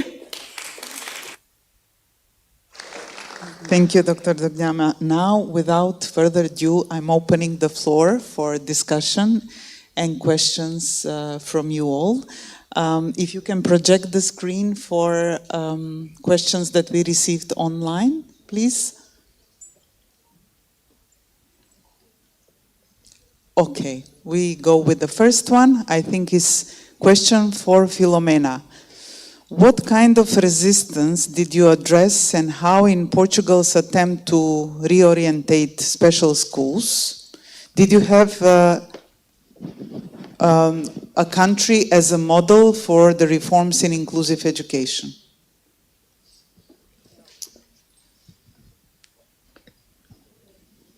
Should I repeat the question, or? Could you please make the questions bigger on the screen? Yeah. Accessibility? Well, the question, 2 questions. One is whether you had any model countries that you were basically looking at when you started the reform, and the second one is what kind of resistance did you face and address with your reform? Regarding the country as a model, I learned a lot from New Brunswick, from my friend Gordon Porter. I worked with for many, many years, and in the beginning of the 90s, I worked a lot with him. I visited New Brunswick. They were in the process of transforming special schools in resource centers, closing special schools. In New Brunswick, they talk about close special schools, not reorienting. In Europe, the word close is something that the people doesn't like, and the politicians doesn't like. Something that is closed is something not is well viewed. So the country I have as a model, even nowadays, is New Brunswick. Obviously, that to have resistance is normal. It's normal to have resistance that towards something that it's new, and Portugal is a very well-established country with many special schools. We have, in the beginning of the 90s, we had 93 special schools, all of them belonging to Parents Association. Portugal never had official public special schools. All of them belong to Parents Association, so this is another kind of resistance. So the main resistance comes from professionals. I tried to explain in my presentation the main resistance we met. The majority of them from professionals that they felt not well equipped to this process because they were afraid about the changing the role. They were quite comfortable in special schools, and to work in mainstream schools, it's another kind of environment. It's important to understand that in Portugal we have more than 168 different nationalities in our schools, so it's another challenging process. At some time we start moving the shift from medical model to a social model with a special emphasis in the curriculum, and they felt not well equipped for this process. And they start understanding that they could not reach inclusion through a psychological process. They need a sociological and multicultural approach, and this is a challenge for teacher training in my country, because diversity in our schools is not only about students, it's also about teachers. We have teachers from different nationalities in our schools. We have teacher assistants and mediators from the Roma community. So diversity in our schools, it's something that is normal. And to cope with so kind of diversity, they felt as a challenging process, and we need to understand. We need to understand this and to have mitigation measures in order to cope with them and work on capacity building of the professionals. At the same time, we provide schools with multidisciplinary teams. All the decisions are school-based. We have not official decisions from service outside of the schools. All the decisions are taken at school level, and the professionals from the resource centers for inclusion, they belong to this multidisciplinary team. So working collaboratively helps a lot in order to they feel more comfortable in order to proceed with this complex situation. And they can start understanding that it's possible to discuss how to do this, it's possible to discuss how to guarantee it and the conditions needed, but it's not possible to discuss equity in education, so it's the way we need to follow in my country. But resistance still exists. It's human characteristics and to be resistance. I don't know if I answered. Yeah, thank you, Filomena. I think you partially answered also the second question, which is before reforming special education, don't we need to transform general education schools because they don't seem to attend to the needs of their population? I think you explained that it's a process of comprehensive reforms also of mainstream schools, no? Yeah, thank you for this question. It's quite true, because at the same time when in Portugal was published the law on inclusive education, on the same day was published the decree law on curriculum, autonomy and school development. So it's a kind of hand by hand inclusive education in the same day with numbers the law on inclusive education is number 54, and the curriculum is number 55, published in the same day. So it's very, very. It's very interesting, these questions. We try to do it at the same time. So it was an act of transforming mainstream schools.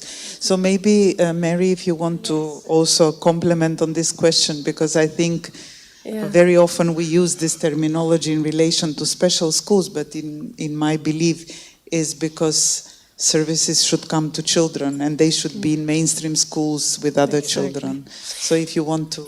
I think it was mentioned by Slee in the morning that we need to transform the education system of the country, you see, and we need to promote collaboration of the two, and we try to complement each other. For example, we mentioned that we can transform the role of specialist provision, or we can transform the special schools to support inclusive education. And the aim is the know-how and the knowledge and the skills that specialists have to be a resource to the mainstream sector. It's a long process, but the goal is to transform the educational system. It's not only, you see, to make small changes. Is to transform and develop an education system that can support the needs of every single learner. Because, as we said, we don't have only the learners with special educational needs, we have a lot of refugees, ethnic minorities, for example. For example, in Europe now we have a lot of refugees coming, and we have a lot of ethnic minorities and so on. So we have prepared an education system that can accept and actively participate, give the opportunity of active participation and achievement of all. But I think that in the meantime we need to take steps. I react normally to the conception that the school needs to be prepared. I used to say that the parents, they are not prepared when they have a child with disability. And they don't say, take my child at the hospital, I'm going to prepare myself, and in 6 or 1 year I go back because I will be prepared. I think that schools, they prepare themselves in order to cope with diversity. It's my experience, it's my personal experience in Portugal. So I can understand the idea of reforming all the system, but we need to take some steps because it's a question of guarantee rights. So, and the rights cannot wait. It is clear, sorry. It is clear we don't stop the process. Okay, but the ultimate goal, what is the ultimate goal? And of course we take small steps in the whole process. And we don't wait until everything is perfect, of course not. Yes, but I think it is important also have in mind the ultimate goal, what it is. Maybe if I can just ask one question, if there are no other questions from the audience. Okay, yeah, I think the lady wanted to ask a question. Μπορώ να μιλήσω στα ελληνικά, παρακαλώ. I will speak in Greek, please.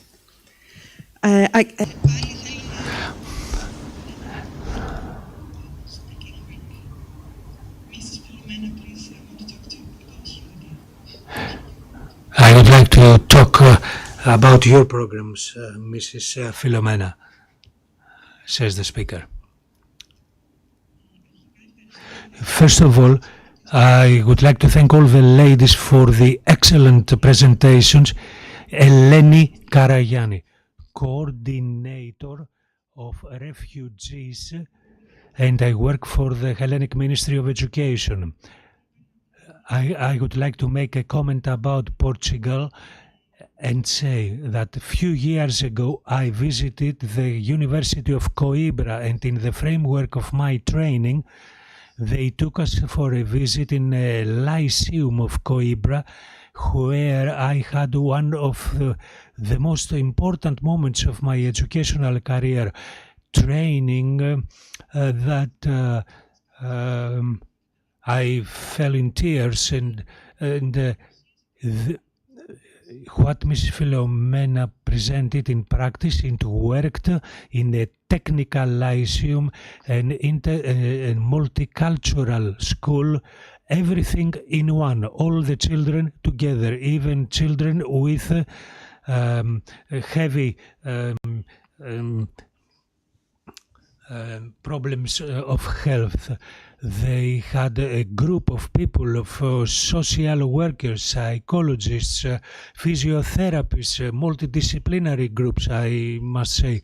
In practice, how the school was organized, there was a room where the mothers could do their breastfeeding so that their children could go to school normally. There was a place where the Muslim students could pray. There were things that were unbelievable for our reality here. There was what Mrs. Philomena said. Why does it work well in Portugal? It works well because the educationals are covered by what they do and they have resources. Here we are in the sphere of fantasy and imagination to have a place where the Muslim students can pray. Sometimes we have to, most of the times in conferences we get together to talk, but the speakers and the audience have different points of view. In Greece now we have a psychologist for 200, 300, 400 people. In Greece we are talking about inclusive education on a theoretical level. We are almost near the end of the school year and there is no assisting personnel, there are no nurses, there is nothing.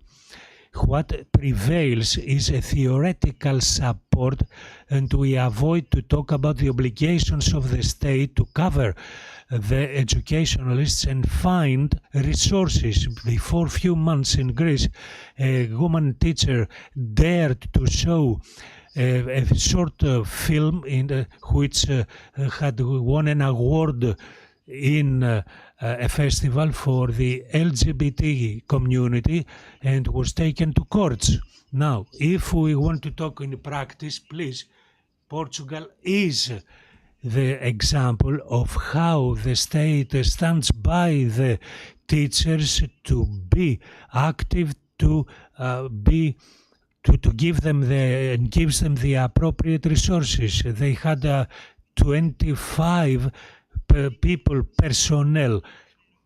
It is not a question, I'm sorry it was not a question, but I had to put forward my point of view, and we have to talk. It is not enough to talk about theory, but in the structure where I work,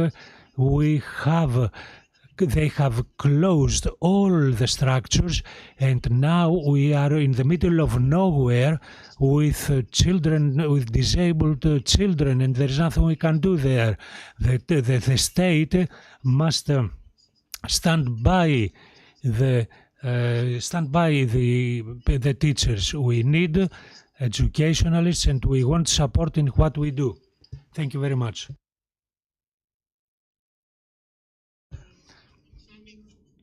From Portugal, and I think the issues you are raising, this conference and this dialogue, we'll try to discuss in detail this afternoon and tomorrow. So hopefully Greece can renew its commitment and also come up with,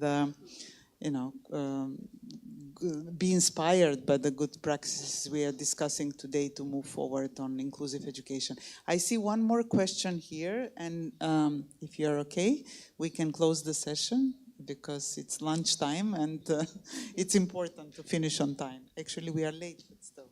Hi, my name is Lentina Georganji. I'm a PhD candidate in preschool education department of University of Athens. I have a question for Mrs. Pasik. I have submitted my question, but I don't know why it doesn't show in the screen. One moment, please. In your presentation, you mentioned about developmental stages linked to inclusive education. Can you give us some more information? Why do you think that developmental stages are important for implementation of inclusive education and their transition between development stages? Thank you. Thank you. It's a great question, and it goes back to the three principles that I have mentioned of our approach.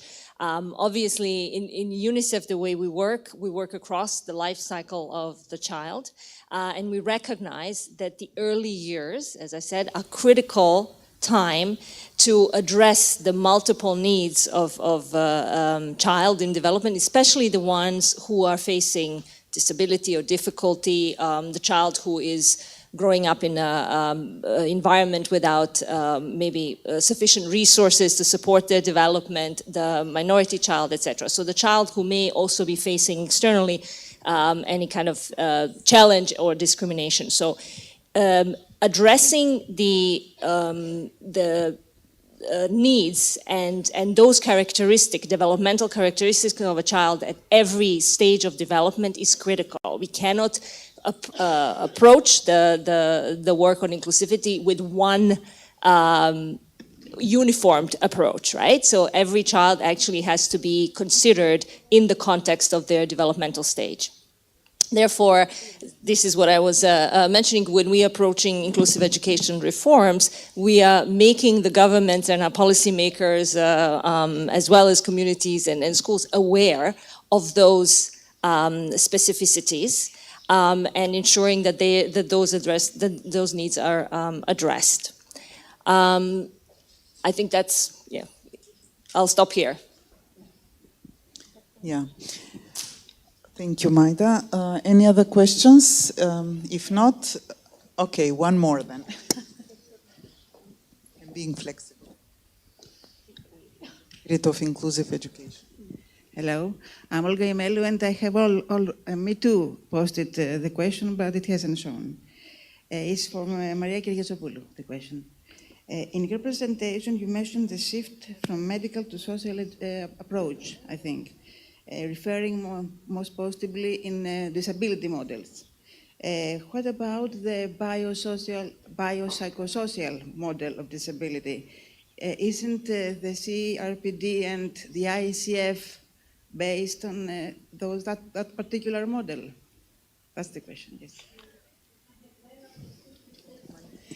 In your presentation, you made clear about a shift, and one shift, about medical to social.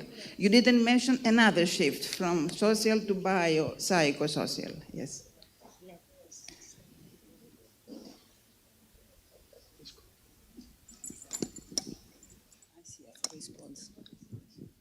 Hello? No. Hello? Yes. Okay, yes, I mentioned that the shift between the medical and from the medical to the social, that we mainly work with the social pedagogical methods. In most European countries, this is the model that is used. And for this particular changing the role of specialist provision, we mainly focus on this. Eh? Sorry, but the CRPD and the ICF, the International Classification of Functionality, is based on the other model, the biopsychosocial model, that is the combination of those models. So it is important to have both. Yes, of course. Yes. And a lot of countries, they base on ICF. Yes. On ICF, yes. Some countries are based on ICF, but not all the countries that participated in this project. So I mainly presented the findings of this project. So okay, we didn't focus on the ICF. Yes, thank you.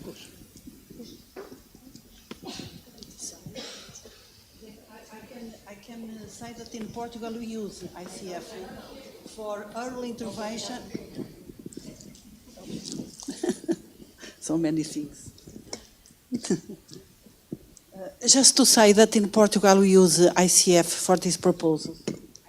He's in the law for early childhood intervention, and the legislation on inclusive education also defines the model, the interaction between individual environments. So we use ICF in Portugal, and we have at least two universities with research on implementing ICF at the school level, University of Oporto and University of Évora, and both of them, they have important work concerning the implementation of ICF in Portugal. I just want to say that there is a debate, you know very well, in Europe concerning the use or not of ICF. So that's why the majority of the countries that participated in this project, they decided not to. We are not against the use of ICF, but it was a decision of the majority of the countries.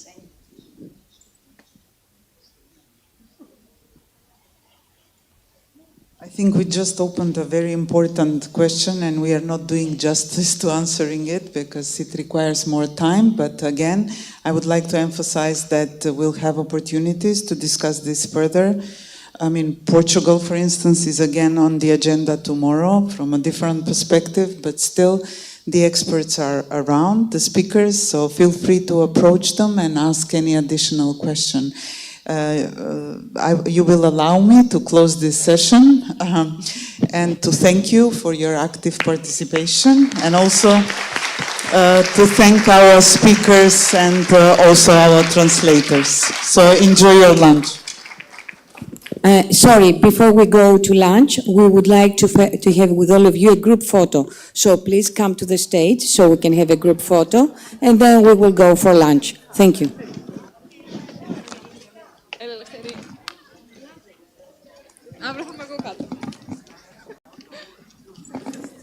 Πριν πάμε για το μεσημεριανό, μία φωτογραφία όλοι μαζί, οπότε σας παρακαλώ ελάτε στη σκηνή και μετά θα πάμε για το μεσημεριανό. Ευχαριστώ.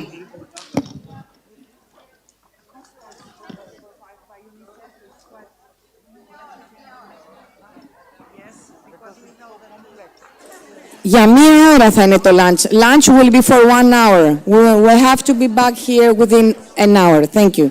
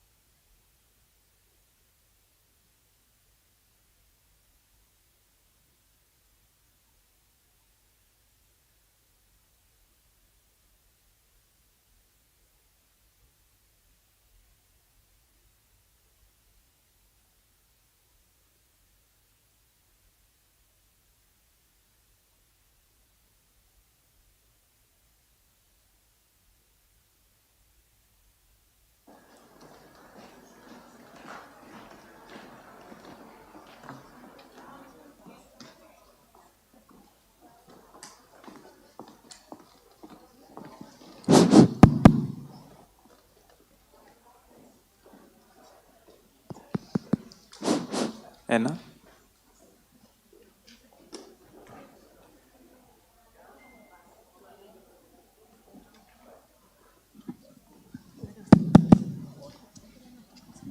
Ένα, δύο. Ένα, δύο. Ένα, ένα.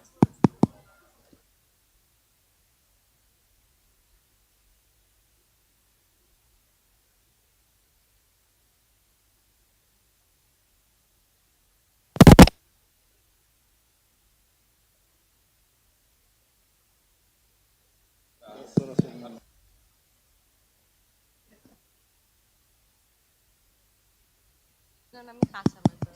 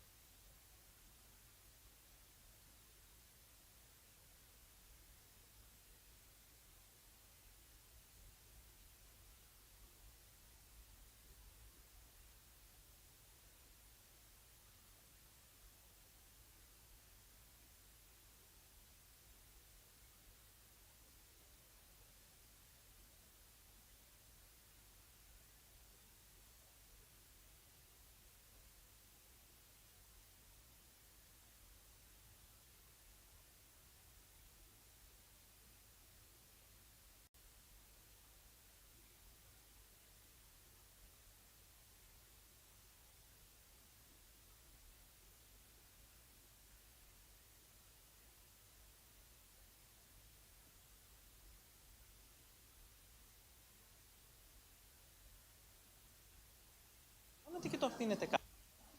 Εσείς από εδώ...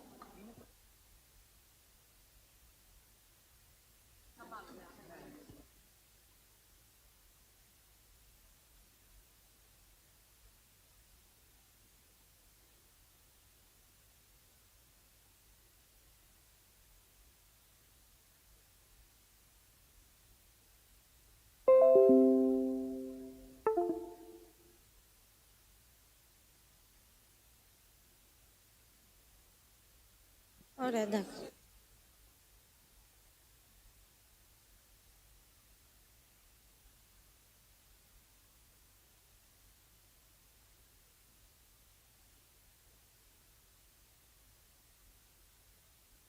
Αυτό είναι το timer. Εκεί βλέπετε Λοιπόν, το χρόνο σας. σας... Μου έδωσε νόημα ότι αρχίζουμε. Welcome to the third session, titled Focusing on the Case of Greece, Policies on Inclusive Education in Greece. Before starting, I would like to say a few things about this session. Exploring the challenges on promoting inclusive education has different approaches coming from different methodologies. Someone may seek the challenges on an idealistic approach and advocate that social phenomena, in the case of social exclusion, can be shaped by different social values, raising themes on cultural and linguistic stereotypes. Additionally, they may seek the reasons for exclusion to realistic methodologies and approaches, and elaborate on how the market works and how this is perceived as the result of different relationships developed in different educational systems. At this point, we may also add a concern on the role, the position of education, if its existence reflects the existing social and economic relationships in different environments without flexibility, or if it is the vehicle that will transform the relationships, and in what way. Today we are going to elaborate on issues regarding educational policy in Greece, and I would like to invite Mr. Bousdounis, who is the director of the Department of Special Needs Education at the Ministry of Education. And his presentation is on the education of students with disabilities and special educational needs in the context of inclusive education.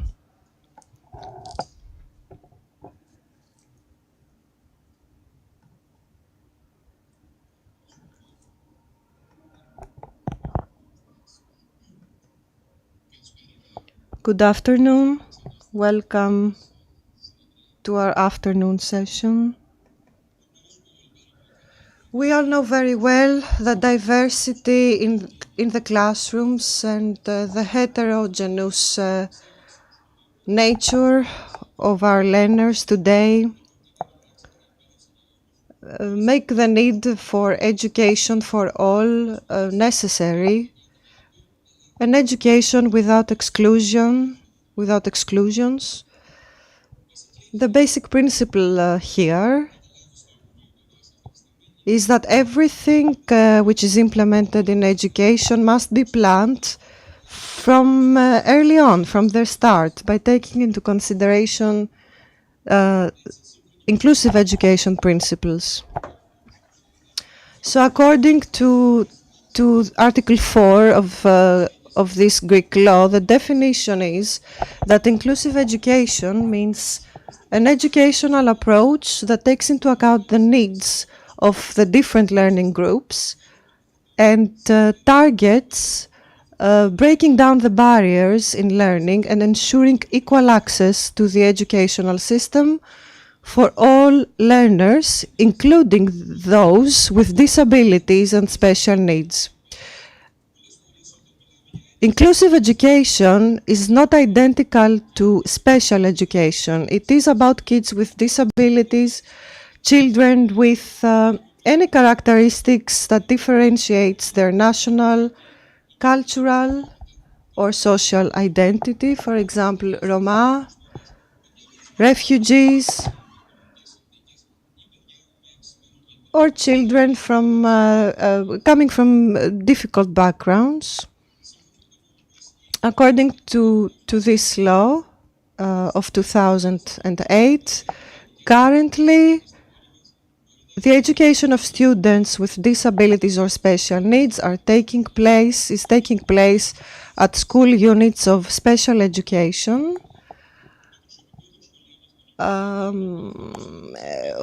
that are staffed by professionals, special education professionals, psychologists, therapists, social workers, psychotherapists.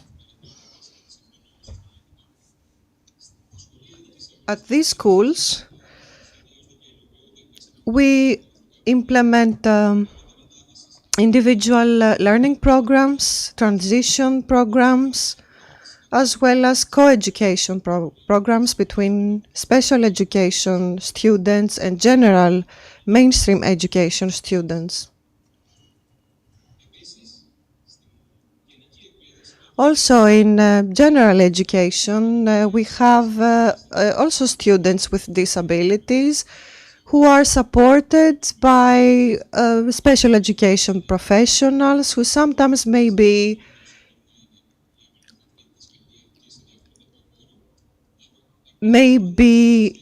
working in the school unit itself or externally.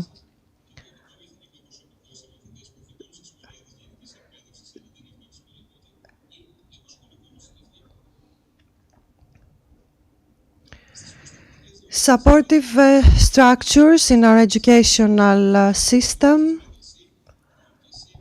We have 71 units of this kind across the country. Depending on the area of responsibility. These are staffed by special education professionals, psychologists, social workers, speech therapists. These centers are purely educationally oriented. They take over the assessment of the special educational needs and the recommendation of a proper support framework.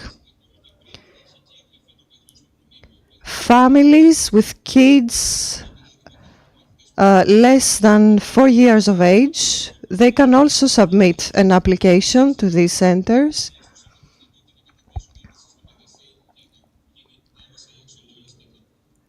And with this application, they can expect a very quick assessment 6 months prior the first subscription of the child to the school. Apart from these centers, we also have interdisciplinary groups and committees who are responsible for supporting 5 school units that may be either from primary or secondary education. Again, these are staffed by a special psychologist and a social worker. Also, with the recent law of 2021, we have secured a timely support for the educational and psychosocial needs of all families in early education with programs that are implemented with an interdisciplinary approach. Actions implemented over the last years in primary and secondary education. There have been about 6,300 hirings of permanent educational staff at the special education schools and inclusion departments. These actions have also ensured that the decision-making in assessment centers regarding the selection of a proper school framework for the students, a legislation that incorporates the participation of all learners with disabilities, other actions to ensure that proper websites are developed for these units.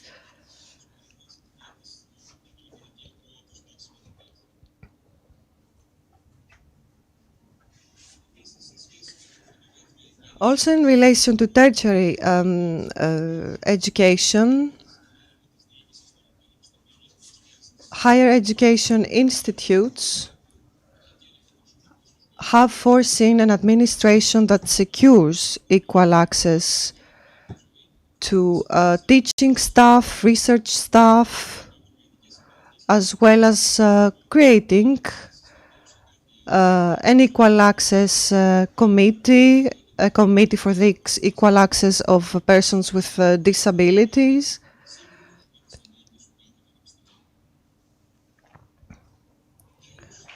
Finally, the Special Education Department, in cooperation with the implementation of the European Child's Guarantee Program, implements 5 regional educational departments in the country since the autumn of 2020 to 2024. Inclusive education, planning. Regarding planning, we first need to understand that we need to clarify the terms and adopt a common language.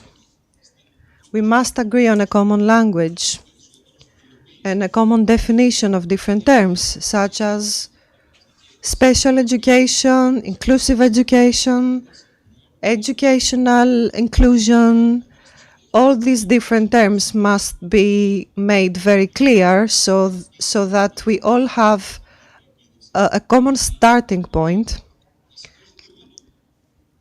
The main requirement here is to have equal access of all female and male learners with disabilities to the educational system. Success factors, training. We need to have a training which is not fragmented. We need an inclusive training, a common training on collaboration and co-teaching programs that must be implemented at schools. So we need that general and special education teachers are trained based on a common plan. We need supportive structures, interdisciplinary structures that work together. This does not mean that we have to hire 100 of social workers there and 100 of psychologists over there. We need one comprehensive result with different scientists working together with a common vision and common objectives. We need an assessment procedure, not an assessment of students, an assessment of their needs. we need leadership, policies, and legislation. On the upgrading and the support of different institutions, it is important to understand the role of educational advisors, to have interdisciplinary assessment centers, to have interdisciplinary support committees, inclusion departments, and also parallel support. We need to define the duties of special education of each professional and update the framework of operation for each different role and unit. We need to change the culture. Diagnosis and assessment are the basis for our intervention and support, not the end of our actions. It should inspire our actions. If there is a magic word, this is collaboration. Collaboration between the school and the different structures. Interdisciplinary collaboration. Collaboration between general and special education teachers, between the school and the family, between the community and the family. There must be one common guideline for all.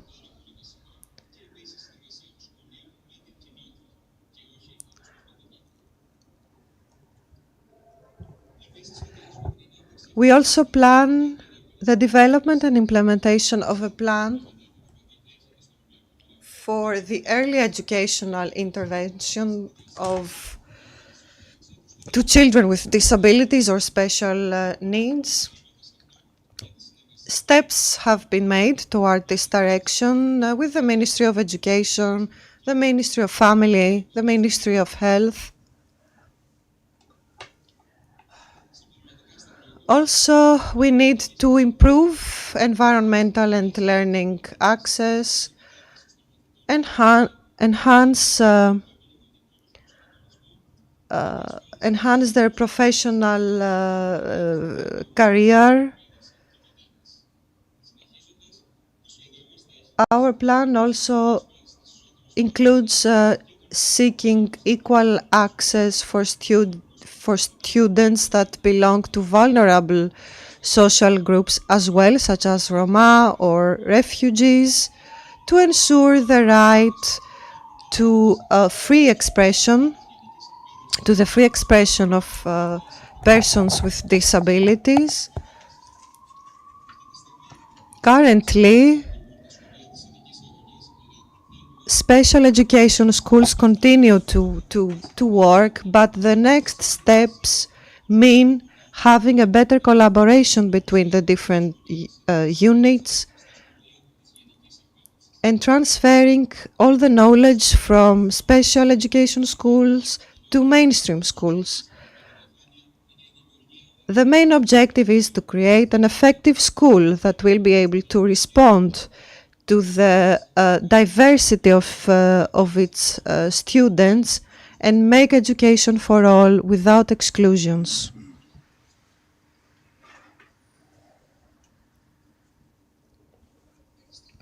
Thank you, Mr. Bousdounis, for the presentation. I will make a summary. You presented to us the structure of the services that you offer to the educational system as part of inclusive education. You talked about actions of the ministry, about programs that are currently running to support the perspective of inclusive education, and the objectives of the ministry regarding the improvement of inclusive education, and how important it is to clarify the terms, create a common language, and encourage collaboration. How to improve the role of the professionals staffing the educational system.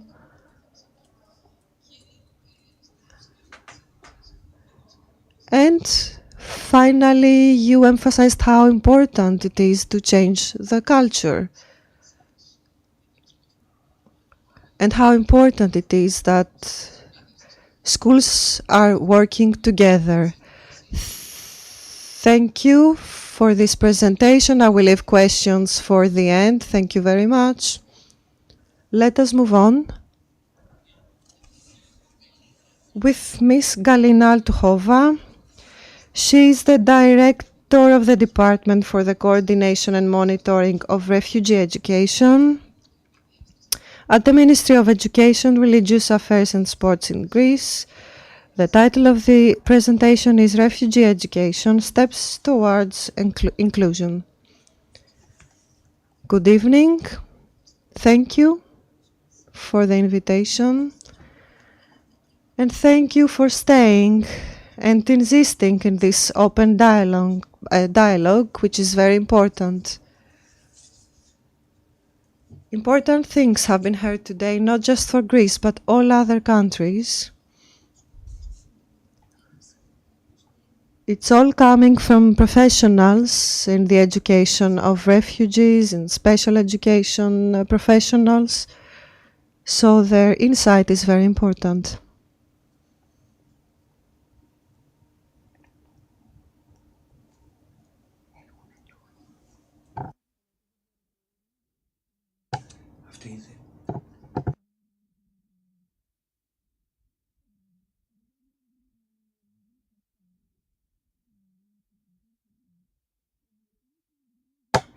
It is important because we are sharing our views, our practices for the right of all children in education.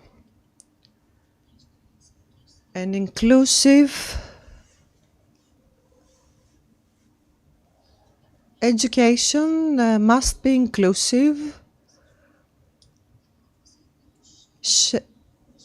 shaping a safe learning environment will help children integrate into the Greek educational system and the Greek reality. It's a priority for the Ministry of Education. I would like to mention that diversity, cultural diversity, is not a new phenomenon. In 94, 95, we had more than 20,000 students who were not from Greece, they were foreigners. So we had 40% Greek-speaking students.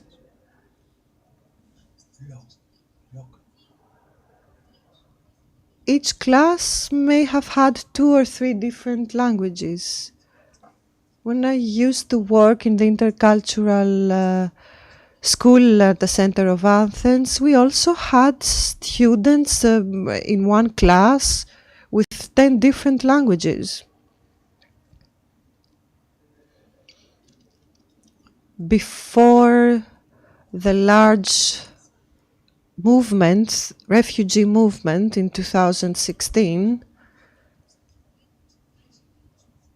we had 3,000 students with a refugee background.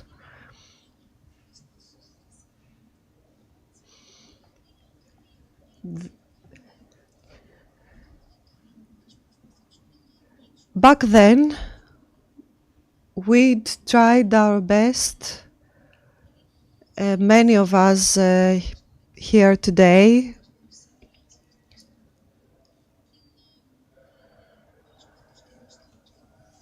were doing their best to work toward inclusive education. Back then, the school community was not ready to open its doors to this cultural diversity. They had to welcome a population with a different legal background,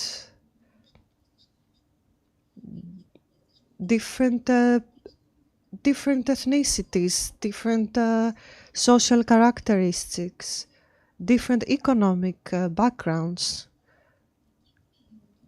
So back then, we created the autonomous department for promoting the integration of refugees. It was responsible to create some units for the educational needs of refugees, to set up reception units, and to staff coordinators, professionals, specifically for the refugees.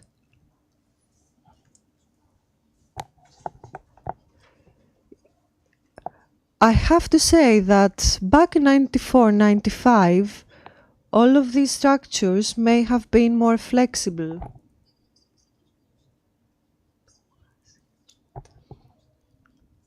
Today, our reception classes are staffed by professionals who are not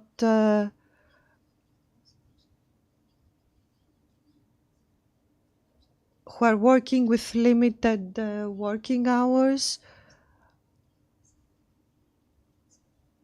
or professionals who were kind of upgraded, so all of these positions were vacant and they had to be restaffed.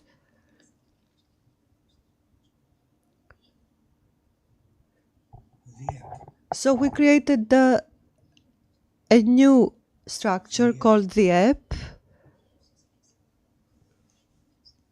in relation to 2 years ago.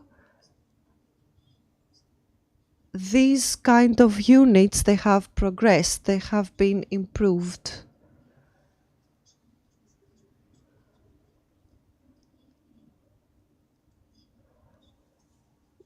We have more of these reception units where we are trying to promote working in morning classrooms.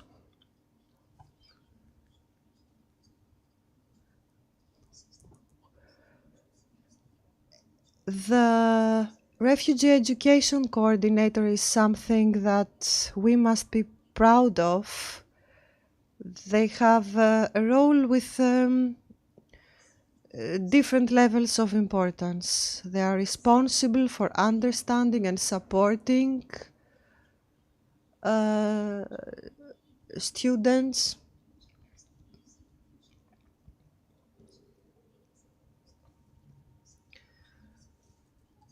One educational coordinator wrote that we look like a corps that is trying to reduce bad voices and lift up the level of harmony.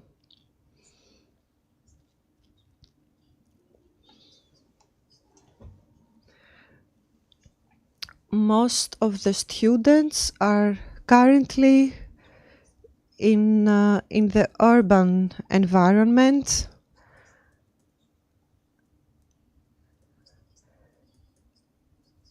In the first session,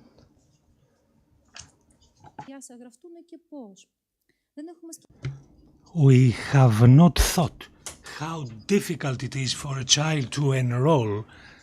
And we talked on the island of Lesbos 2 weeks ago that in order to have the child to go to school, 12 ministries have to cooperate. In the beginning there were 10, 11, now 12 ministries have to cooperate. Therefore, we can have open doors, and then the next step to be accepted, to have a student accepted. Therefore, there is so much hard work that has to take place, whether you are in a structure or in the urban places.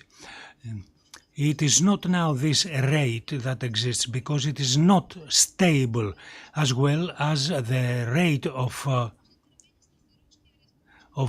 the students of school, the number of schools that our children go, neither the educationalists. This number changes because we know that things change. One example, 10 days ago we were on the island of Lesbos. Last May in Lesbos we had 450 children. In September 1,000, in December 1,500, now we have 850. And you understand how much their education system is being tried on a constant basis, and if we do not have the cooperation among not only the schools that Mr. Boultouris mentioned, cooperation of school community, school family, here we have the cooperation with other competent ministries, cooperation with the municipalities, with the organizations, apart from the chorus who is the heads of education, regional divisions, directives and so on. Therefore, the cooperation and again cooperation, which we try to build the bridges of cooperation. We try with the Ministry of Immigration and yes, I remembered this guy with the coordinators and the representatives of refugees, and I recognized him being here.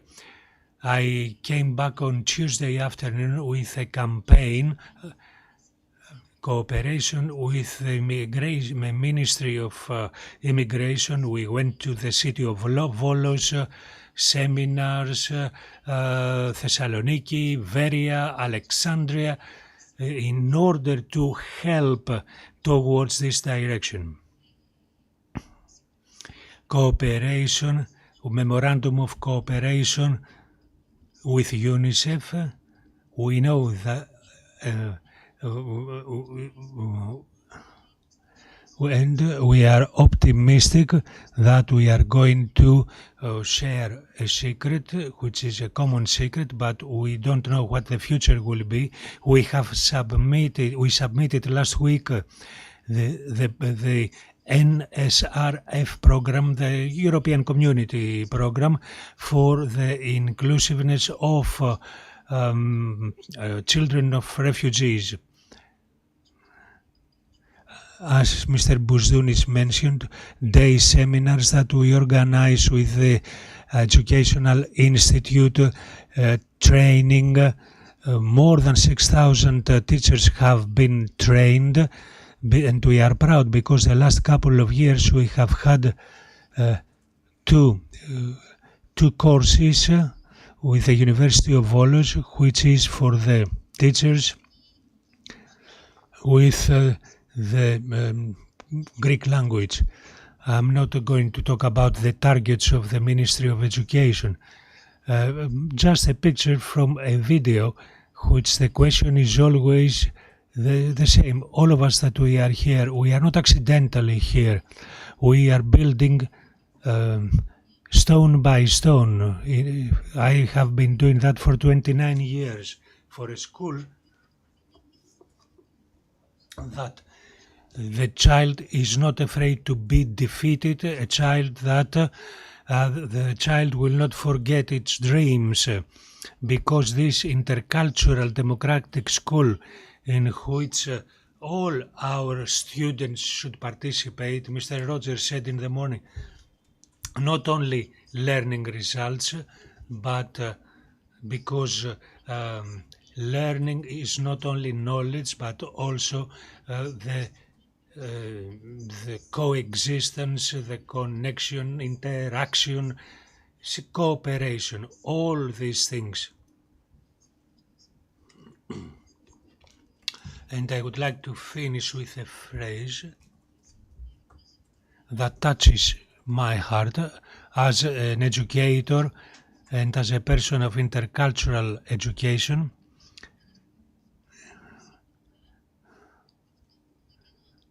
A person that now has the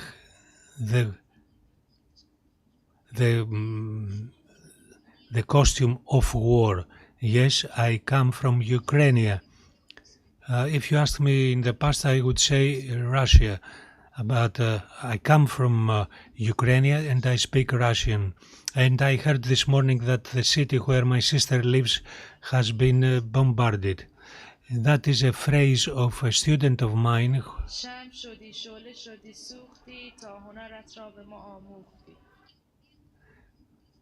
She translated, "We are a fire that lights the non-lit candles. Here we are to find the ways to lit the candles." Thank you very much.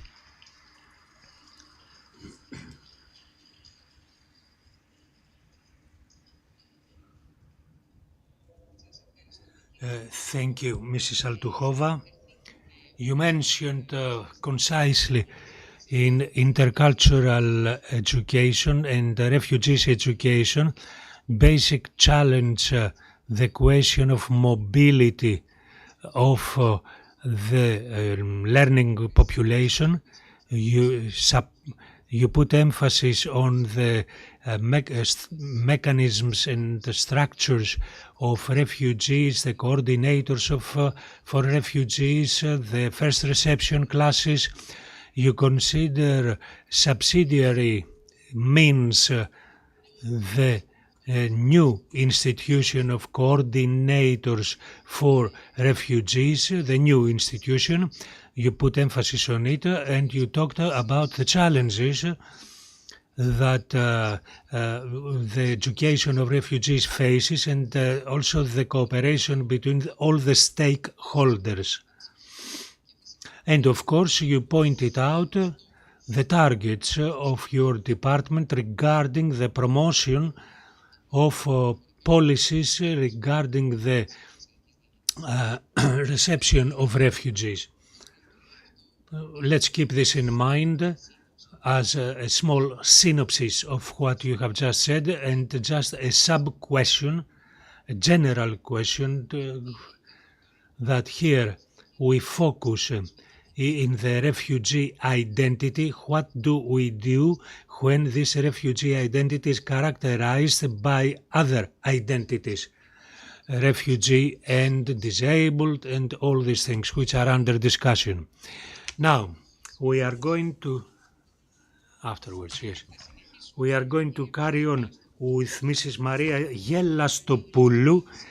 She is an advisor, Institute of Educational Policy, Policies and Practices Promoting Inclusive Education, the role of the Institute of Educational Policy that promote this kind of work. We are all ears. Good afternoon. I would like to warmly thank you, everybody, that you are here today, either and also all the distinguished guests, for that they accepted the invitation and they accepted to share their valuable experience regarding the issues that they have to do with inclusive education. Also, I would like to thank the interpreters that warmly support this effort.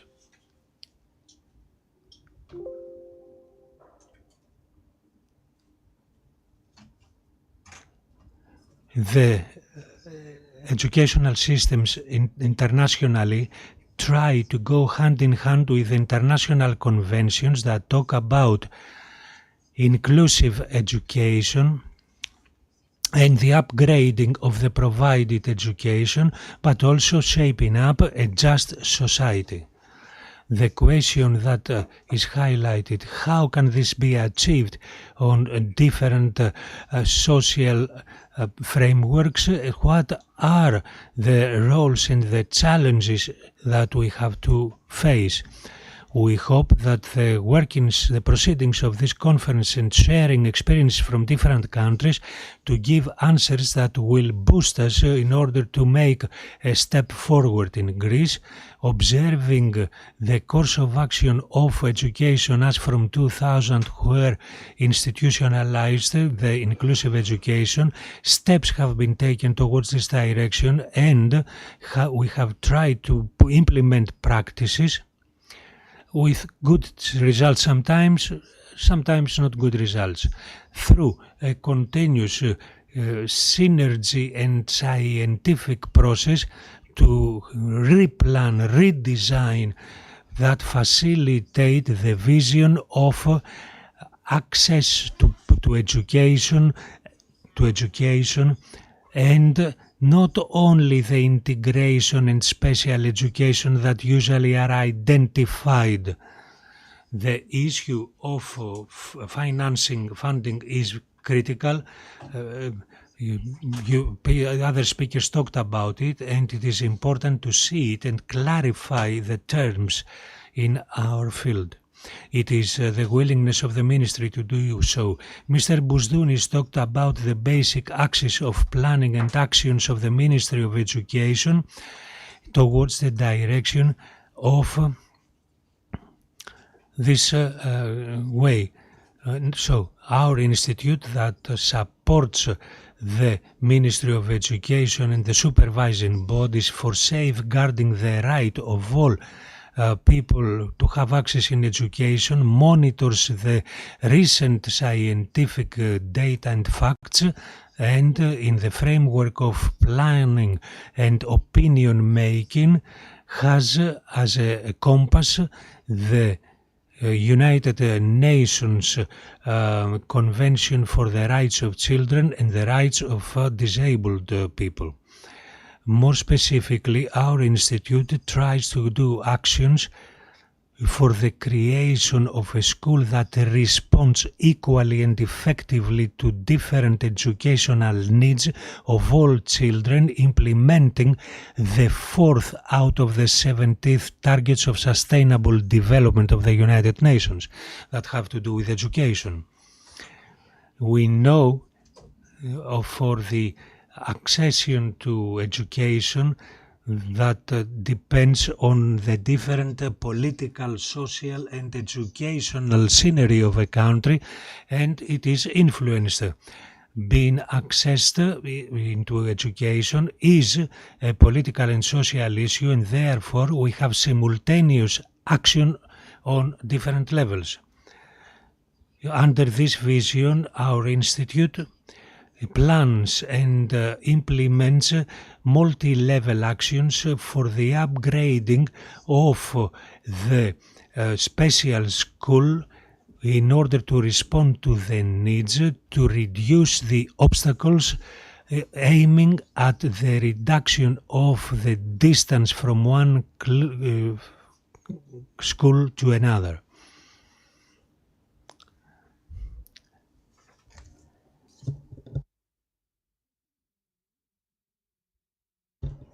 The Institute of Educational Policy participates in actions that have to do with legislation, mapping of changes for the education of different students in cooperation with the ministry, draws up new curriculums, and on the social level it has sensitization and awareness actions regarding the culture, the values, the attitude, perception, convictions in cooperation with the schools. On a level of education, we have implementation of the differentiation in teaching, cooperation, assessment, safeguarding accessibility in custom-made individualized programs. Moreover, we had 51 new curriculums and actions for the replacement of the manuals, the digital transformation and the training of teachers into the use of new technologies. Also, actions for the professional development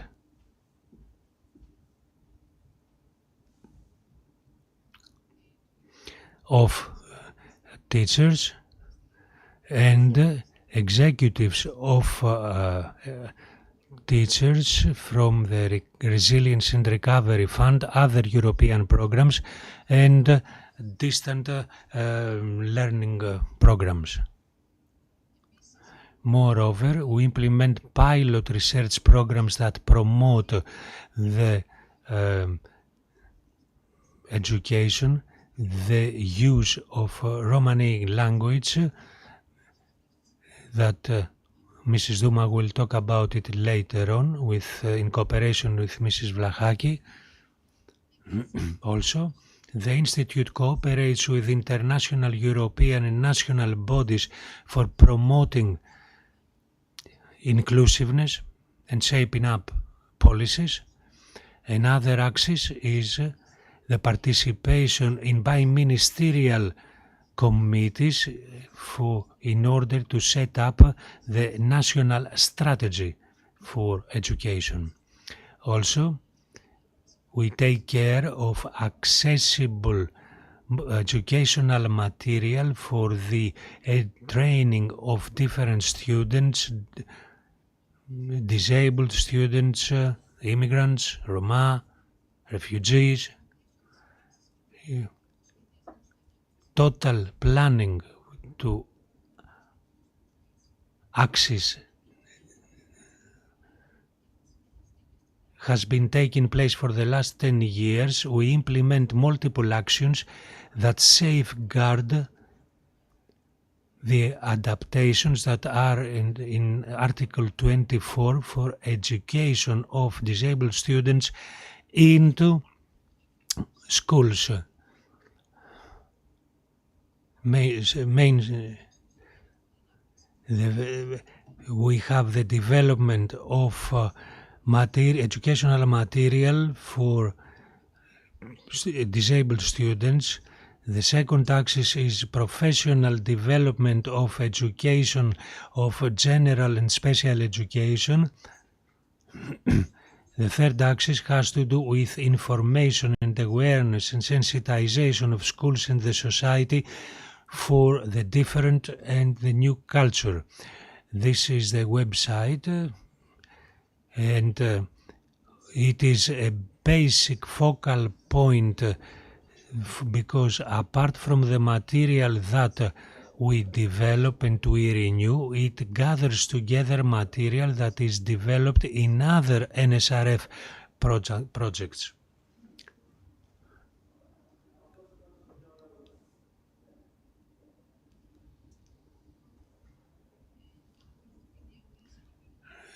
A deliverable that was developed, it's the guide of the educator for the practices in school. The actions involve students with or without disability, teachers, guardians, parents, the contribution of whom is very important, and also the involvement of the local community. In the first part of the guide, we have all the theoretical framework that has to do with this kind of education, with a specific example. And in the second part, we have 50 experiential activities of the arts, generally the arts, and apart from a list of literature texts, we have fairy tales on issues of disabled people and a variety of activities of inclusive character. Moreover, we created an electronic platform of open internet lessons, 13 lessons for educators and parents that cover the certain needs for the people of here we see the titles and the syllabus. We plan the implementation of new actions for the promotion of inclusiveness that are presented into the rights of people. In our institute, we work in the unit of inclusive education, which processes all the issues that we mentioned, the implementation of inclusive education in Department A, taking care the international conventions, the social and financial framework of our country, the challenges from the education community, and we try to go hand in hand and respond to the requirements and the needs of inclusive education.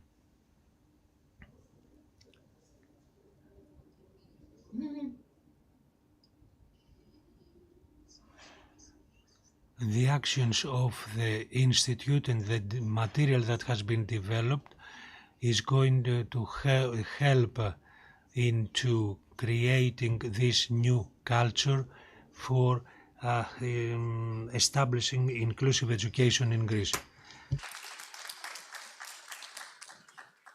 Ευχαριστούμε την κυρία Γελαστοπούλου. Thank you, Mrs. Gerastopoulou. She presented more or less the axis of activities of the Educational Institute. You committed yourself with a very important approach of the interdisciplinary approach, extremely important. You made an appraisal of all the action programs that the Institute has undertaken and the awareness and sensitization of parents and educators. You presented material that has to do with the access to school manuals that may open up doors for participation. You talked about open internet lessons that the Institute organizes in order to support disabled students, and you also mentioned the new program, the new curriculum, and your plans for an adaptation to these programs, a replanning, a redesigning. One question, Ms. Gelastopoulou, is that the Institute promotes and upgrades the general and special education under the umbrella of inclusive education. Do these concepts go hand in hand? Later on the answer. Therefore, let's invite Mrs. Fotini Vlachaki, who comes from the Ministry of Social Cohesion and Family, and she works for the inclusion of Roma children in education. You are also the head National Roma Inclusion Strategy, and also for their professional, occupational orientation. Okay, you have the floor. You're going to talk about the issues and the priorities and the challenges for Roma children. And of course, the strategy of inclusion 2021-2030. Thank you very much for the invitation and congratulations to the organizers of this conference, the Ministry of Education, UNICEF, etc., our key partners in order to compile the new Roma strategy, inclusion strategy. It is something which is extremely difficult. We had the previous speakers about the other vulnerable groups, refugees and disabilities. It is something that I have been involved in the last 3-4 years, a very difficult subject. And this means that you have to love it a lot in order to deal with it. The special characteristic of this group, Roma group, it is that we are talking about Greek citizens. We're not talking about a minority. And this includes advantages and disadvantages. It is extremely difficult to approach this specific group and record the outcomes in order to have a first approach. The Secretariat General that existed before the establishment of the Ministry of Social Cohesion and Family, it has a coordinating role and combines what Mrs. Altukhova said, the coordination and synergy of the co-competent ministries. There are, of course, similar agencies in other European countries. Roma is the biggest minority at the European level. In our country, we're not talking about a minority. We're talking about Greek citizens with specific cultural elements and, of course, vulnerability elements, and are not recorded as beneficiaries for projects or plans or initiatives. In this population, a big part, about 35%, is children, which means that this is a big field for us to intervene. 2021, the Roma mapping, in continuation of 2017, showed a small increase of the population, and we have a full picture of where they live and what kind of settlements they use. There are 3 types of settlements, and a big part of the population lives in very harsh conditions, degraded settlements like this one. We have children living in these type of huts without any kind of facilities, without sewage network, waste collection, etc., cut off from the urban network. Of course, they don't go to school, and we're expecting them to be included equally into the education, into schools.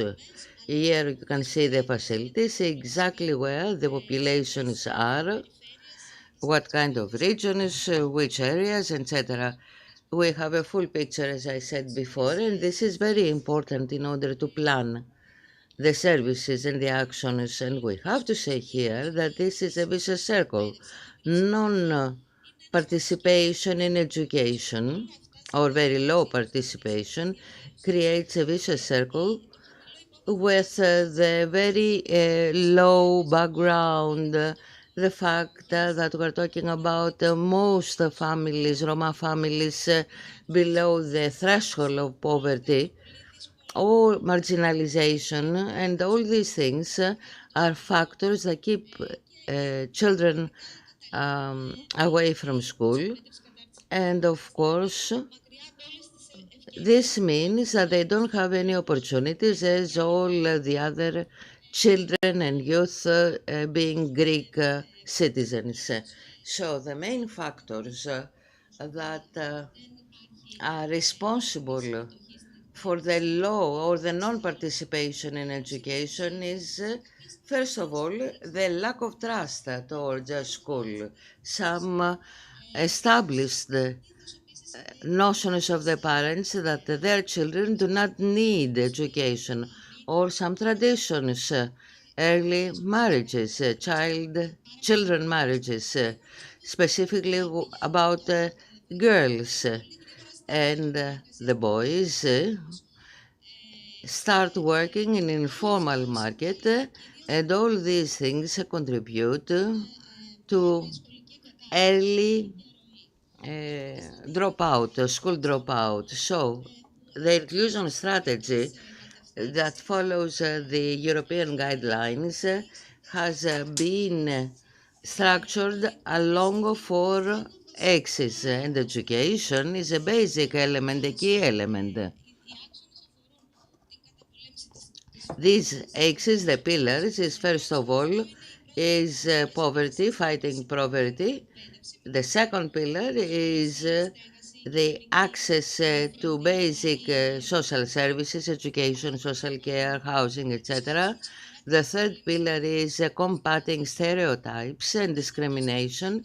And the fourth, the activation of the Roma in social, economic, political life. And as you can understand, the inclusion strategy interconnects all these things and also looks into the barriers. The strategy is up to 2030. The European Council has listed Greece in the countries with the highest population of Roma. And of course,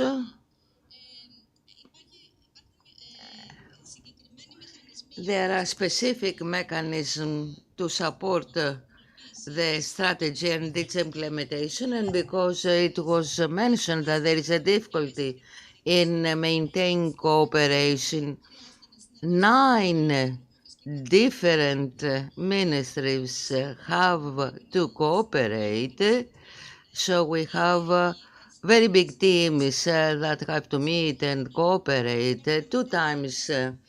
We have met all the secretaries general, and we have also the council, the consulting, the advisory council, and you can see here that we have, of course, the consultation with the Roma communities. Dear Stavros, we have cooperated many times, and then again we go up to the level of the municipalities, specifically for housing and empowering.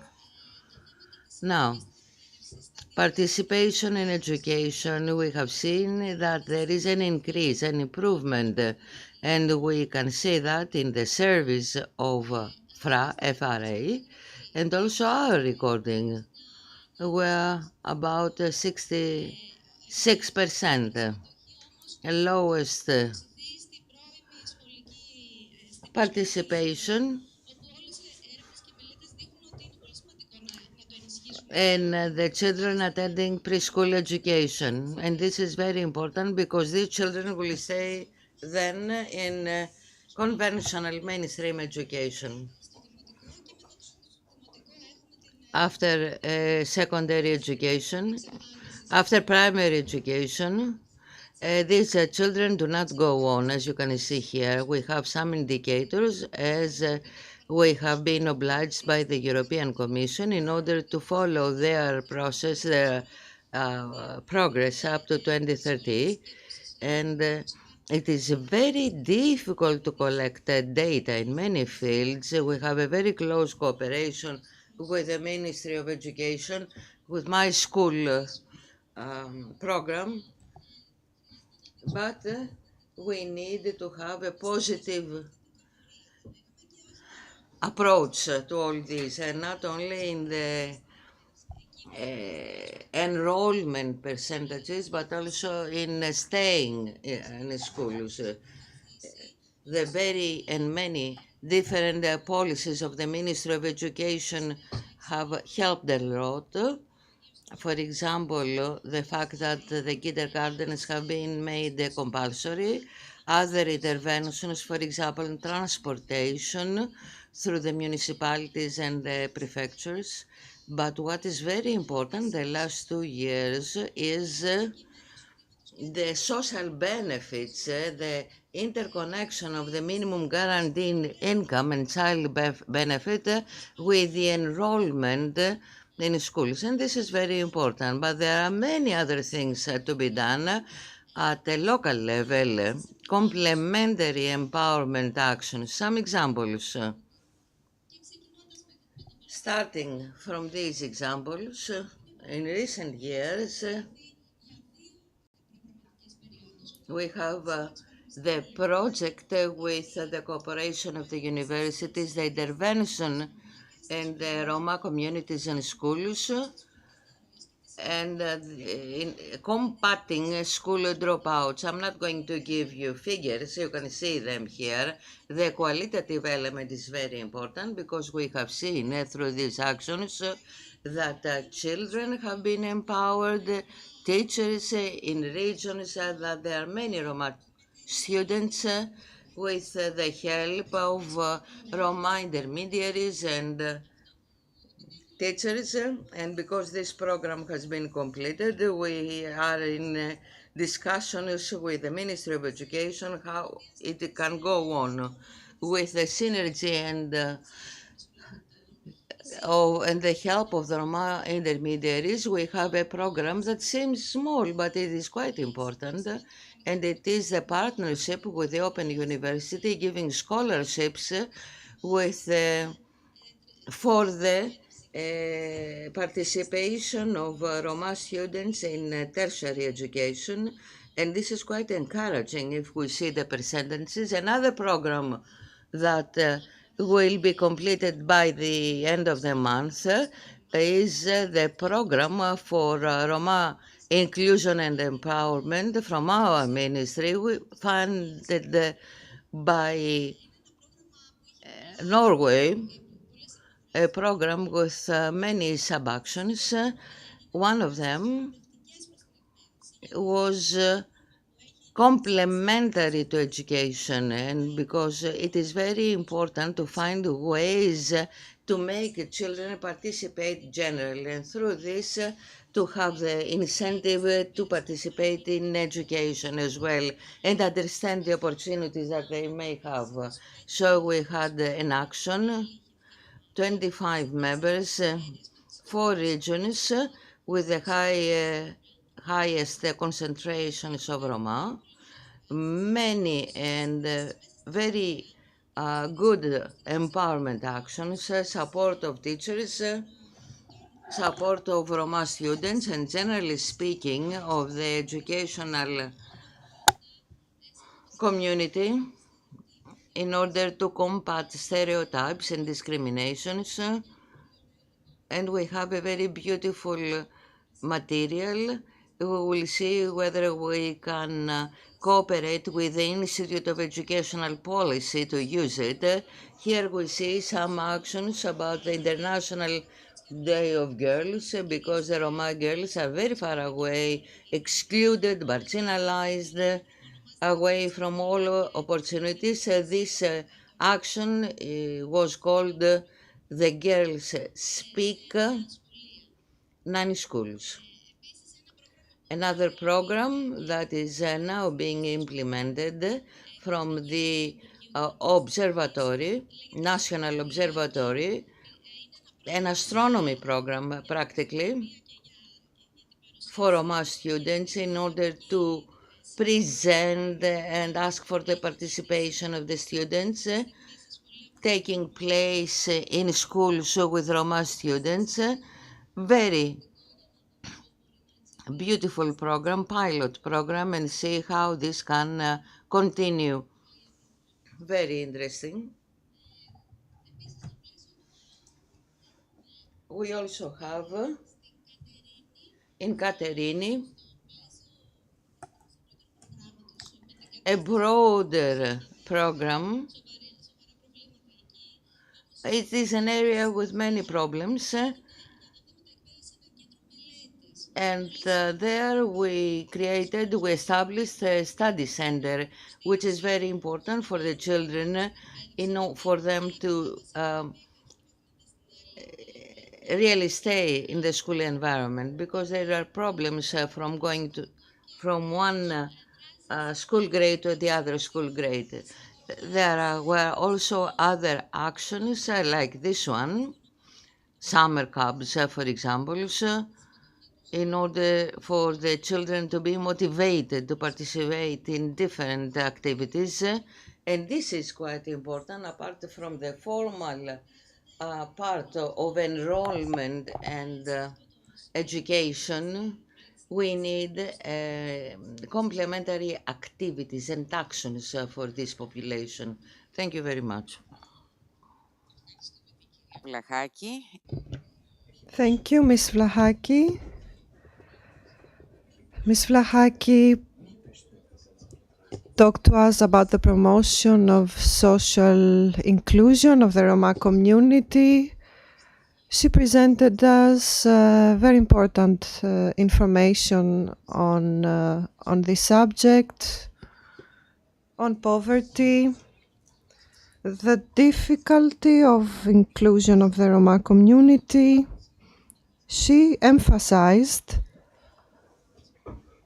that the main factors that influence the inclusion of Roma children in education are connected with the values of the local community, values of Roma, who are included in the labor market since a very young age. She also mentioned the difficulties in collaboration between all these different agencies, which is something that we have heard in different presentations today, as this is creating problems in the decision making. What we should think about is that we are the fifth country with the largest Roma concentrations, the fifth country in Europe. This is a very high number. So Roma in Greece are not a minority, they are Greek citizens. The proposals to improve, the proposals of the ministry to improve include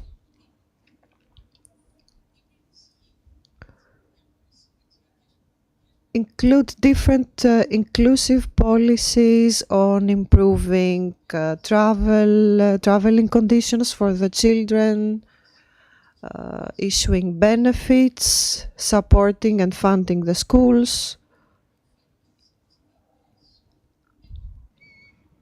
implement programs that emphasize the interference role of the Roma.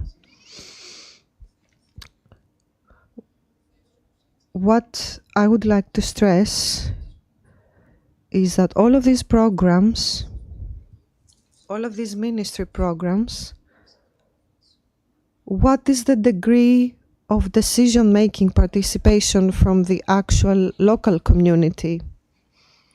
Let us continue with Ms. Duma. She's working as an advisor at the Institute of Educational Policy. The title of her presentation is Breaking Barriers to Roma Children's Education and Inclusion, Policies and Practices for the Education and Inclusion of Roma Children in Greece. So, her presentation is going to be more focused on the inclusion of Roma children, but from the side of the Institute of Educational Policy. Thank you, Mrs. Deropoulou. At the conference, respected friends and colleagues, as a member of the Hellenic Institute of Educational Policy, I feel extremely happy to be part of this conference and actually engage in a very open and constructive dialogue about inclusion, inclusive education, and children's rights. A special thanks to the Greek Ministry of Education, of course, the Hellenic Institute of Education Policy, and UNICEF, Mr. Simopoulos, Mrs. Karaberidou, Mrs. Olibiou, and everyone else involved in the organization of the conference. Καλησπέρα, είμαι και εγώ η Ελπίδα Ιδούμα. Good afternoon, my name is Elpida Douma. I work at the Institute of Educational Policy.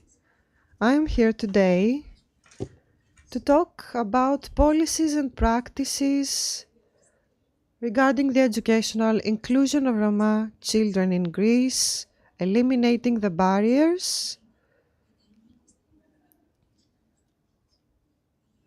this is our objective,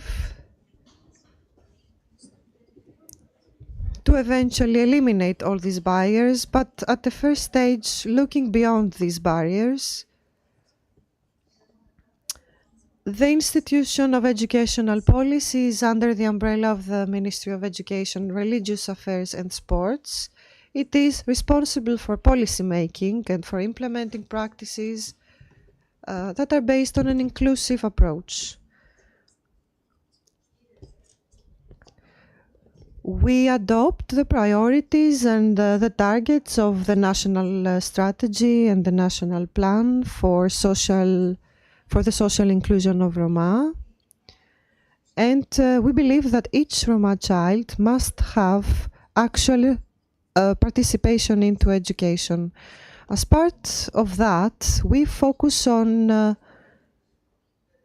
how Roma children can effectively participate in school.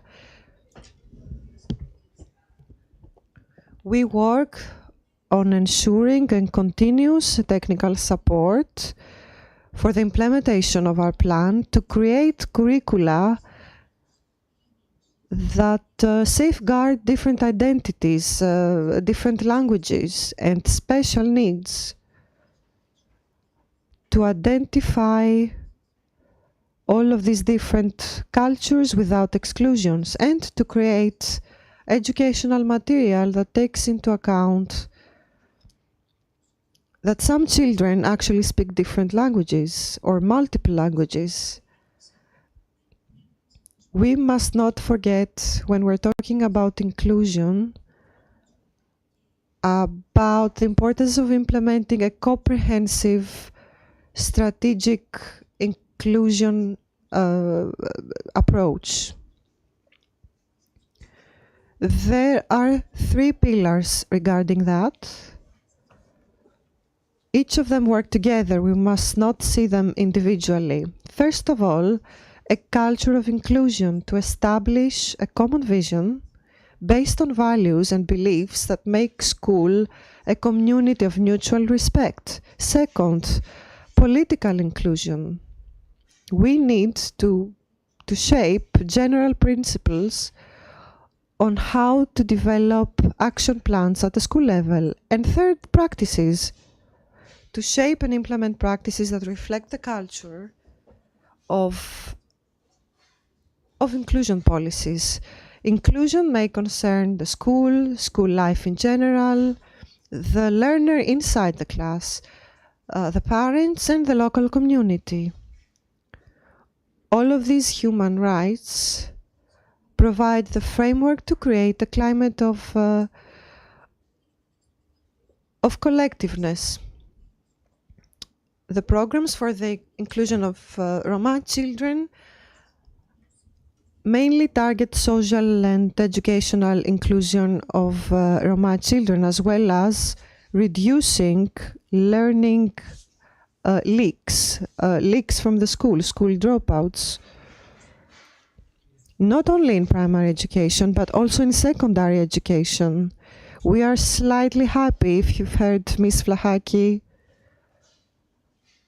that at the preschool level we have a slight increase in stays. So it is important to mention good practices programs. The Institute completed a program called Inclusive Schools, an Erasmus Plus program that resulted in a policy text for inclusive schools in the 21st century. This Inclusive Schools program aimed at developing and implementing innovative strategies of inclusive education by training staff and professionals to be able to respond in the diversity of their students. Also, the institution recently completed an Inclusive Schools for Roma program, co-funded by the Rights, Equality and Citizenship European program, and in collaboration with the New Horizons of Roma Greeks Association. So this Inclusive Schools for Roma project aims at developing and implementing an effective inclusive strategy for the successful integration of Roma children at schools. It was implemented on a pilot basis across 20 schools for a whole school year, with 200 professionals and 50 mediators. It helped in supporting the educational community and providing supportive material. And we are very proud of this project. Also, the Institute has implemented a program in collaboration with the Greek Language Laboratory and Polyglot and Multilingual program at Thessaly, together with UNICEF. The title is ALP Accelerated Learning Program. It emphasized the importance of language. It included material for learners in simplified Greek, manuals for teachers and glossaries in 10 different languages, as well as diagnostic tests.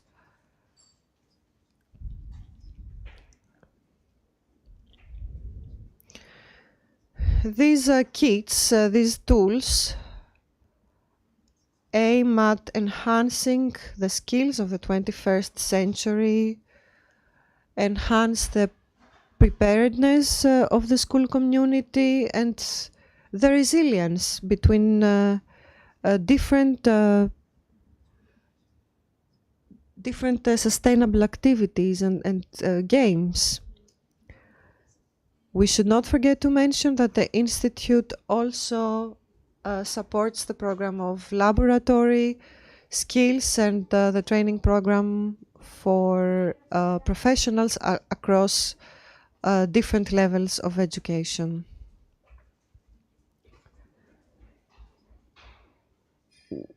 We take advantage of all of these programs to meet our targets.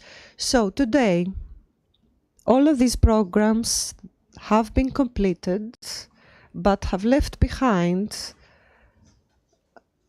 very important results that can be used, they can be leveraged by teachers. Results are available online for everyone to access. Today we run a very important program. We participate as a coordinator in this pilot program. It's a pilot program. And we investigate the role of the Romani language in the educational inclusion of children and young Roma. We aim to complete this by 2025. And it's based on the primary schools of the country. So a few words about this pilot program.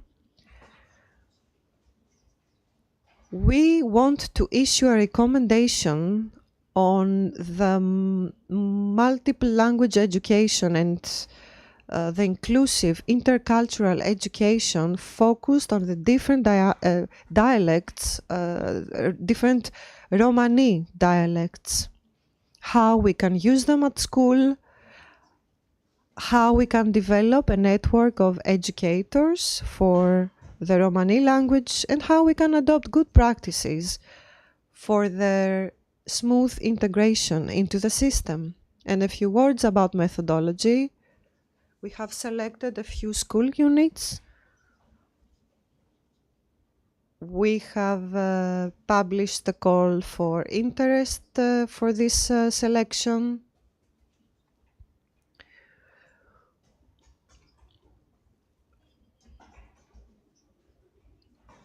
We set up a registry of schools,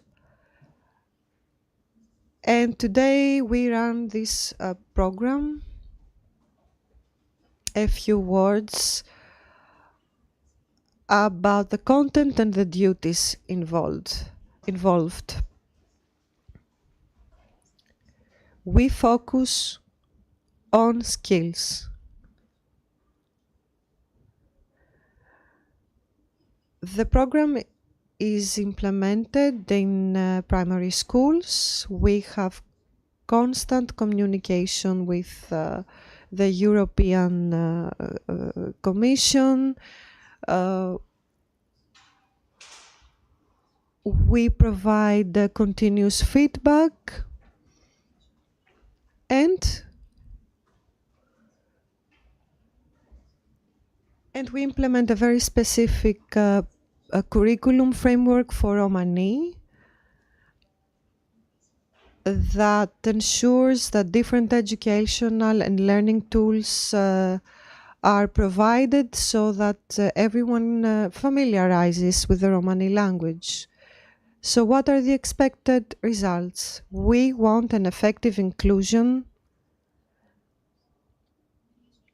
to create school networks within and between different participating countries in order to establish a basic framework toward the further progress and development, and to better understand the different ways with which we can approach multilingual education and how we can translate this in the actual classroom. I'm going to show you a few examples. I Learn Romani is the program, so we have actions at schools to implement the objectives of the program. These actions take place in the classroom using 2 or 3 languages even.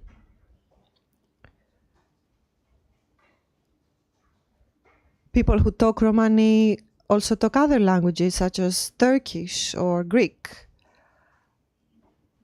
Here we can see a classroom, a crafts, a Christmas crafts classroom, working together with the Roma local community, working as a team to create Christmas gifts.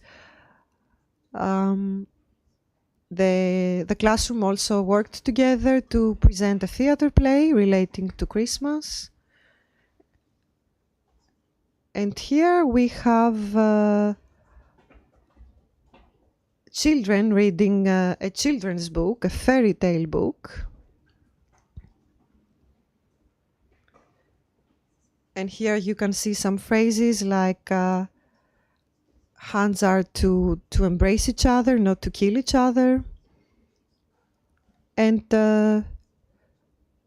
here you can see representations from different languages written by the children. And here another action on the value of being multilingual and inclusive, where children had to build their own shop, their own grocery store, where people can shop different languages. And the school children's story with these mediators who help the children create and build different crafts in relation to the subject of being multilingual. We are working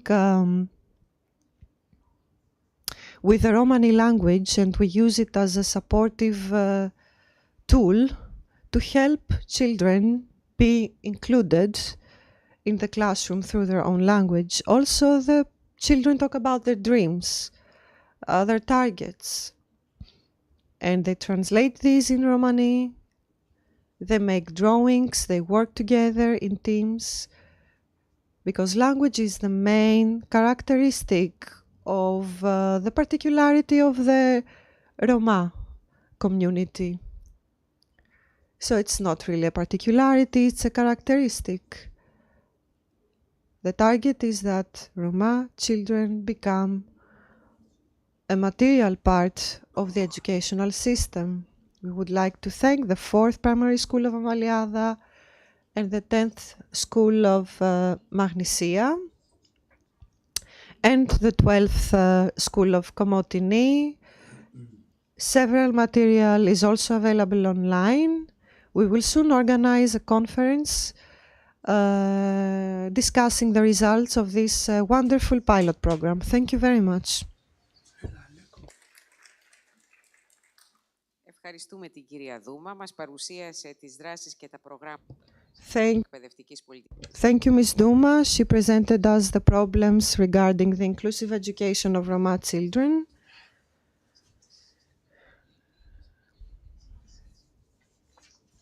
In the previous presentations, we emphasized the creation of supportive material on Roma children, and another emphasis was given on the program on multilingual education, which currently runs and regards on the importance of using the Romani language in education. What I would like to ask is, what is the opinion of the Institute? Is this program running only as part of the skills laboratory or not?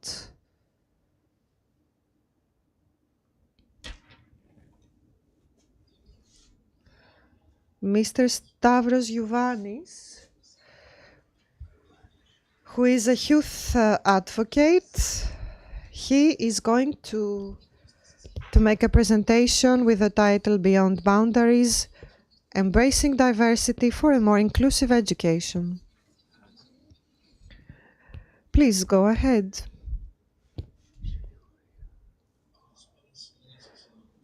Good evening, everyone.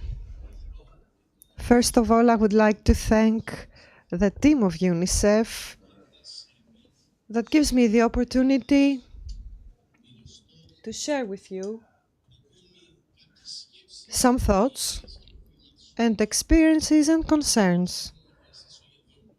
I would like to thank them for the opportunity, finally, to hear the voice of Roma themselves, because we cannot talk about Roma without Roma.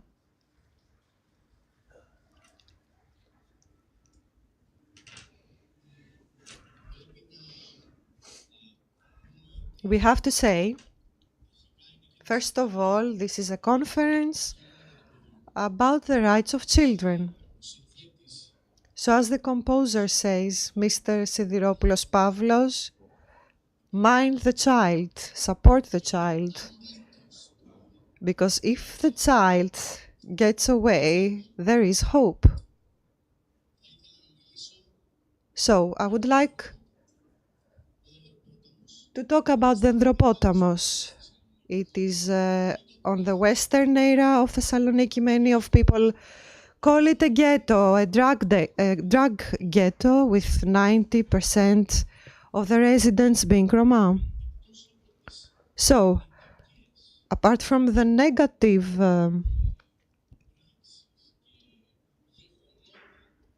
events of non-inclusion, and after a discussion I recently had with a good friend of mine, who approved of me talking about this story. So Thomas was raised in a very tough, rough era. And when he decided at the age of 16 to go to school,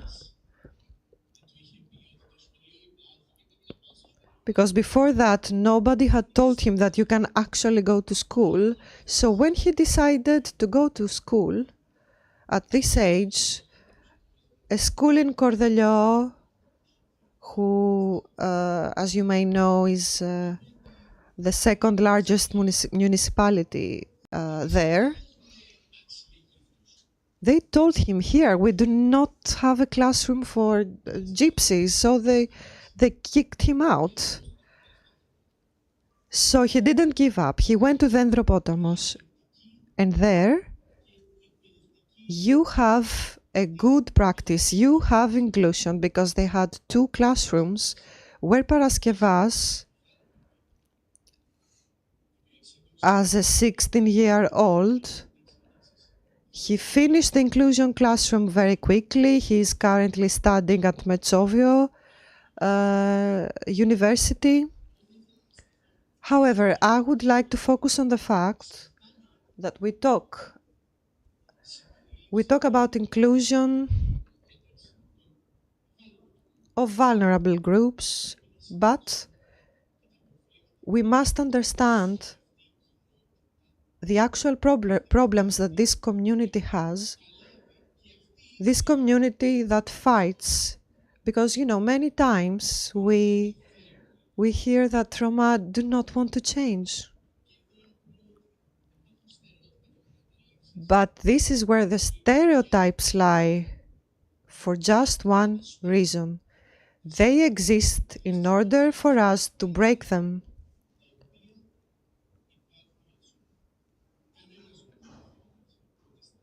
There is not a single Roma that wants to live in the margins.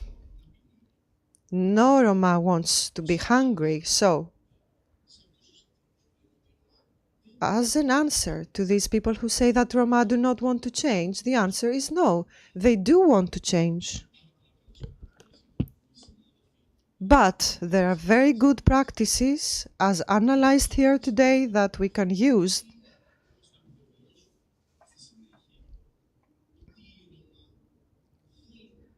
Roma want to change. We just need to approach them. We need to educate them. I'm also a Roma mediator, a school mediator at one of the programs of UNICEF. And I would like to thank UNICEF for that once again. Another good practice that I would like to share with you today, and I think this is what matters, is that many times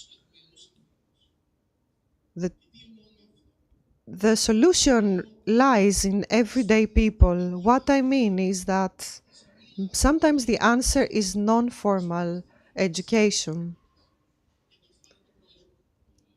For example, the organization called the Pharaohs of the World, it had the vision to help new generation and children, to help the children of Dendropotamos. School dropouts were very, very high in this era.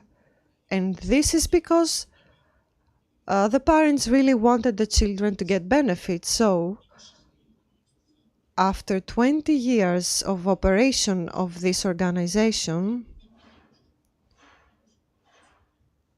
the children who do not go to school is about 20 to 30%.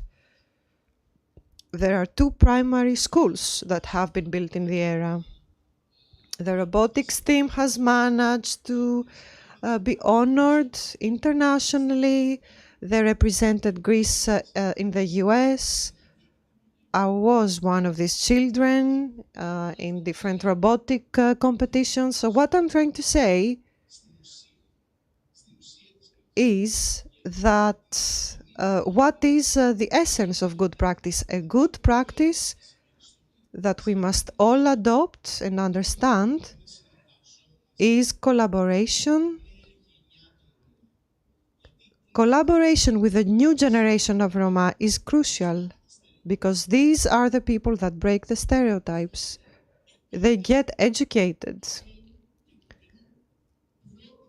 They want to be an example for their local community. I was a good example myself. Together with Solidarity now, we managed to build a very, very strong pillar in 3 areas, in Dendropotamos, in Katerini, and in Xanthi, in Drosero. This pillar is made up of little mentors who follow groups of children who want to look up to them. A very good practice. Finally,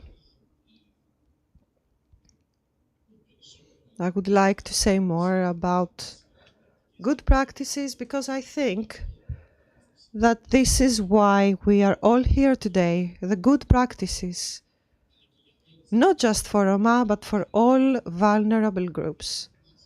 The truth is that I had prepared a speech,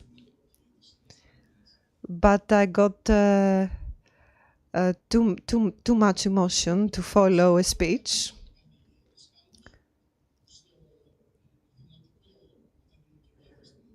When I was at primary school in Athens, I had some teachers who were with me all along. You know, many times in Dendropotamos, Dendropotamos has been a good example not just for the local community there, but for the whole of Thessaloniki. And this is why, and this is because we believed in ourselves. We were given equal opportunities. And when you give equal opportunities to young people, the young people grasp them and fly with them. So let's work together. Let's give support to every child. Let's create an environment that encourages development and success of all students without any exclusions. This approach leads to a better world and a fairer world.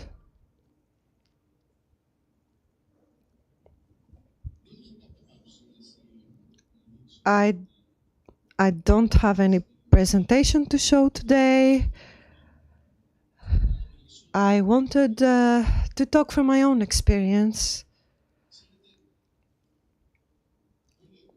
You know, all of us, we must all understand that emotional intelligence or empathy must also be part of good practices, because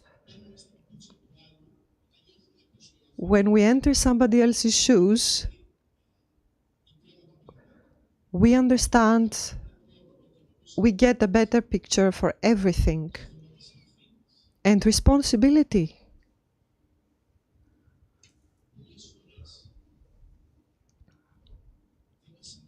Oftentimes we don't care if Roma don't go to school. We don't care about the Roma who enters our home and is a thief. We don't care about the living conditions of the Roma. But when we have to discuss about the Roma, oh well, they are Roma. It's not our fault.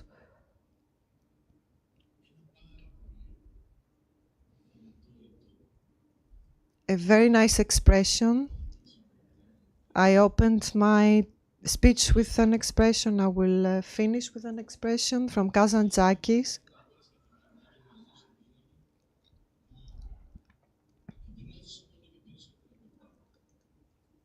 to inspire all children. You must love responsibility. You must say, me, I will save the world. And if the world is lost, it will be my fault. So, with this saying, I think that it's a food for thought for everyone. We must think about what are we doing for this world to make it slightly better, day by day. So, it's not that we should feel pity for Roma or even prioritize them.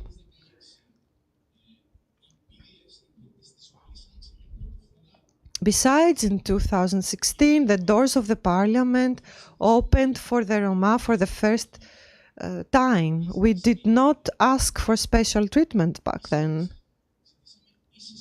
We asked for equal opportunities, just like the children of the rest of the world.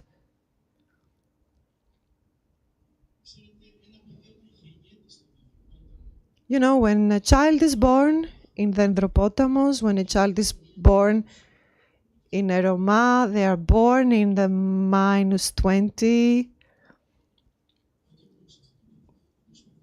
But when they do their effort and they reach 0, in contrast to another child who starts from 0, the results can be wonderful. Thank you very much. I'm available for any questions.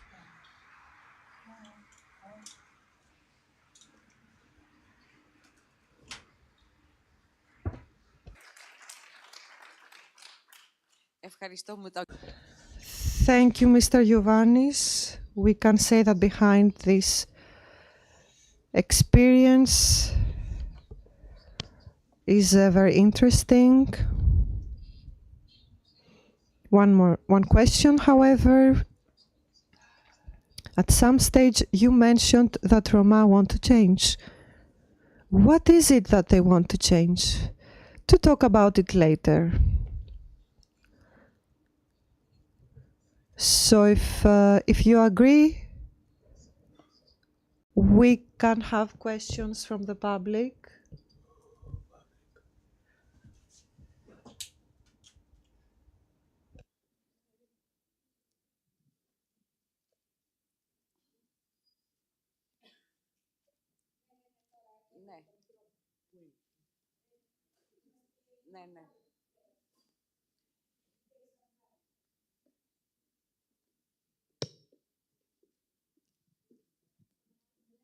Ναι, θα το ξαναβάλουν, αλλά θα δώσουμε τον λόγο λίγο στο κοινό με μικρόφωνο. Καλησπέρα σας. Good evening. I am Ευθύμης Χατζιευσταθίου, primary school headmaster. I would like to thank UNICEF Greece for the invitation to this conference. We are going to present our poster tomorrow. I would say that I am very moved. Why? Because Stavros, before he went to the Andropotamos, was a student in our school. And in the 4th grade, I had them as a student, and I am really very moved the way he has grown up. I would like publicly to share his last words, Kazantzakis' words. It was my basic motive in order to undertake the school mastering of the school in 2016. I would like to put forward a question, a concern that has to do with all the participants in the panel and concerns all the ministries of the country and all the schools of this country and all the public life of this country. And of course, I think you understand, yes, cooperation, synergy, culture. So how can we consolidate to try to build up a cooperative culture? I'm going to talk to you about the framework of our school community.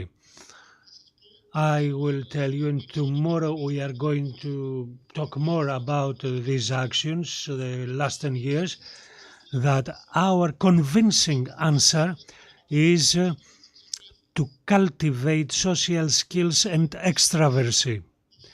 The school must have all its sensors and senses towards the community and the neighborhood.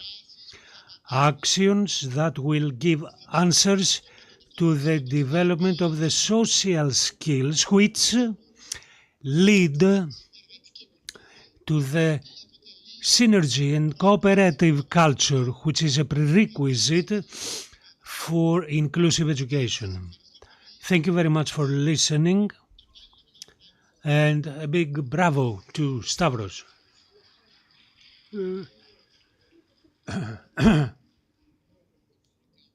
I would like the audience to put forward questions. Good afternoon. I am an educator. I have 23 years, public school, general education in the beginning, now in inclusive class, with great happiness, and we all heard to promote the role of labeling and how important does it play to the failure that one may have in the future. Now, the Greek education system is based on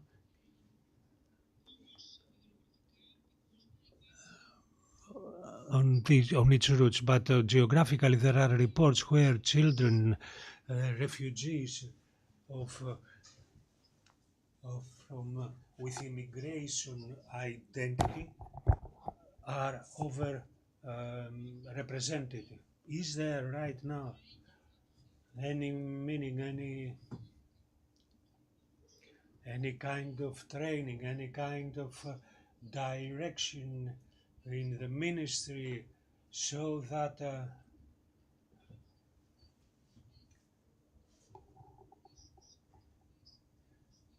this wrong approach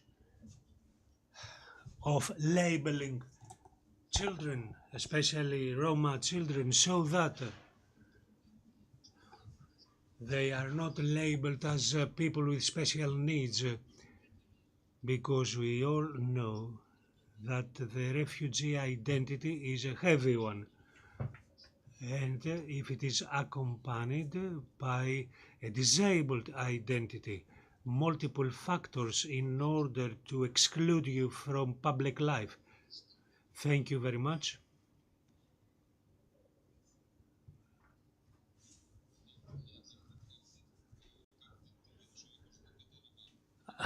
I did not hear the whole of the question. Now, if you mean that in some cases our education system, refugees and immigrants, we accepted them in school as they were children with disability. I'm talking about the institutional labeling of the children, and this has the fragmentation of school identity, and the concern has to do with the necessity of the agency that gives that does not give the proper attempt to the support. Yes, it is true that right from the way that all these organizations were established, first of all, they had the role of diagnosing, the assessment and the support. It is true, because I have served all of them, that indeed for a big period of time, and in some cases we give more emphasis to the first part, the assessment, and less to the support. However, this is within the issues that we want to change. That's why I said that the basic change is that the assessment must not be the end of our processes for the support of the children. It should be the beginning, the starting point of support. Therefore, our planning is to change this culture and to start from the bodies that are responsible for this process, and assessment should be inclusive, in the sense that I do not assess the child in order to give it an identity with refugee, immigrant, or autism, or whatever. We are aware of these things that are taking place, but that's what we want to overcome. Suddenly, of course, we cannot open up a door and forget about it everything, but our planning will be right from the beginning, from the standards of the common process in all the centers of the country and all school units. These organizations do not have common practices, even in the assessment part, which could be more standardized. What we want to change is to get into common processes that will consider assessment as the first step for intervention and support. And if we can, into the framework of assessment to come after the first intervention, that would be even better. That's our planning. It is not easy. In order to overcome the resistance, both from the families, the schools, and so on, it's time we did something about it. Assessment not to be the end, but to be the beginning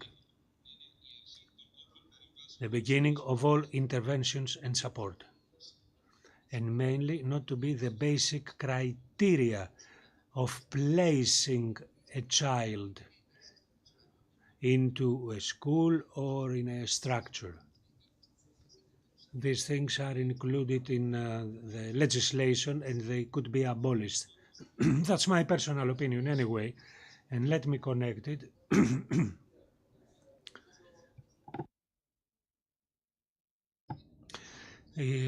In connection with the double identities, where we have a refugee and at the same time a disabled one.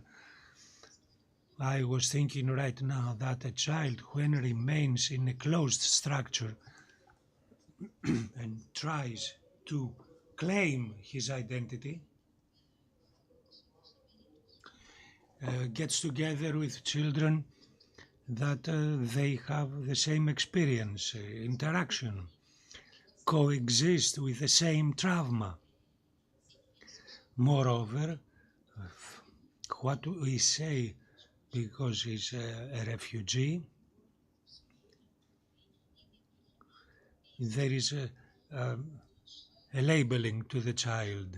So how a young adult can get out of this closed circuit and form his own identity, unless it's if it is a refugee child, it has a disability, has difficulties, how it's going to keep its name if does not get out of this closed system and does not stay in the urban web and does not get together with other young adults so that it can build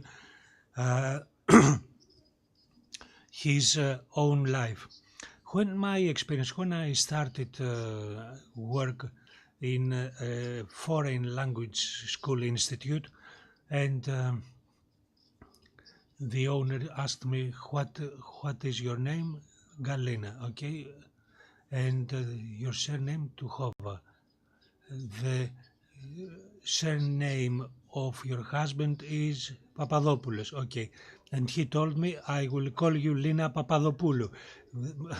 Although I was standing on my own feet, I felt how vulnerable I was and how finally the child can keep their name and form, shape his own identity. Mrs. Vlahaki, how do the Roma communities participate in all these decisions that have to do with these procedures?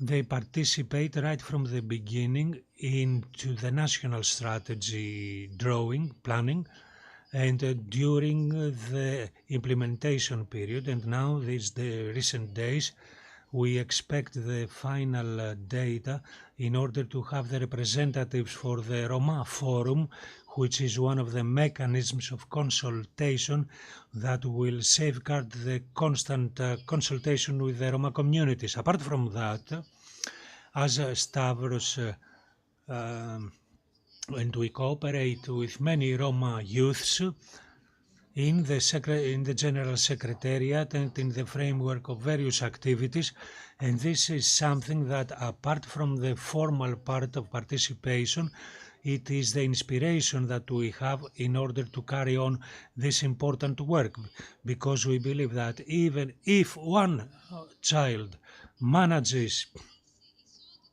to have equality and access to all opportunities and to change his or her life, and when you are talking about women furthermore, it's of great importance, and it will constitute, as he said, a standard for the rest. And the consultation with the communities goes through all levels. Even in the municipality level, it is obligatory for funding of activities, resettlement, better living conditions, to have the consultation with the local communities. That is why the Roma mediators play a huge role towards this direction. They have informed me that time has gone by.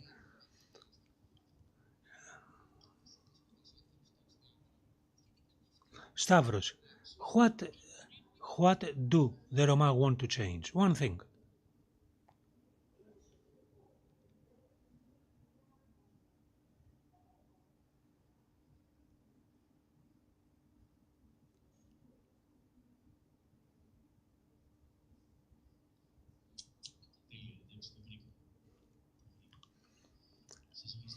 Thank you very much for the question.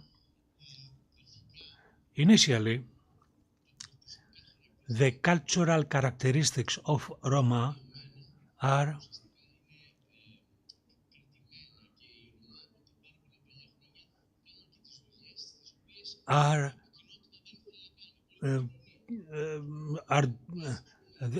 doing jobs that the rest of society did not want to do. When the Roma first came in Greece, they did the jobs and they did what the Greek villages did.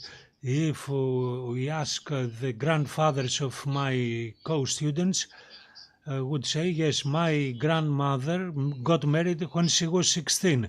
The only difference of Roma and the Greek villages is that the Greek villages were modernized, or they moved to the big cities, and they have not, but Roma stayed in the same condition.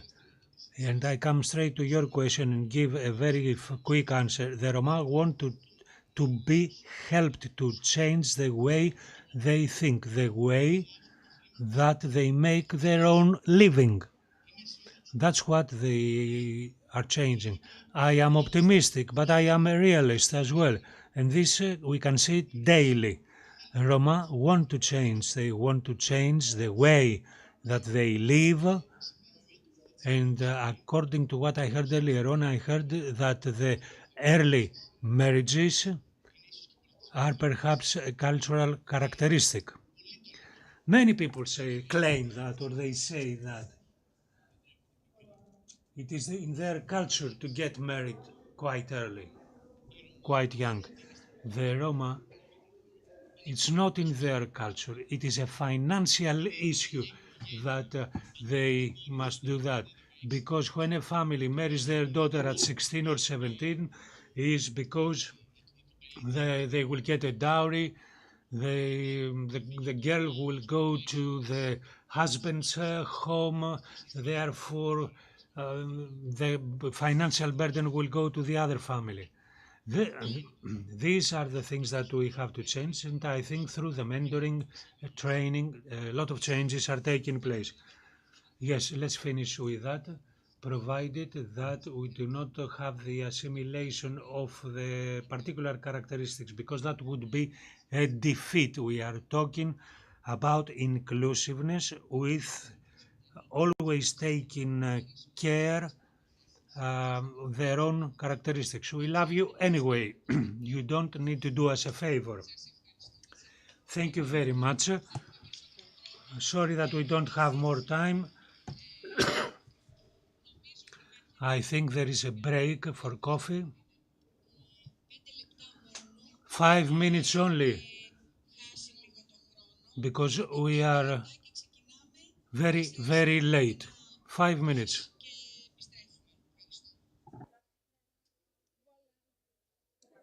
The break is only for 5 minutes. Only for 5 minutes.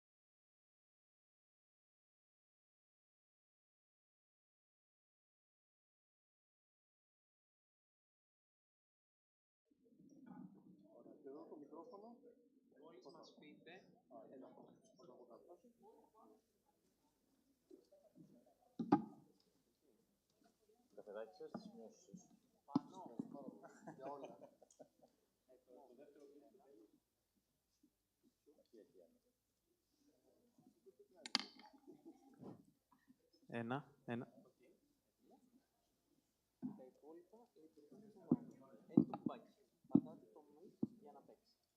So, okay. Thank you. So, welcome. We have bad news and good news. What do you prefer? Bad news is that session 4 is not cancelled. It stands. We start at 6:05, so we have less than 1 hour at our disposal. Okay. So that's the good news. Good news is that we will keep it short. We had planned individual talks of a maximum 10 minutes, but actually we will try to make it shorter. And let me just thank you for your attendance. I would like to thank the technical team, the interpreters, both the interpreters from English to Greek and vice versa, and the interpreters of sign language. Thank you very much. So yeah. Thank you. I have no free hands to start the applause. Thank you. So we are here in a panel showcasing, let's not say successful, but promising, as it is in the program, cases of interventions of projects and also programs in the field of inclusive education. So, first, Despina Kanaperidou, whom we would like to thank for the whole organization. I mean, on your person, everybody involved in the UNICEF team, Despina, will start with a talk on non-formal education. Then, all the other speakers will more or less treat with formal education, I mean formal schools, projects and programs in formal schools. We have one last-minute change since my colleague Professor Amanda Filippatou could not be here with us this afternoon. There's a family member passed away, and actually the funeral is right now. So she will be with us tomorrow. But I will present briefly the second paper, so the second talk on the pilot of child guarantee in Greece. Then Angelos Valianatos will continue with the Schools for All project. And then we have a tandem of presenters with Geli Aroni and Hadi Mohammed. Okay, thank you. Who will talk about the role of educators in accommodation centers for unaccompanied minors. And Hadi is an example of this case of students. Hadi will share with us his experience in these shelters and his presence in the formal education in Greece, both in secondary and tertiary now education. So, with no more ado, I will give the floor to Despina Kanaperidou. So, Despina is the head of the education department of UNICEF Greece country office, right? Correct. And so you can start with your title, and you have the floor. Thank you. Thank you so much, Yorgo, and good evening, everyone. Thank you all for being here and being willing to engage with another round of presentations and discussions after such a long and lively day. As Yorgos mentioned, I'm here to share with you a story, a success story, if you will, of educational inclusion. So I want us to go back in time, back in the year 2019, just before the onset of the COVID pandemic and the ensuing lockdowns. And I want us to try to remember what the situation was like in this country for refugee children. Many of them remained out of school. There was a widespread use of evening classes that were not particularly conducive to their educational inclusion. The overall reception class system was quite weak. I mean, we had presentations earlier today, also from the Ministry of Education, that highlighted the lack of necessary educational materials, the lack of trained staff, but also the lack of culturally appropriate and sensitive practices. And to a certain extent, there were coordination gaps between state and non-state actors operating in the field that often resulted in effort duplication and inefficiencies in resource mobilization and management. So in response to these challenges, UNICEF, with the generous funding of the European Commission, but also in close collaboration with line ministries, initiated an ambitious nationwide program that was already mentioned by several of our speakers today. The program that was indeed ambitiously titled as All Children in Education, ACE, has three core pillars. The first pillar, which is the cornerstone of the program, is dedicated to smoothly integrating children of refugee descent and with a refugee background into the mainstream Greek education system. So how do we achieve that? We have a three-pronged strategy. First and foremost, we prioritize Greek language learning. This enhances the children's ability to communicate in the new environment, but also empowers them to navigate the educational landscape and to engage meaningfully with their teachers and their peers. But we emphasize Greek language learning in a way that really respects the mother tongue of our students. And this is truly empowering for our children. Secondly, we provide tailored homework support through flexible pedagogical approaches, which ensures that every single child acquires the necessary skills and knowledge for their age and their grade level. And finally, we place a lot of emphasis on socio-emotional learning, but also in the provision of psychosocial support. We really try to help children cope with trauma, to foster emotional resilience, and we do that because we firmly believe that the road to integration goes far beyond academics and mere learning outcomes. And I believe that was also mentioned and highlighted by many of our speakers today. So through this holistic approach, we try to not only encourage the access of refugee children to our schools, but also to encourage attendance. And I'm sure, as you all know, I mean, enrollment is quite high currently, but systematic attendance can be a tricky issue. Just very quickly, this is what the implementation of the program looks like spatially. Currently, we are implementing the program through our implementing partners in more than 40 locations across Greece. We operate in open accommodation facilities, in reception and identification centers, but also in large urban centers, including in Thessaloniki and Athens. And so far, more than 24,000 children aged between 4 and 17 have benefited from our program. 75% of them are also enrolled in school. And I think this is a testament to the fact that our program is supporting access to formal education. Here is a world map where you can see highlighted the 75 countries of origin of our students.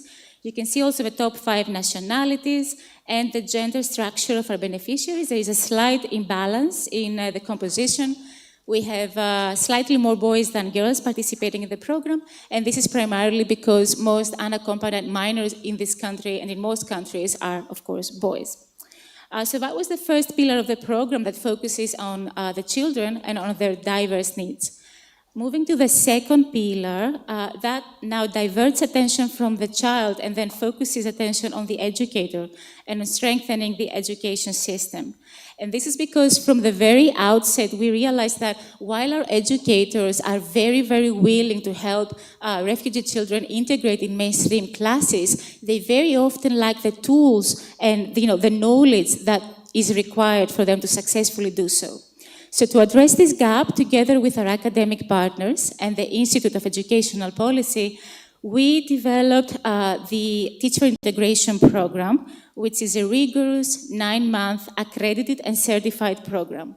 You will learn more about it. There is a specific slot dedicated to this program in the second day of the conference.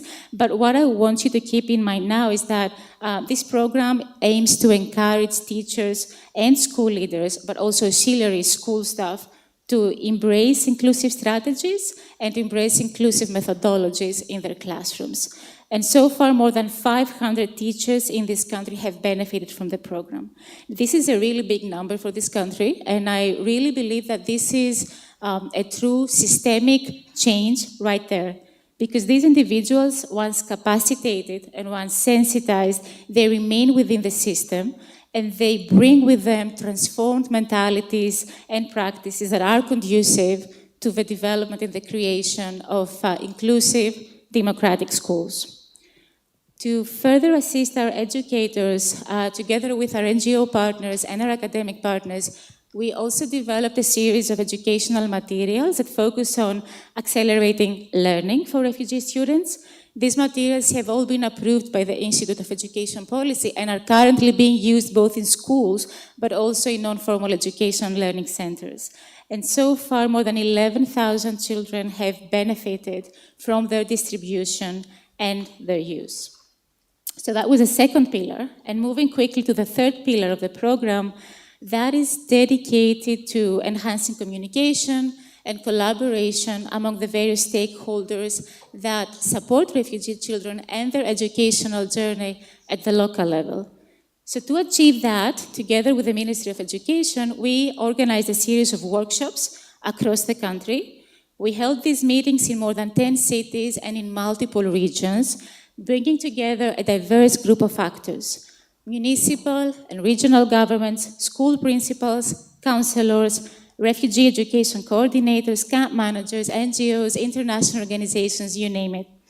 The response was overwhelmingly positive because these meetings function as platforms of open dialogue, and they really facilitated the identification of problems, the setting of common goals, and the development of meaningful practices.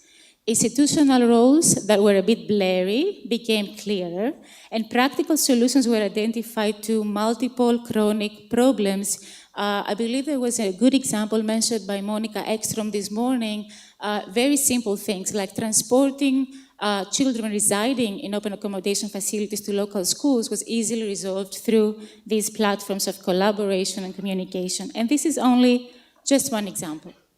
So coming back to today, 3 years after implementing ACE, and after the hard work that our counterparts and partners put into changing the landscape of refugee education in this country, what is the stage of refugee education? What has changed? To me, it's quite evident that significant progress has indeed been achieved. For starters, the reception and identification process has accelerated significantly, and children are now transitioning more swiftly out of the asylum reception system. And this is truly a game changer because less time spent within the system means that children can access education opportunities much more promptly, and they can embark on their integration journey without unnecessary delays. We've also seen a remarkable increase in the number of enrollments. That was also mentioned quite a few times today. I believe last year alone, more than 17,000 refugee children were participating in education in this country, and that is a record number. The reception class system has also been strengthened. It is now better equipped and better able to assist children and to cater to their diverse needs, although there are definitely several challenges that we still need to overcome. And we had quite a few educators in this room this morning, flagging these issues. And finally, there is a growing recognition, I think that's really important, of the role of refugee education coordinators, their multifaceted role, not only as administrators, but also as negotiators, mediators, and natural connectors of dots between families, schools, children, state, non-state actors, and this often expedites solutions and removes bottlenecks at the local level. Again, this is not to say, of course, that important challenges do not remain.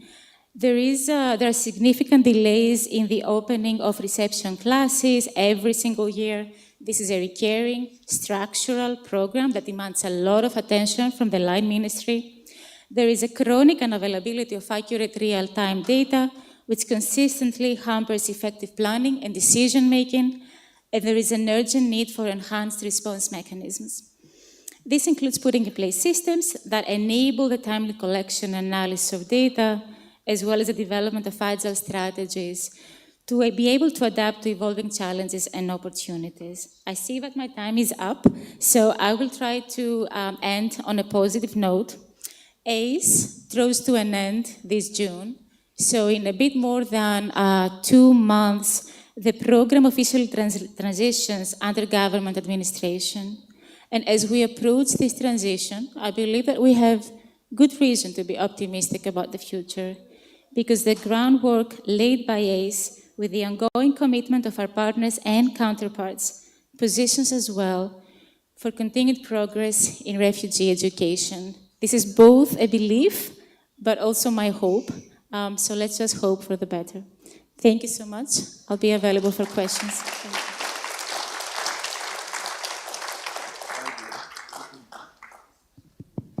Thank you, Despina.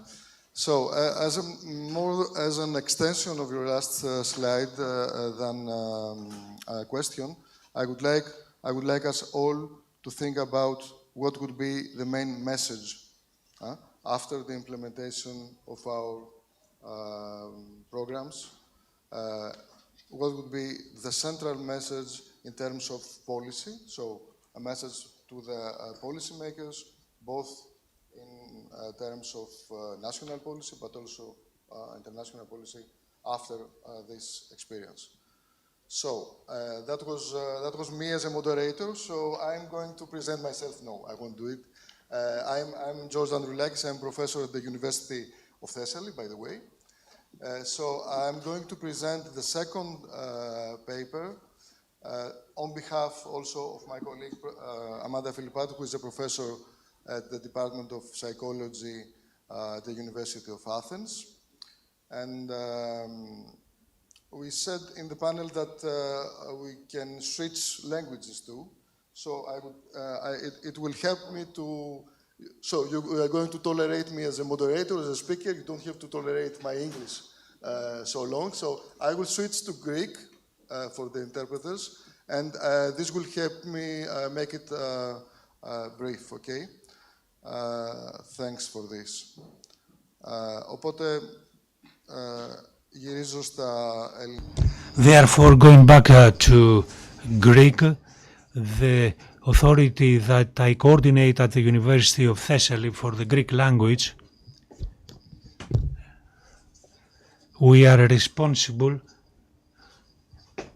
for UNICEF to give us the responsibility for the implementation of the pilot program Child Care in Greece.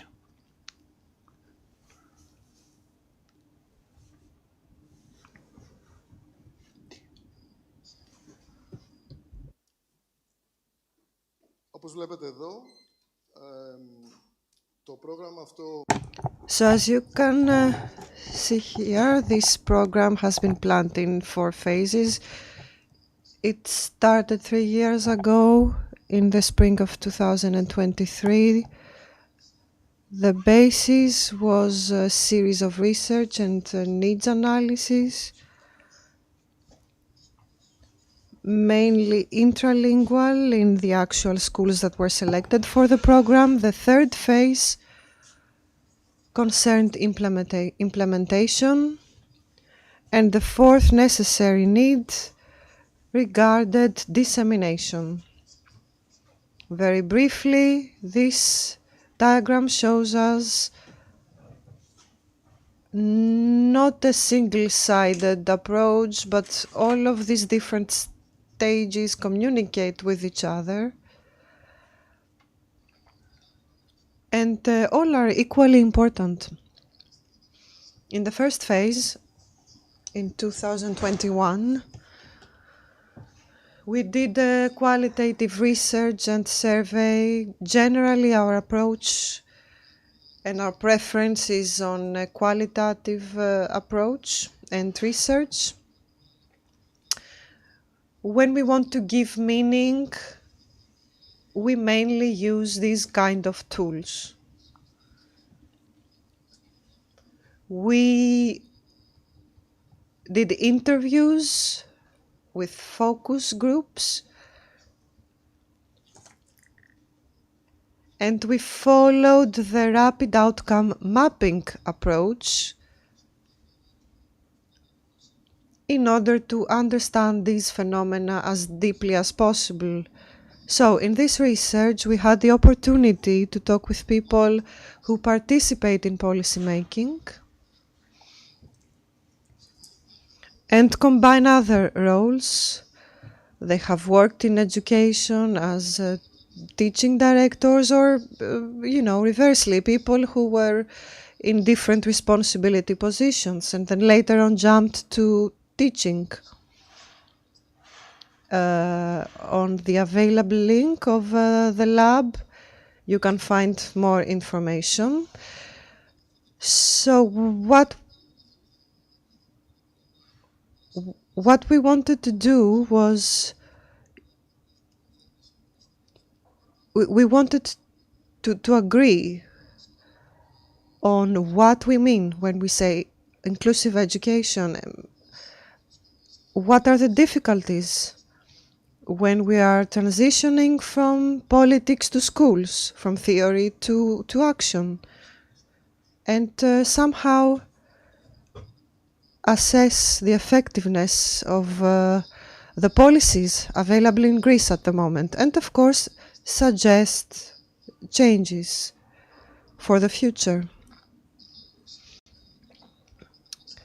So we ended up that it is very crucial to shape an inclusive culture in schools. Previous speakers talked about the holistic approach, the relationships of the school with the local community and different stakeholders. And what we're trying to do in the next phase is that, yes, of course, things can start from the policy. We can shape good practices in theory, but how can we implement this? It's a bottom to the top project. It's a bottom-up project, not the other way around. So we can see how we can build inclusive approaches in schools, and we hope that policymakers can take all of these different perspectives into account. So we keep saying since the start of the conference how important it is to have basic training, create school groups, training in individual schools and groups of schools is very important. So we created different themes, these different modalities. We have uploaded material online, so you can access them. Currently, this is the third year we are implementing the project in schools in Attica. So we have a team of 6 partners. Each of them are responsible for a number of schools, and each day they go to a certain school And with the help of the school's learning team, they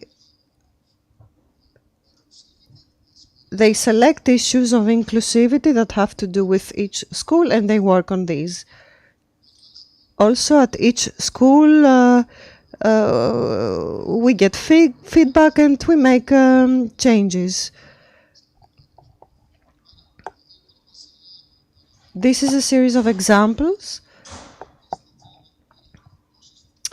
In the bag you received at the reception, there is a leaflet with more examples of initiatives.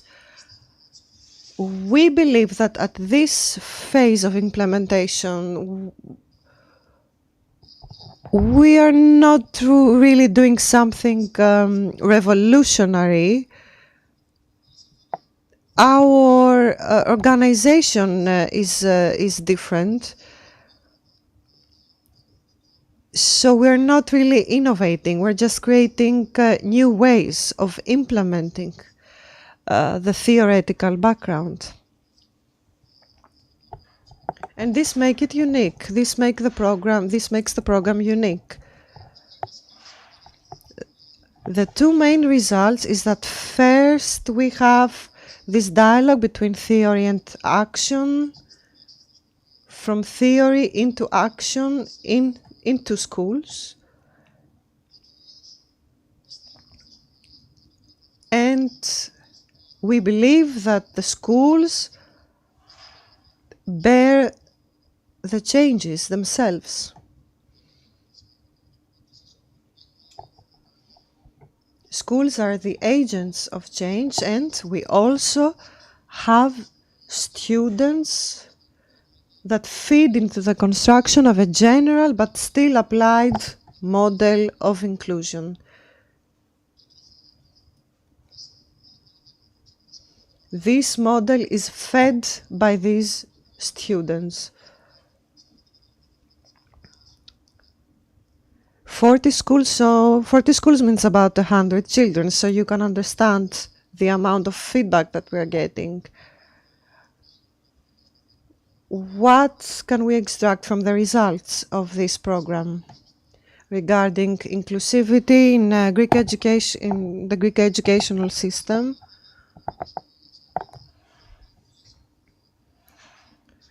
From a research we did in 2021, I remember a phrase, to success in inclusion we must bring schools closer to reality.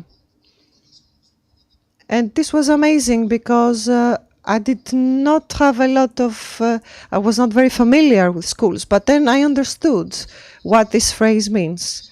The bureaucracy around schools is something different from reality. But with this program, we came to understand that we need to stand by schools.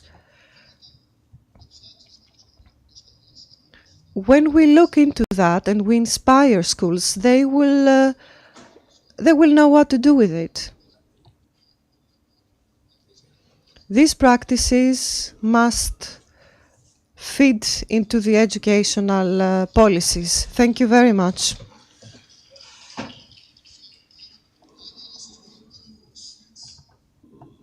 To English, so just a second that our interpreters also adapt to this. So Angelos will be in English, and then Geli and Hadi will be in Greek. Okay, so thank you. Angelos. Angelos is he's a well-known figure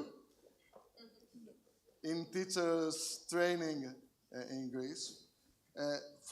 For many people, he's considered as a real guru of training, and you will see why right now. He has been one, with Geli and with other two colleagues, one of the 4 coordinators of this Schools for All project that he's going to present us now, funded by the EA grants. It means Norway, Iceland, right, and Liechtenstein, but mainly Norway. So, Agile. You have the floor. Thank you. Ready? Good. I'll be very personal. So my bad news is that Schools for All is over.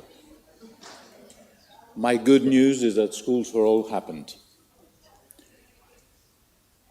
What now? What's next? What did we do? What of what we did can stay? Did anything happen? If something, what? We didn't do this project only because they had the opportunity of doing it. We didn't do it because we're good people. We did it because we're obliged to respect the rights of our students. Because equality in a good education is their right, no matter who they are, no matter where they come from, no matter what their personal learning character is. So we tried to fulfill that. How? How to do it in a school that does not remember rights, that does not work on rights, that does not base its education on democratic values, that does not teach values, and mostly that does not give opportunities to experience democracy at school.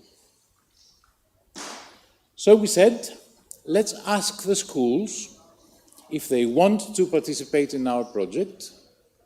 Parentheses, you can find all the numbers in one word, schoolsforalls.org. I will not deal with that. So if the Teachers' Council vote for this participation, then we will have schools that everybody will be interested. And we find out that in many cases, schools were there because of the choice of the director, and that teachers knew nothing about it. After the training of our trainers, we asked schools to send together for a training that we call Academy, the director and 2 teachers, no, the director, 1 teacher and 1 parent. And this in order to start the basic need of how to make the school inclusive. Cooperation. We are not used to cooperation. We are not used to democratic values. We are not used to cooperation. Why? Not because we are lazy, but because schools are too busy. They have curricula. They have teaching. They have exams. They have teachers who are less than needed, underpaid, not respected socially. They have tired, exhausted people there. Can we say, you're not democratic, you should do more things in order to be? No way. But we can say the following. Have you ever thought of the things that you already do? How much democracy is in it? You have the impression that you are a good teacher because when you discuss at school or in your classroom, you try to listen to all your students. You try to make them all talk. This is respect. This is equality. This is democratic. So can we name it? Can we say good work and go on? Last year, we tried to do a crazy thing that worked. We said, okay, the whole school does not participate to the project. Let's make a group, a bridge group, from 8 members. Director, 2 teachers, 3 students, 1 parent, 1 NGO person from the local community, because we deal with refugees and we have the morning teachers and the afternoon teachers. It worked. And the other thing we did is that we asked every of those 8 members' committees to select one representative that together, every 8 schools, will celebrate the end of the project. It was to translate all the labels in the school in all the languages of the students. After doing it, to have a party and to organize the party through the representatives. The 2/3 of the representatives were students. What did we do for 5 years? I think we created experience. We created the experience that cooperation is possible, that we don't need saviors from the outside or from upper, but we need to sit down, share opinion, share good practices, do things together in order to have somebody to cry, either because we didn't succeed or because we did. What we did is that we helped schools to have the refugee students visible. What is our experience?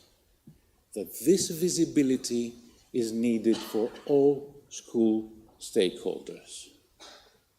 We, the teachers, need to be visible from others. Directors need, students need, parents need, institutions and organizations need. And once we are visible, then we can sit down and cooperate. And once we do that, maybe we convince the Ministry of Education that there are other ways than top-down policies. I will finish with just one picture. Thessaloniki, 6 schools celebrate together the end of the program last year. And they have decided to have choirs singing songs in different languages. And then we have a Syrian boy of 16 years old from a vocational school who has prepared the whole song, and he was ready and he started. And there were some Thai people there, Afghani people there, some Indian behind, waiting for their song to come and perform. And when he started, he was emotional and started crying and went back. And the others came front and put him together and sang the same song in Arabic, all together, no matter who was singing. This is the visibility we worked for. Thank you.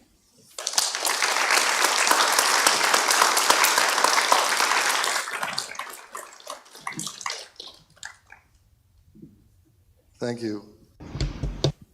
So, you understood why Angelos is considered as a... Okay. So, Geli's challenge is to be shorter. She promised... Yes. We had 11, 10, 9, so it will be 8 minutes for you, Geli. Geli, επίσης... Geli also knows almost everyone here because some years ago she was the head of the Refugees Department in the Ministry of Education, and in the last 3-4 years she works for the Ministry of Refugees and Asylum for minors, minor refugees. Geli, you have the floor for 8 minutes that are 5. Good evening. I'm going to be very short. It is the last PPT, and I'm very glad that it is full of pictures because it was a very big day this day. Everything has been said. It is in English, the presentation, but I'm going to speak in Greek.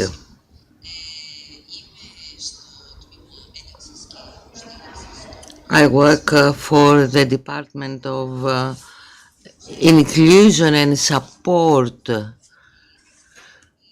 of Minors. This is governed by the General Secretariat for Vulnerable Persons and Institutional Protection. It is a new secretariat. It was established in 2023, and we are going to include other groups of vulnerable populations. This is the map in order to understand what we are talking about. 63 hostels, shelters for unaccompanied minors in Greece. We also have 60 supported independent living apartments, older for minors older than 16 years old, and 4 emergency accommodation facilities. And there is, we put these children, these teenagers in the emergency accommodation shelters, and then they go to one of the above shelters. Today I would like to talk about these teachers that work in these shelters. When I was in the Ministry of Education, I thought that inclusive education starts and finishes in schools. And then I changed the department. I was very upset when I left the Ministry of Education. Angelos supported me, and I saw that when children finish the school, the morning school, there is a continuation in the shelters. So this presentation is for them. All those that prepare children for school. An unaccompanied minor that has gone through all these problems, tortures, fights, gone through hell, and gets into a shelter, and usually these children want to work and not go to school. And these teachers explain to them why it is important to go to school. They explain the regulations, the days, the hours, the holidays, and everything. The regulations, the rights and obligations. They explain the differences and the similarities with the schools in the countries of their origin. And then they are the first that take the educational background record and exactly the situation of these children. Are they literal? They want to know the level of knowledge in different subjects, and they teach them the Greek language. And with cooperation with me and Galina and the different coordinators, they try to find the best choice of schools for each child. Galina said all these things. In Tuesday we were in Volos for this purpose, Macedonia before that, etc. And then we have the second part of their work, which is the support after school.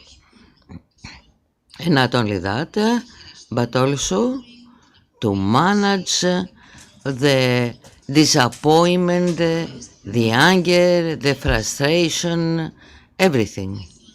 They help with computers that we have put inside the shelters in order to improve the digital skills. There are many synergies for vocational training, etc., and preparation for the labor market, programs when different thematic issues show that these children reach the level of the Greek children.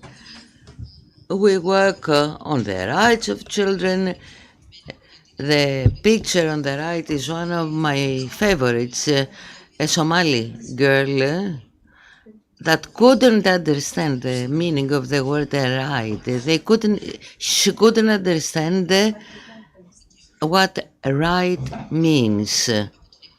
Apart from education, inclusion also contains sports, cultural activities, etc.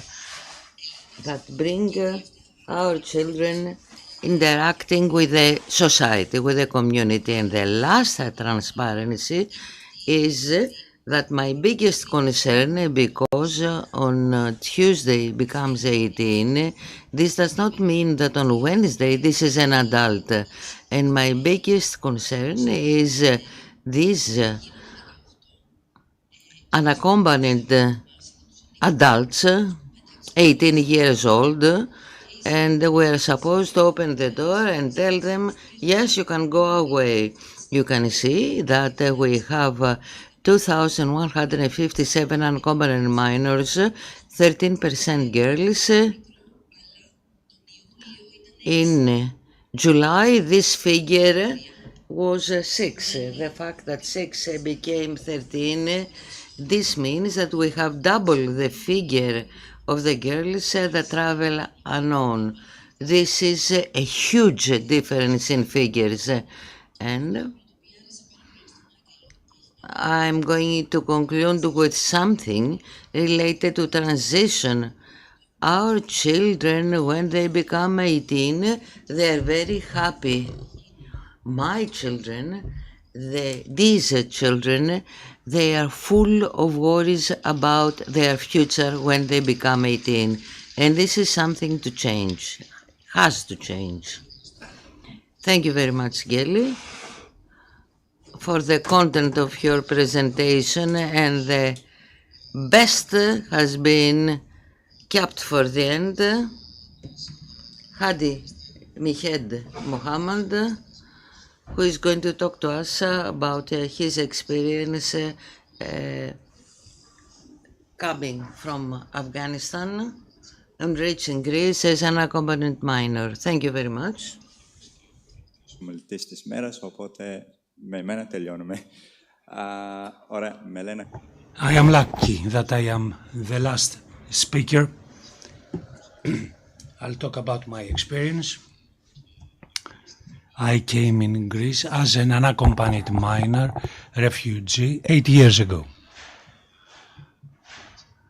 I went through the camp of Moria, then I was transferred to a minor's structure in the island, on the island of Lesbos in Mytilene. I started to school there, learning Greek, and start to imagine my life in Greece.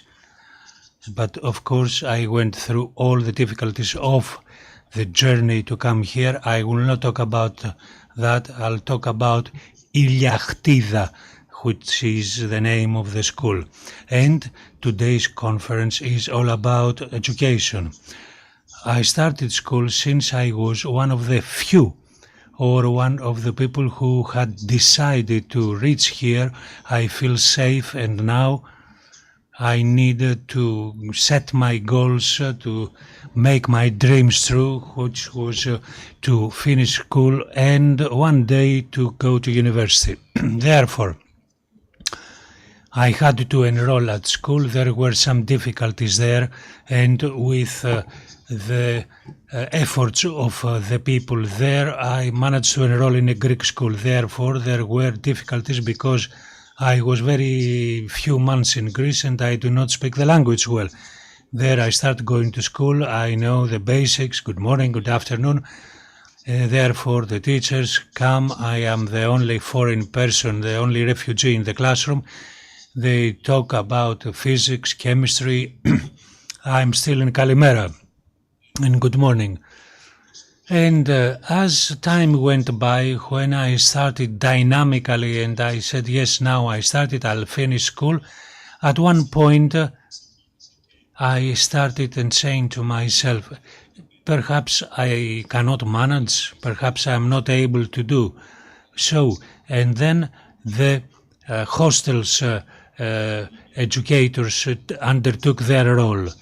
Basically, I believe that they play a huge and important role in the life of unaccompanied minors who stay in the hospitality centers of unaccompanied minors, because personally I was helped first of all with the language in order to improve my language skills so that I can carry on with school, because if I stayed with the basic language I would get tired, I would be fed up and stop and drop out. The problem was not the school, because the teachers did their best, but they could not leave the whole classroom and deal only with me.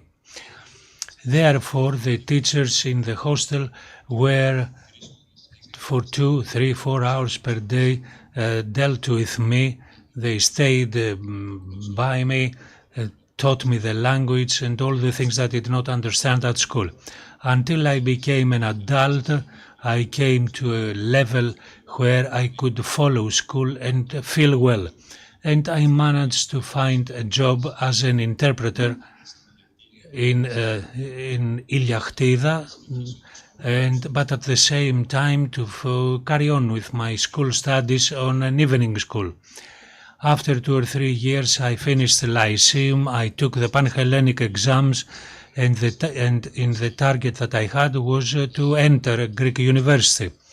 Closing on this issue, as I said earlier on, if there were not some people like the teachers, educators who stood by me like my family to support me, of course I wouldn't have been able to manage to succeed. Therefore, I was lucky, but at the same time, there were some people who helped me find my way. From 2021, I had the opportunity to start to work as a mentor in the General Secretariat of Vulnerable Citizens and the Center for Protection. The special secretary that was called Protection of Unaccompanied Minors as a mentor for unaccompanied minors. And now with the group of mentors, 6 of us, we come from different countries and we're talking about different countries. But the basic thing is that most of us have come here as unaccompanied minors, which practically means that we have experienced similar experiences with the children that are here now in Greece, and we are trying to help these children to stand on their own feet. We try to help them for inclusion in any way we can, for their daily life, but most important, to guide them for the issue of education, school, and point out how important it is to learn the Greek language. Therefore, since we are in continuous contact with the unaccompanied minors that are all over Greece in various ways, we always point out the importance of education, how this helped us to stand on our feet, and education will help them stand them in their own feet. Thank you very much.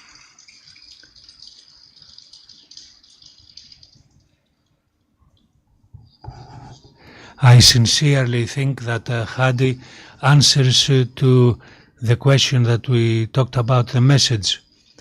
It is 2 minutes before 7. We have some restrictions and we have to close. It is not very justified for our panel. If there was just one question, at least, I'll give one question. One.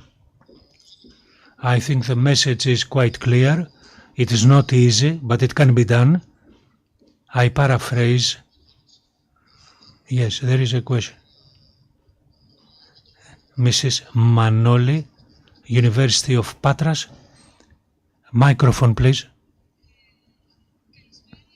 Good evening. I am Peggy Manoli, University of Patras, because I was really moved and because I am in the language sector for refugees and immigrants. A brief question: what were the difficulties you faced trying to learn the Greek language, and through your experience, can you tell us what is necessary to be done for further support? How can we, all of us that we are interested, to support you during your learning of the Greek language? Thank you very much.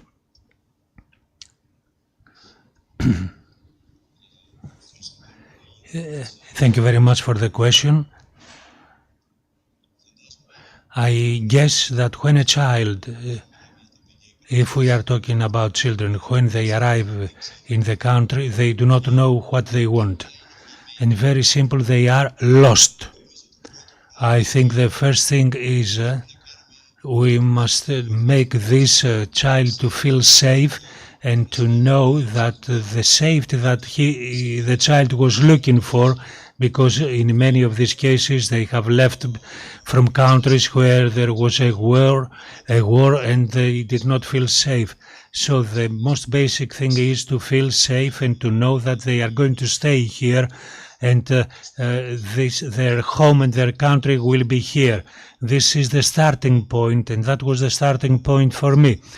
Because in the beginning, I didn't know. When I was in Moria, I didn't know whether I will stay in Greece. I didn't know whether I will live. But when I moved to Mytilene, to Iliachtida hostel, the personnel and the teachers made it clear that you are in a position where you have accommodation, we can help you leave behind all your problems and start learning. I believe this is the starting point. Thank you very much. It was very, very important, this message. We did not talk about language skills, but the question was about the language, and the answer was safety, and I was welcomed. And of course, I would like to thank once again interpreters, technical team, the UNICEF team for the whole organization, and the audience for the attendance at this late time. Thank you very much, and have a nice evening. Thank you.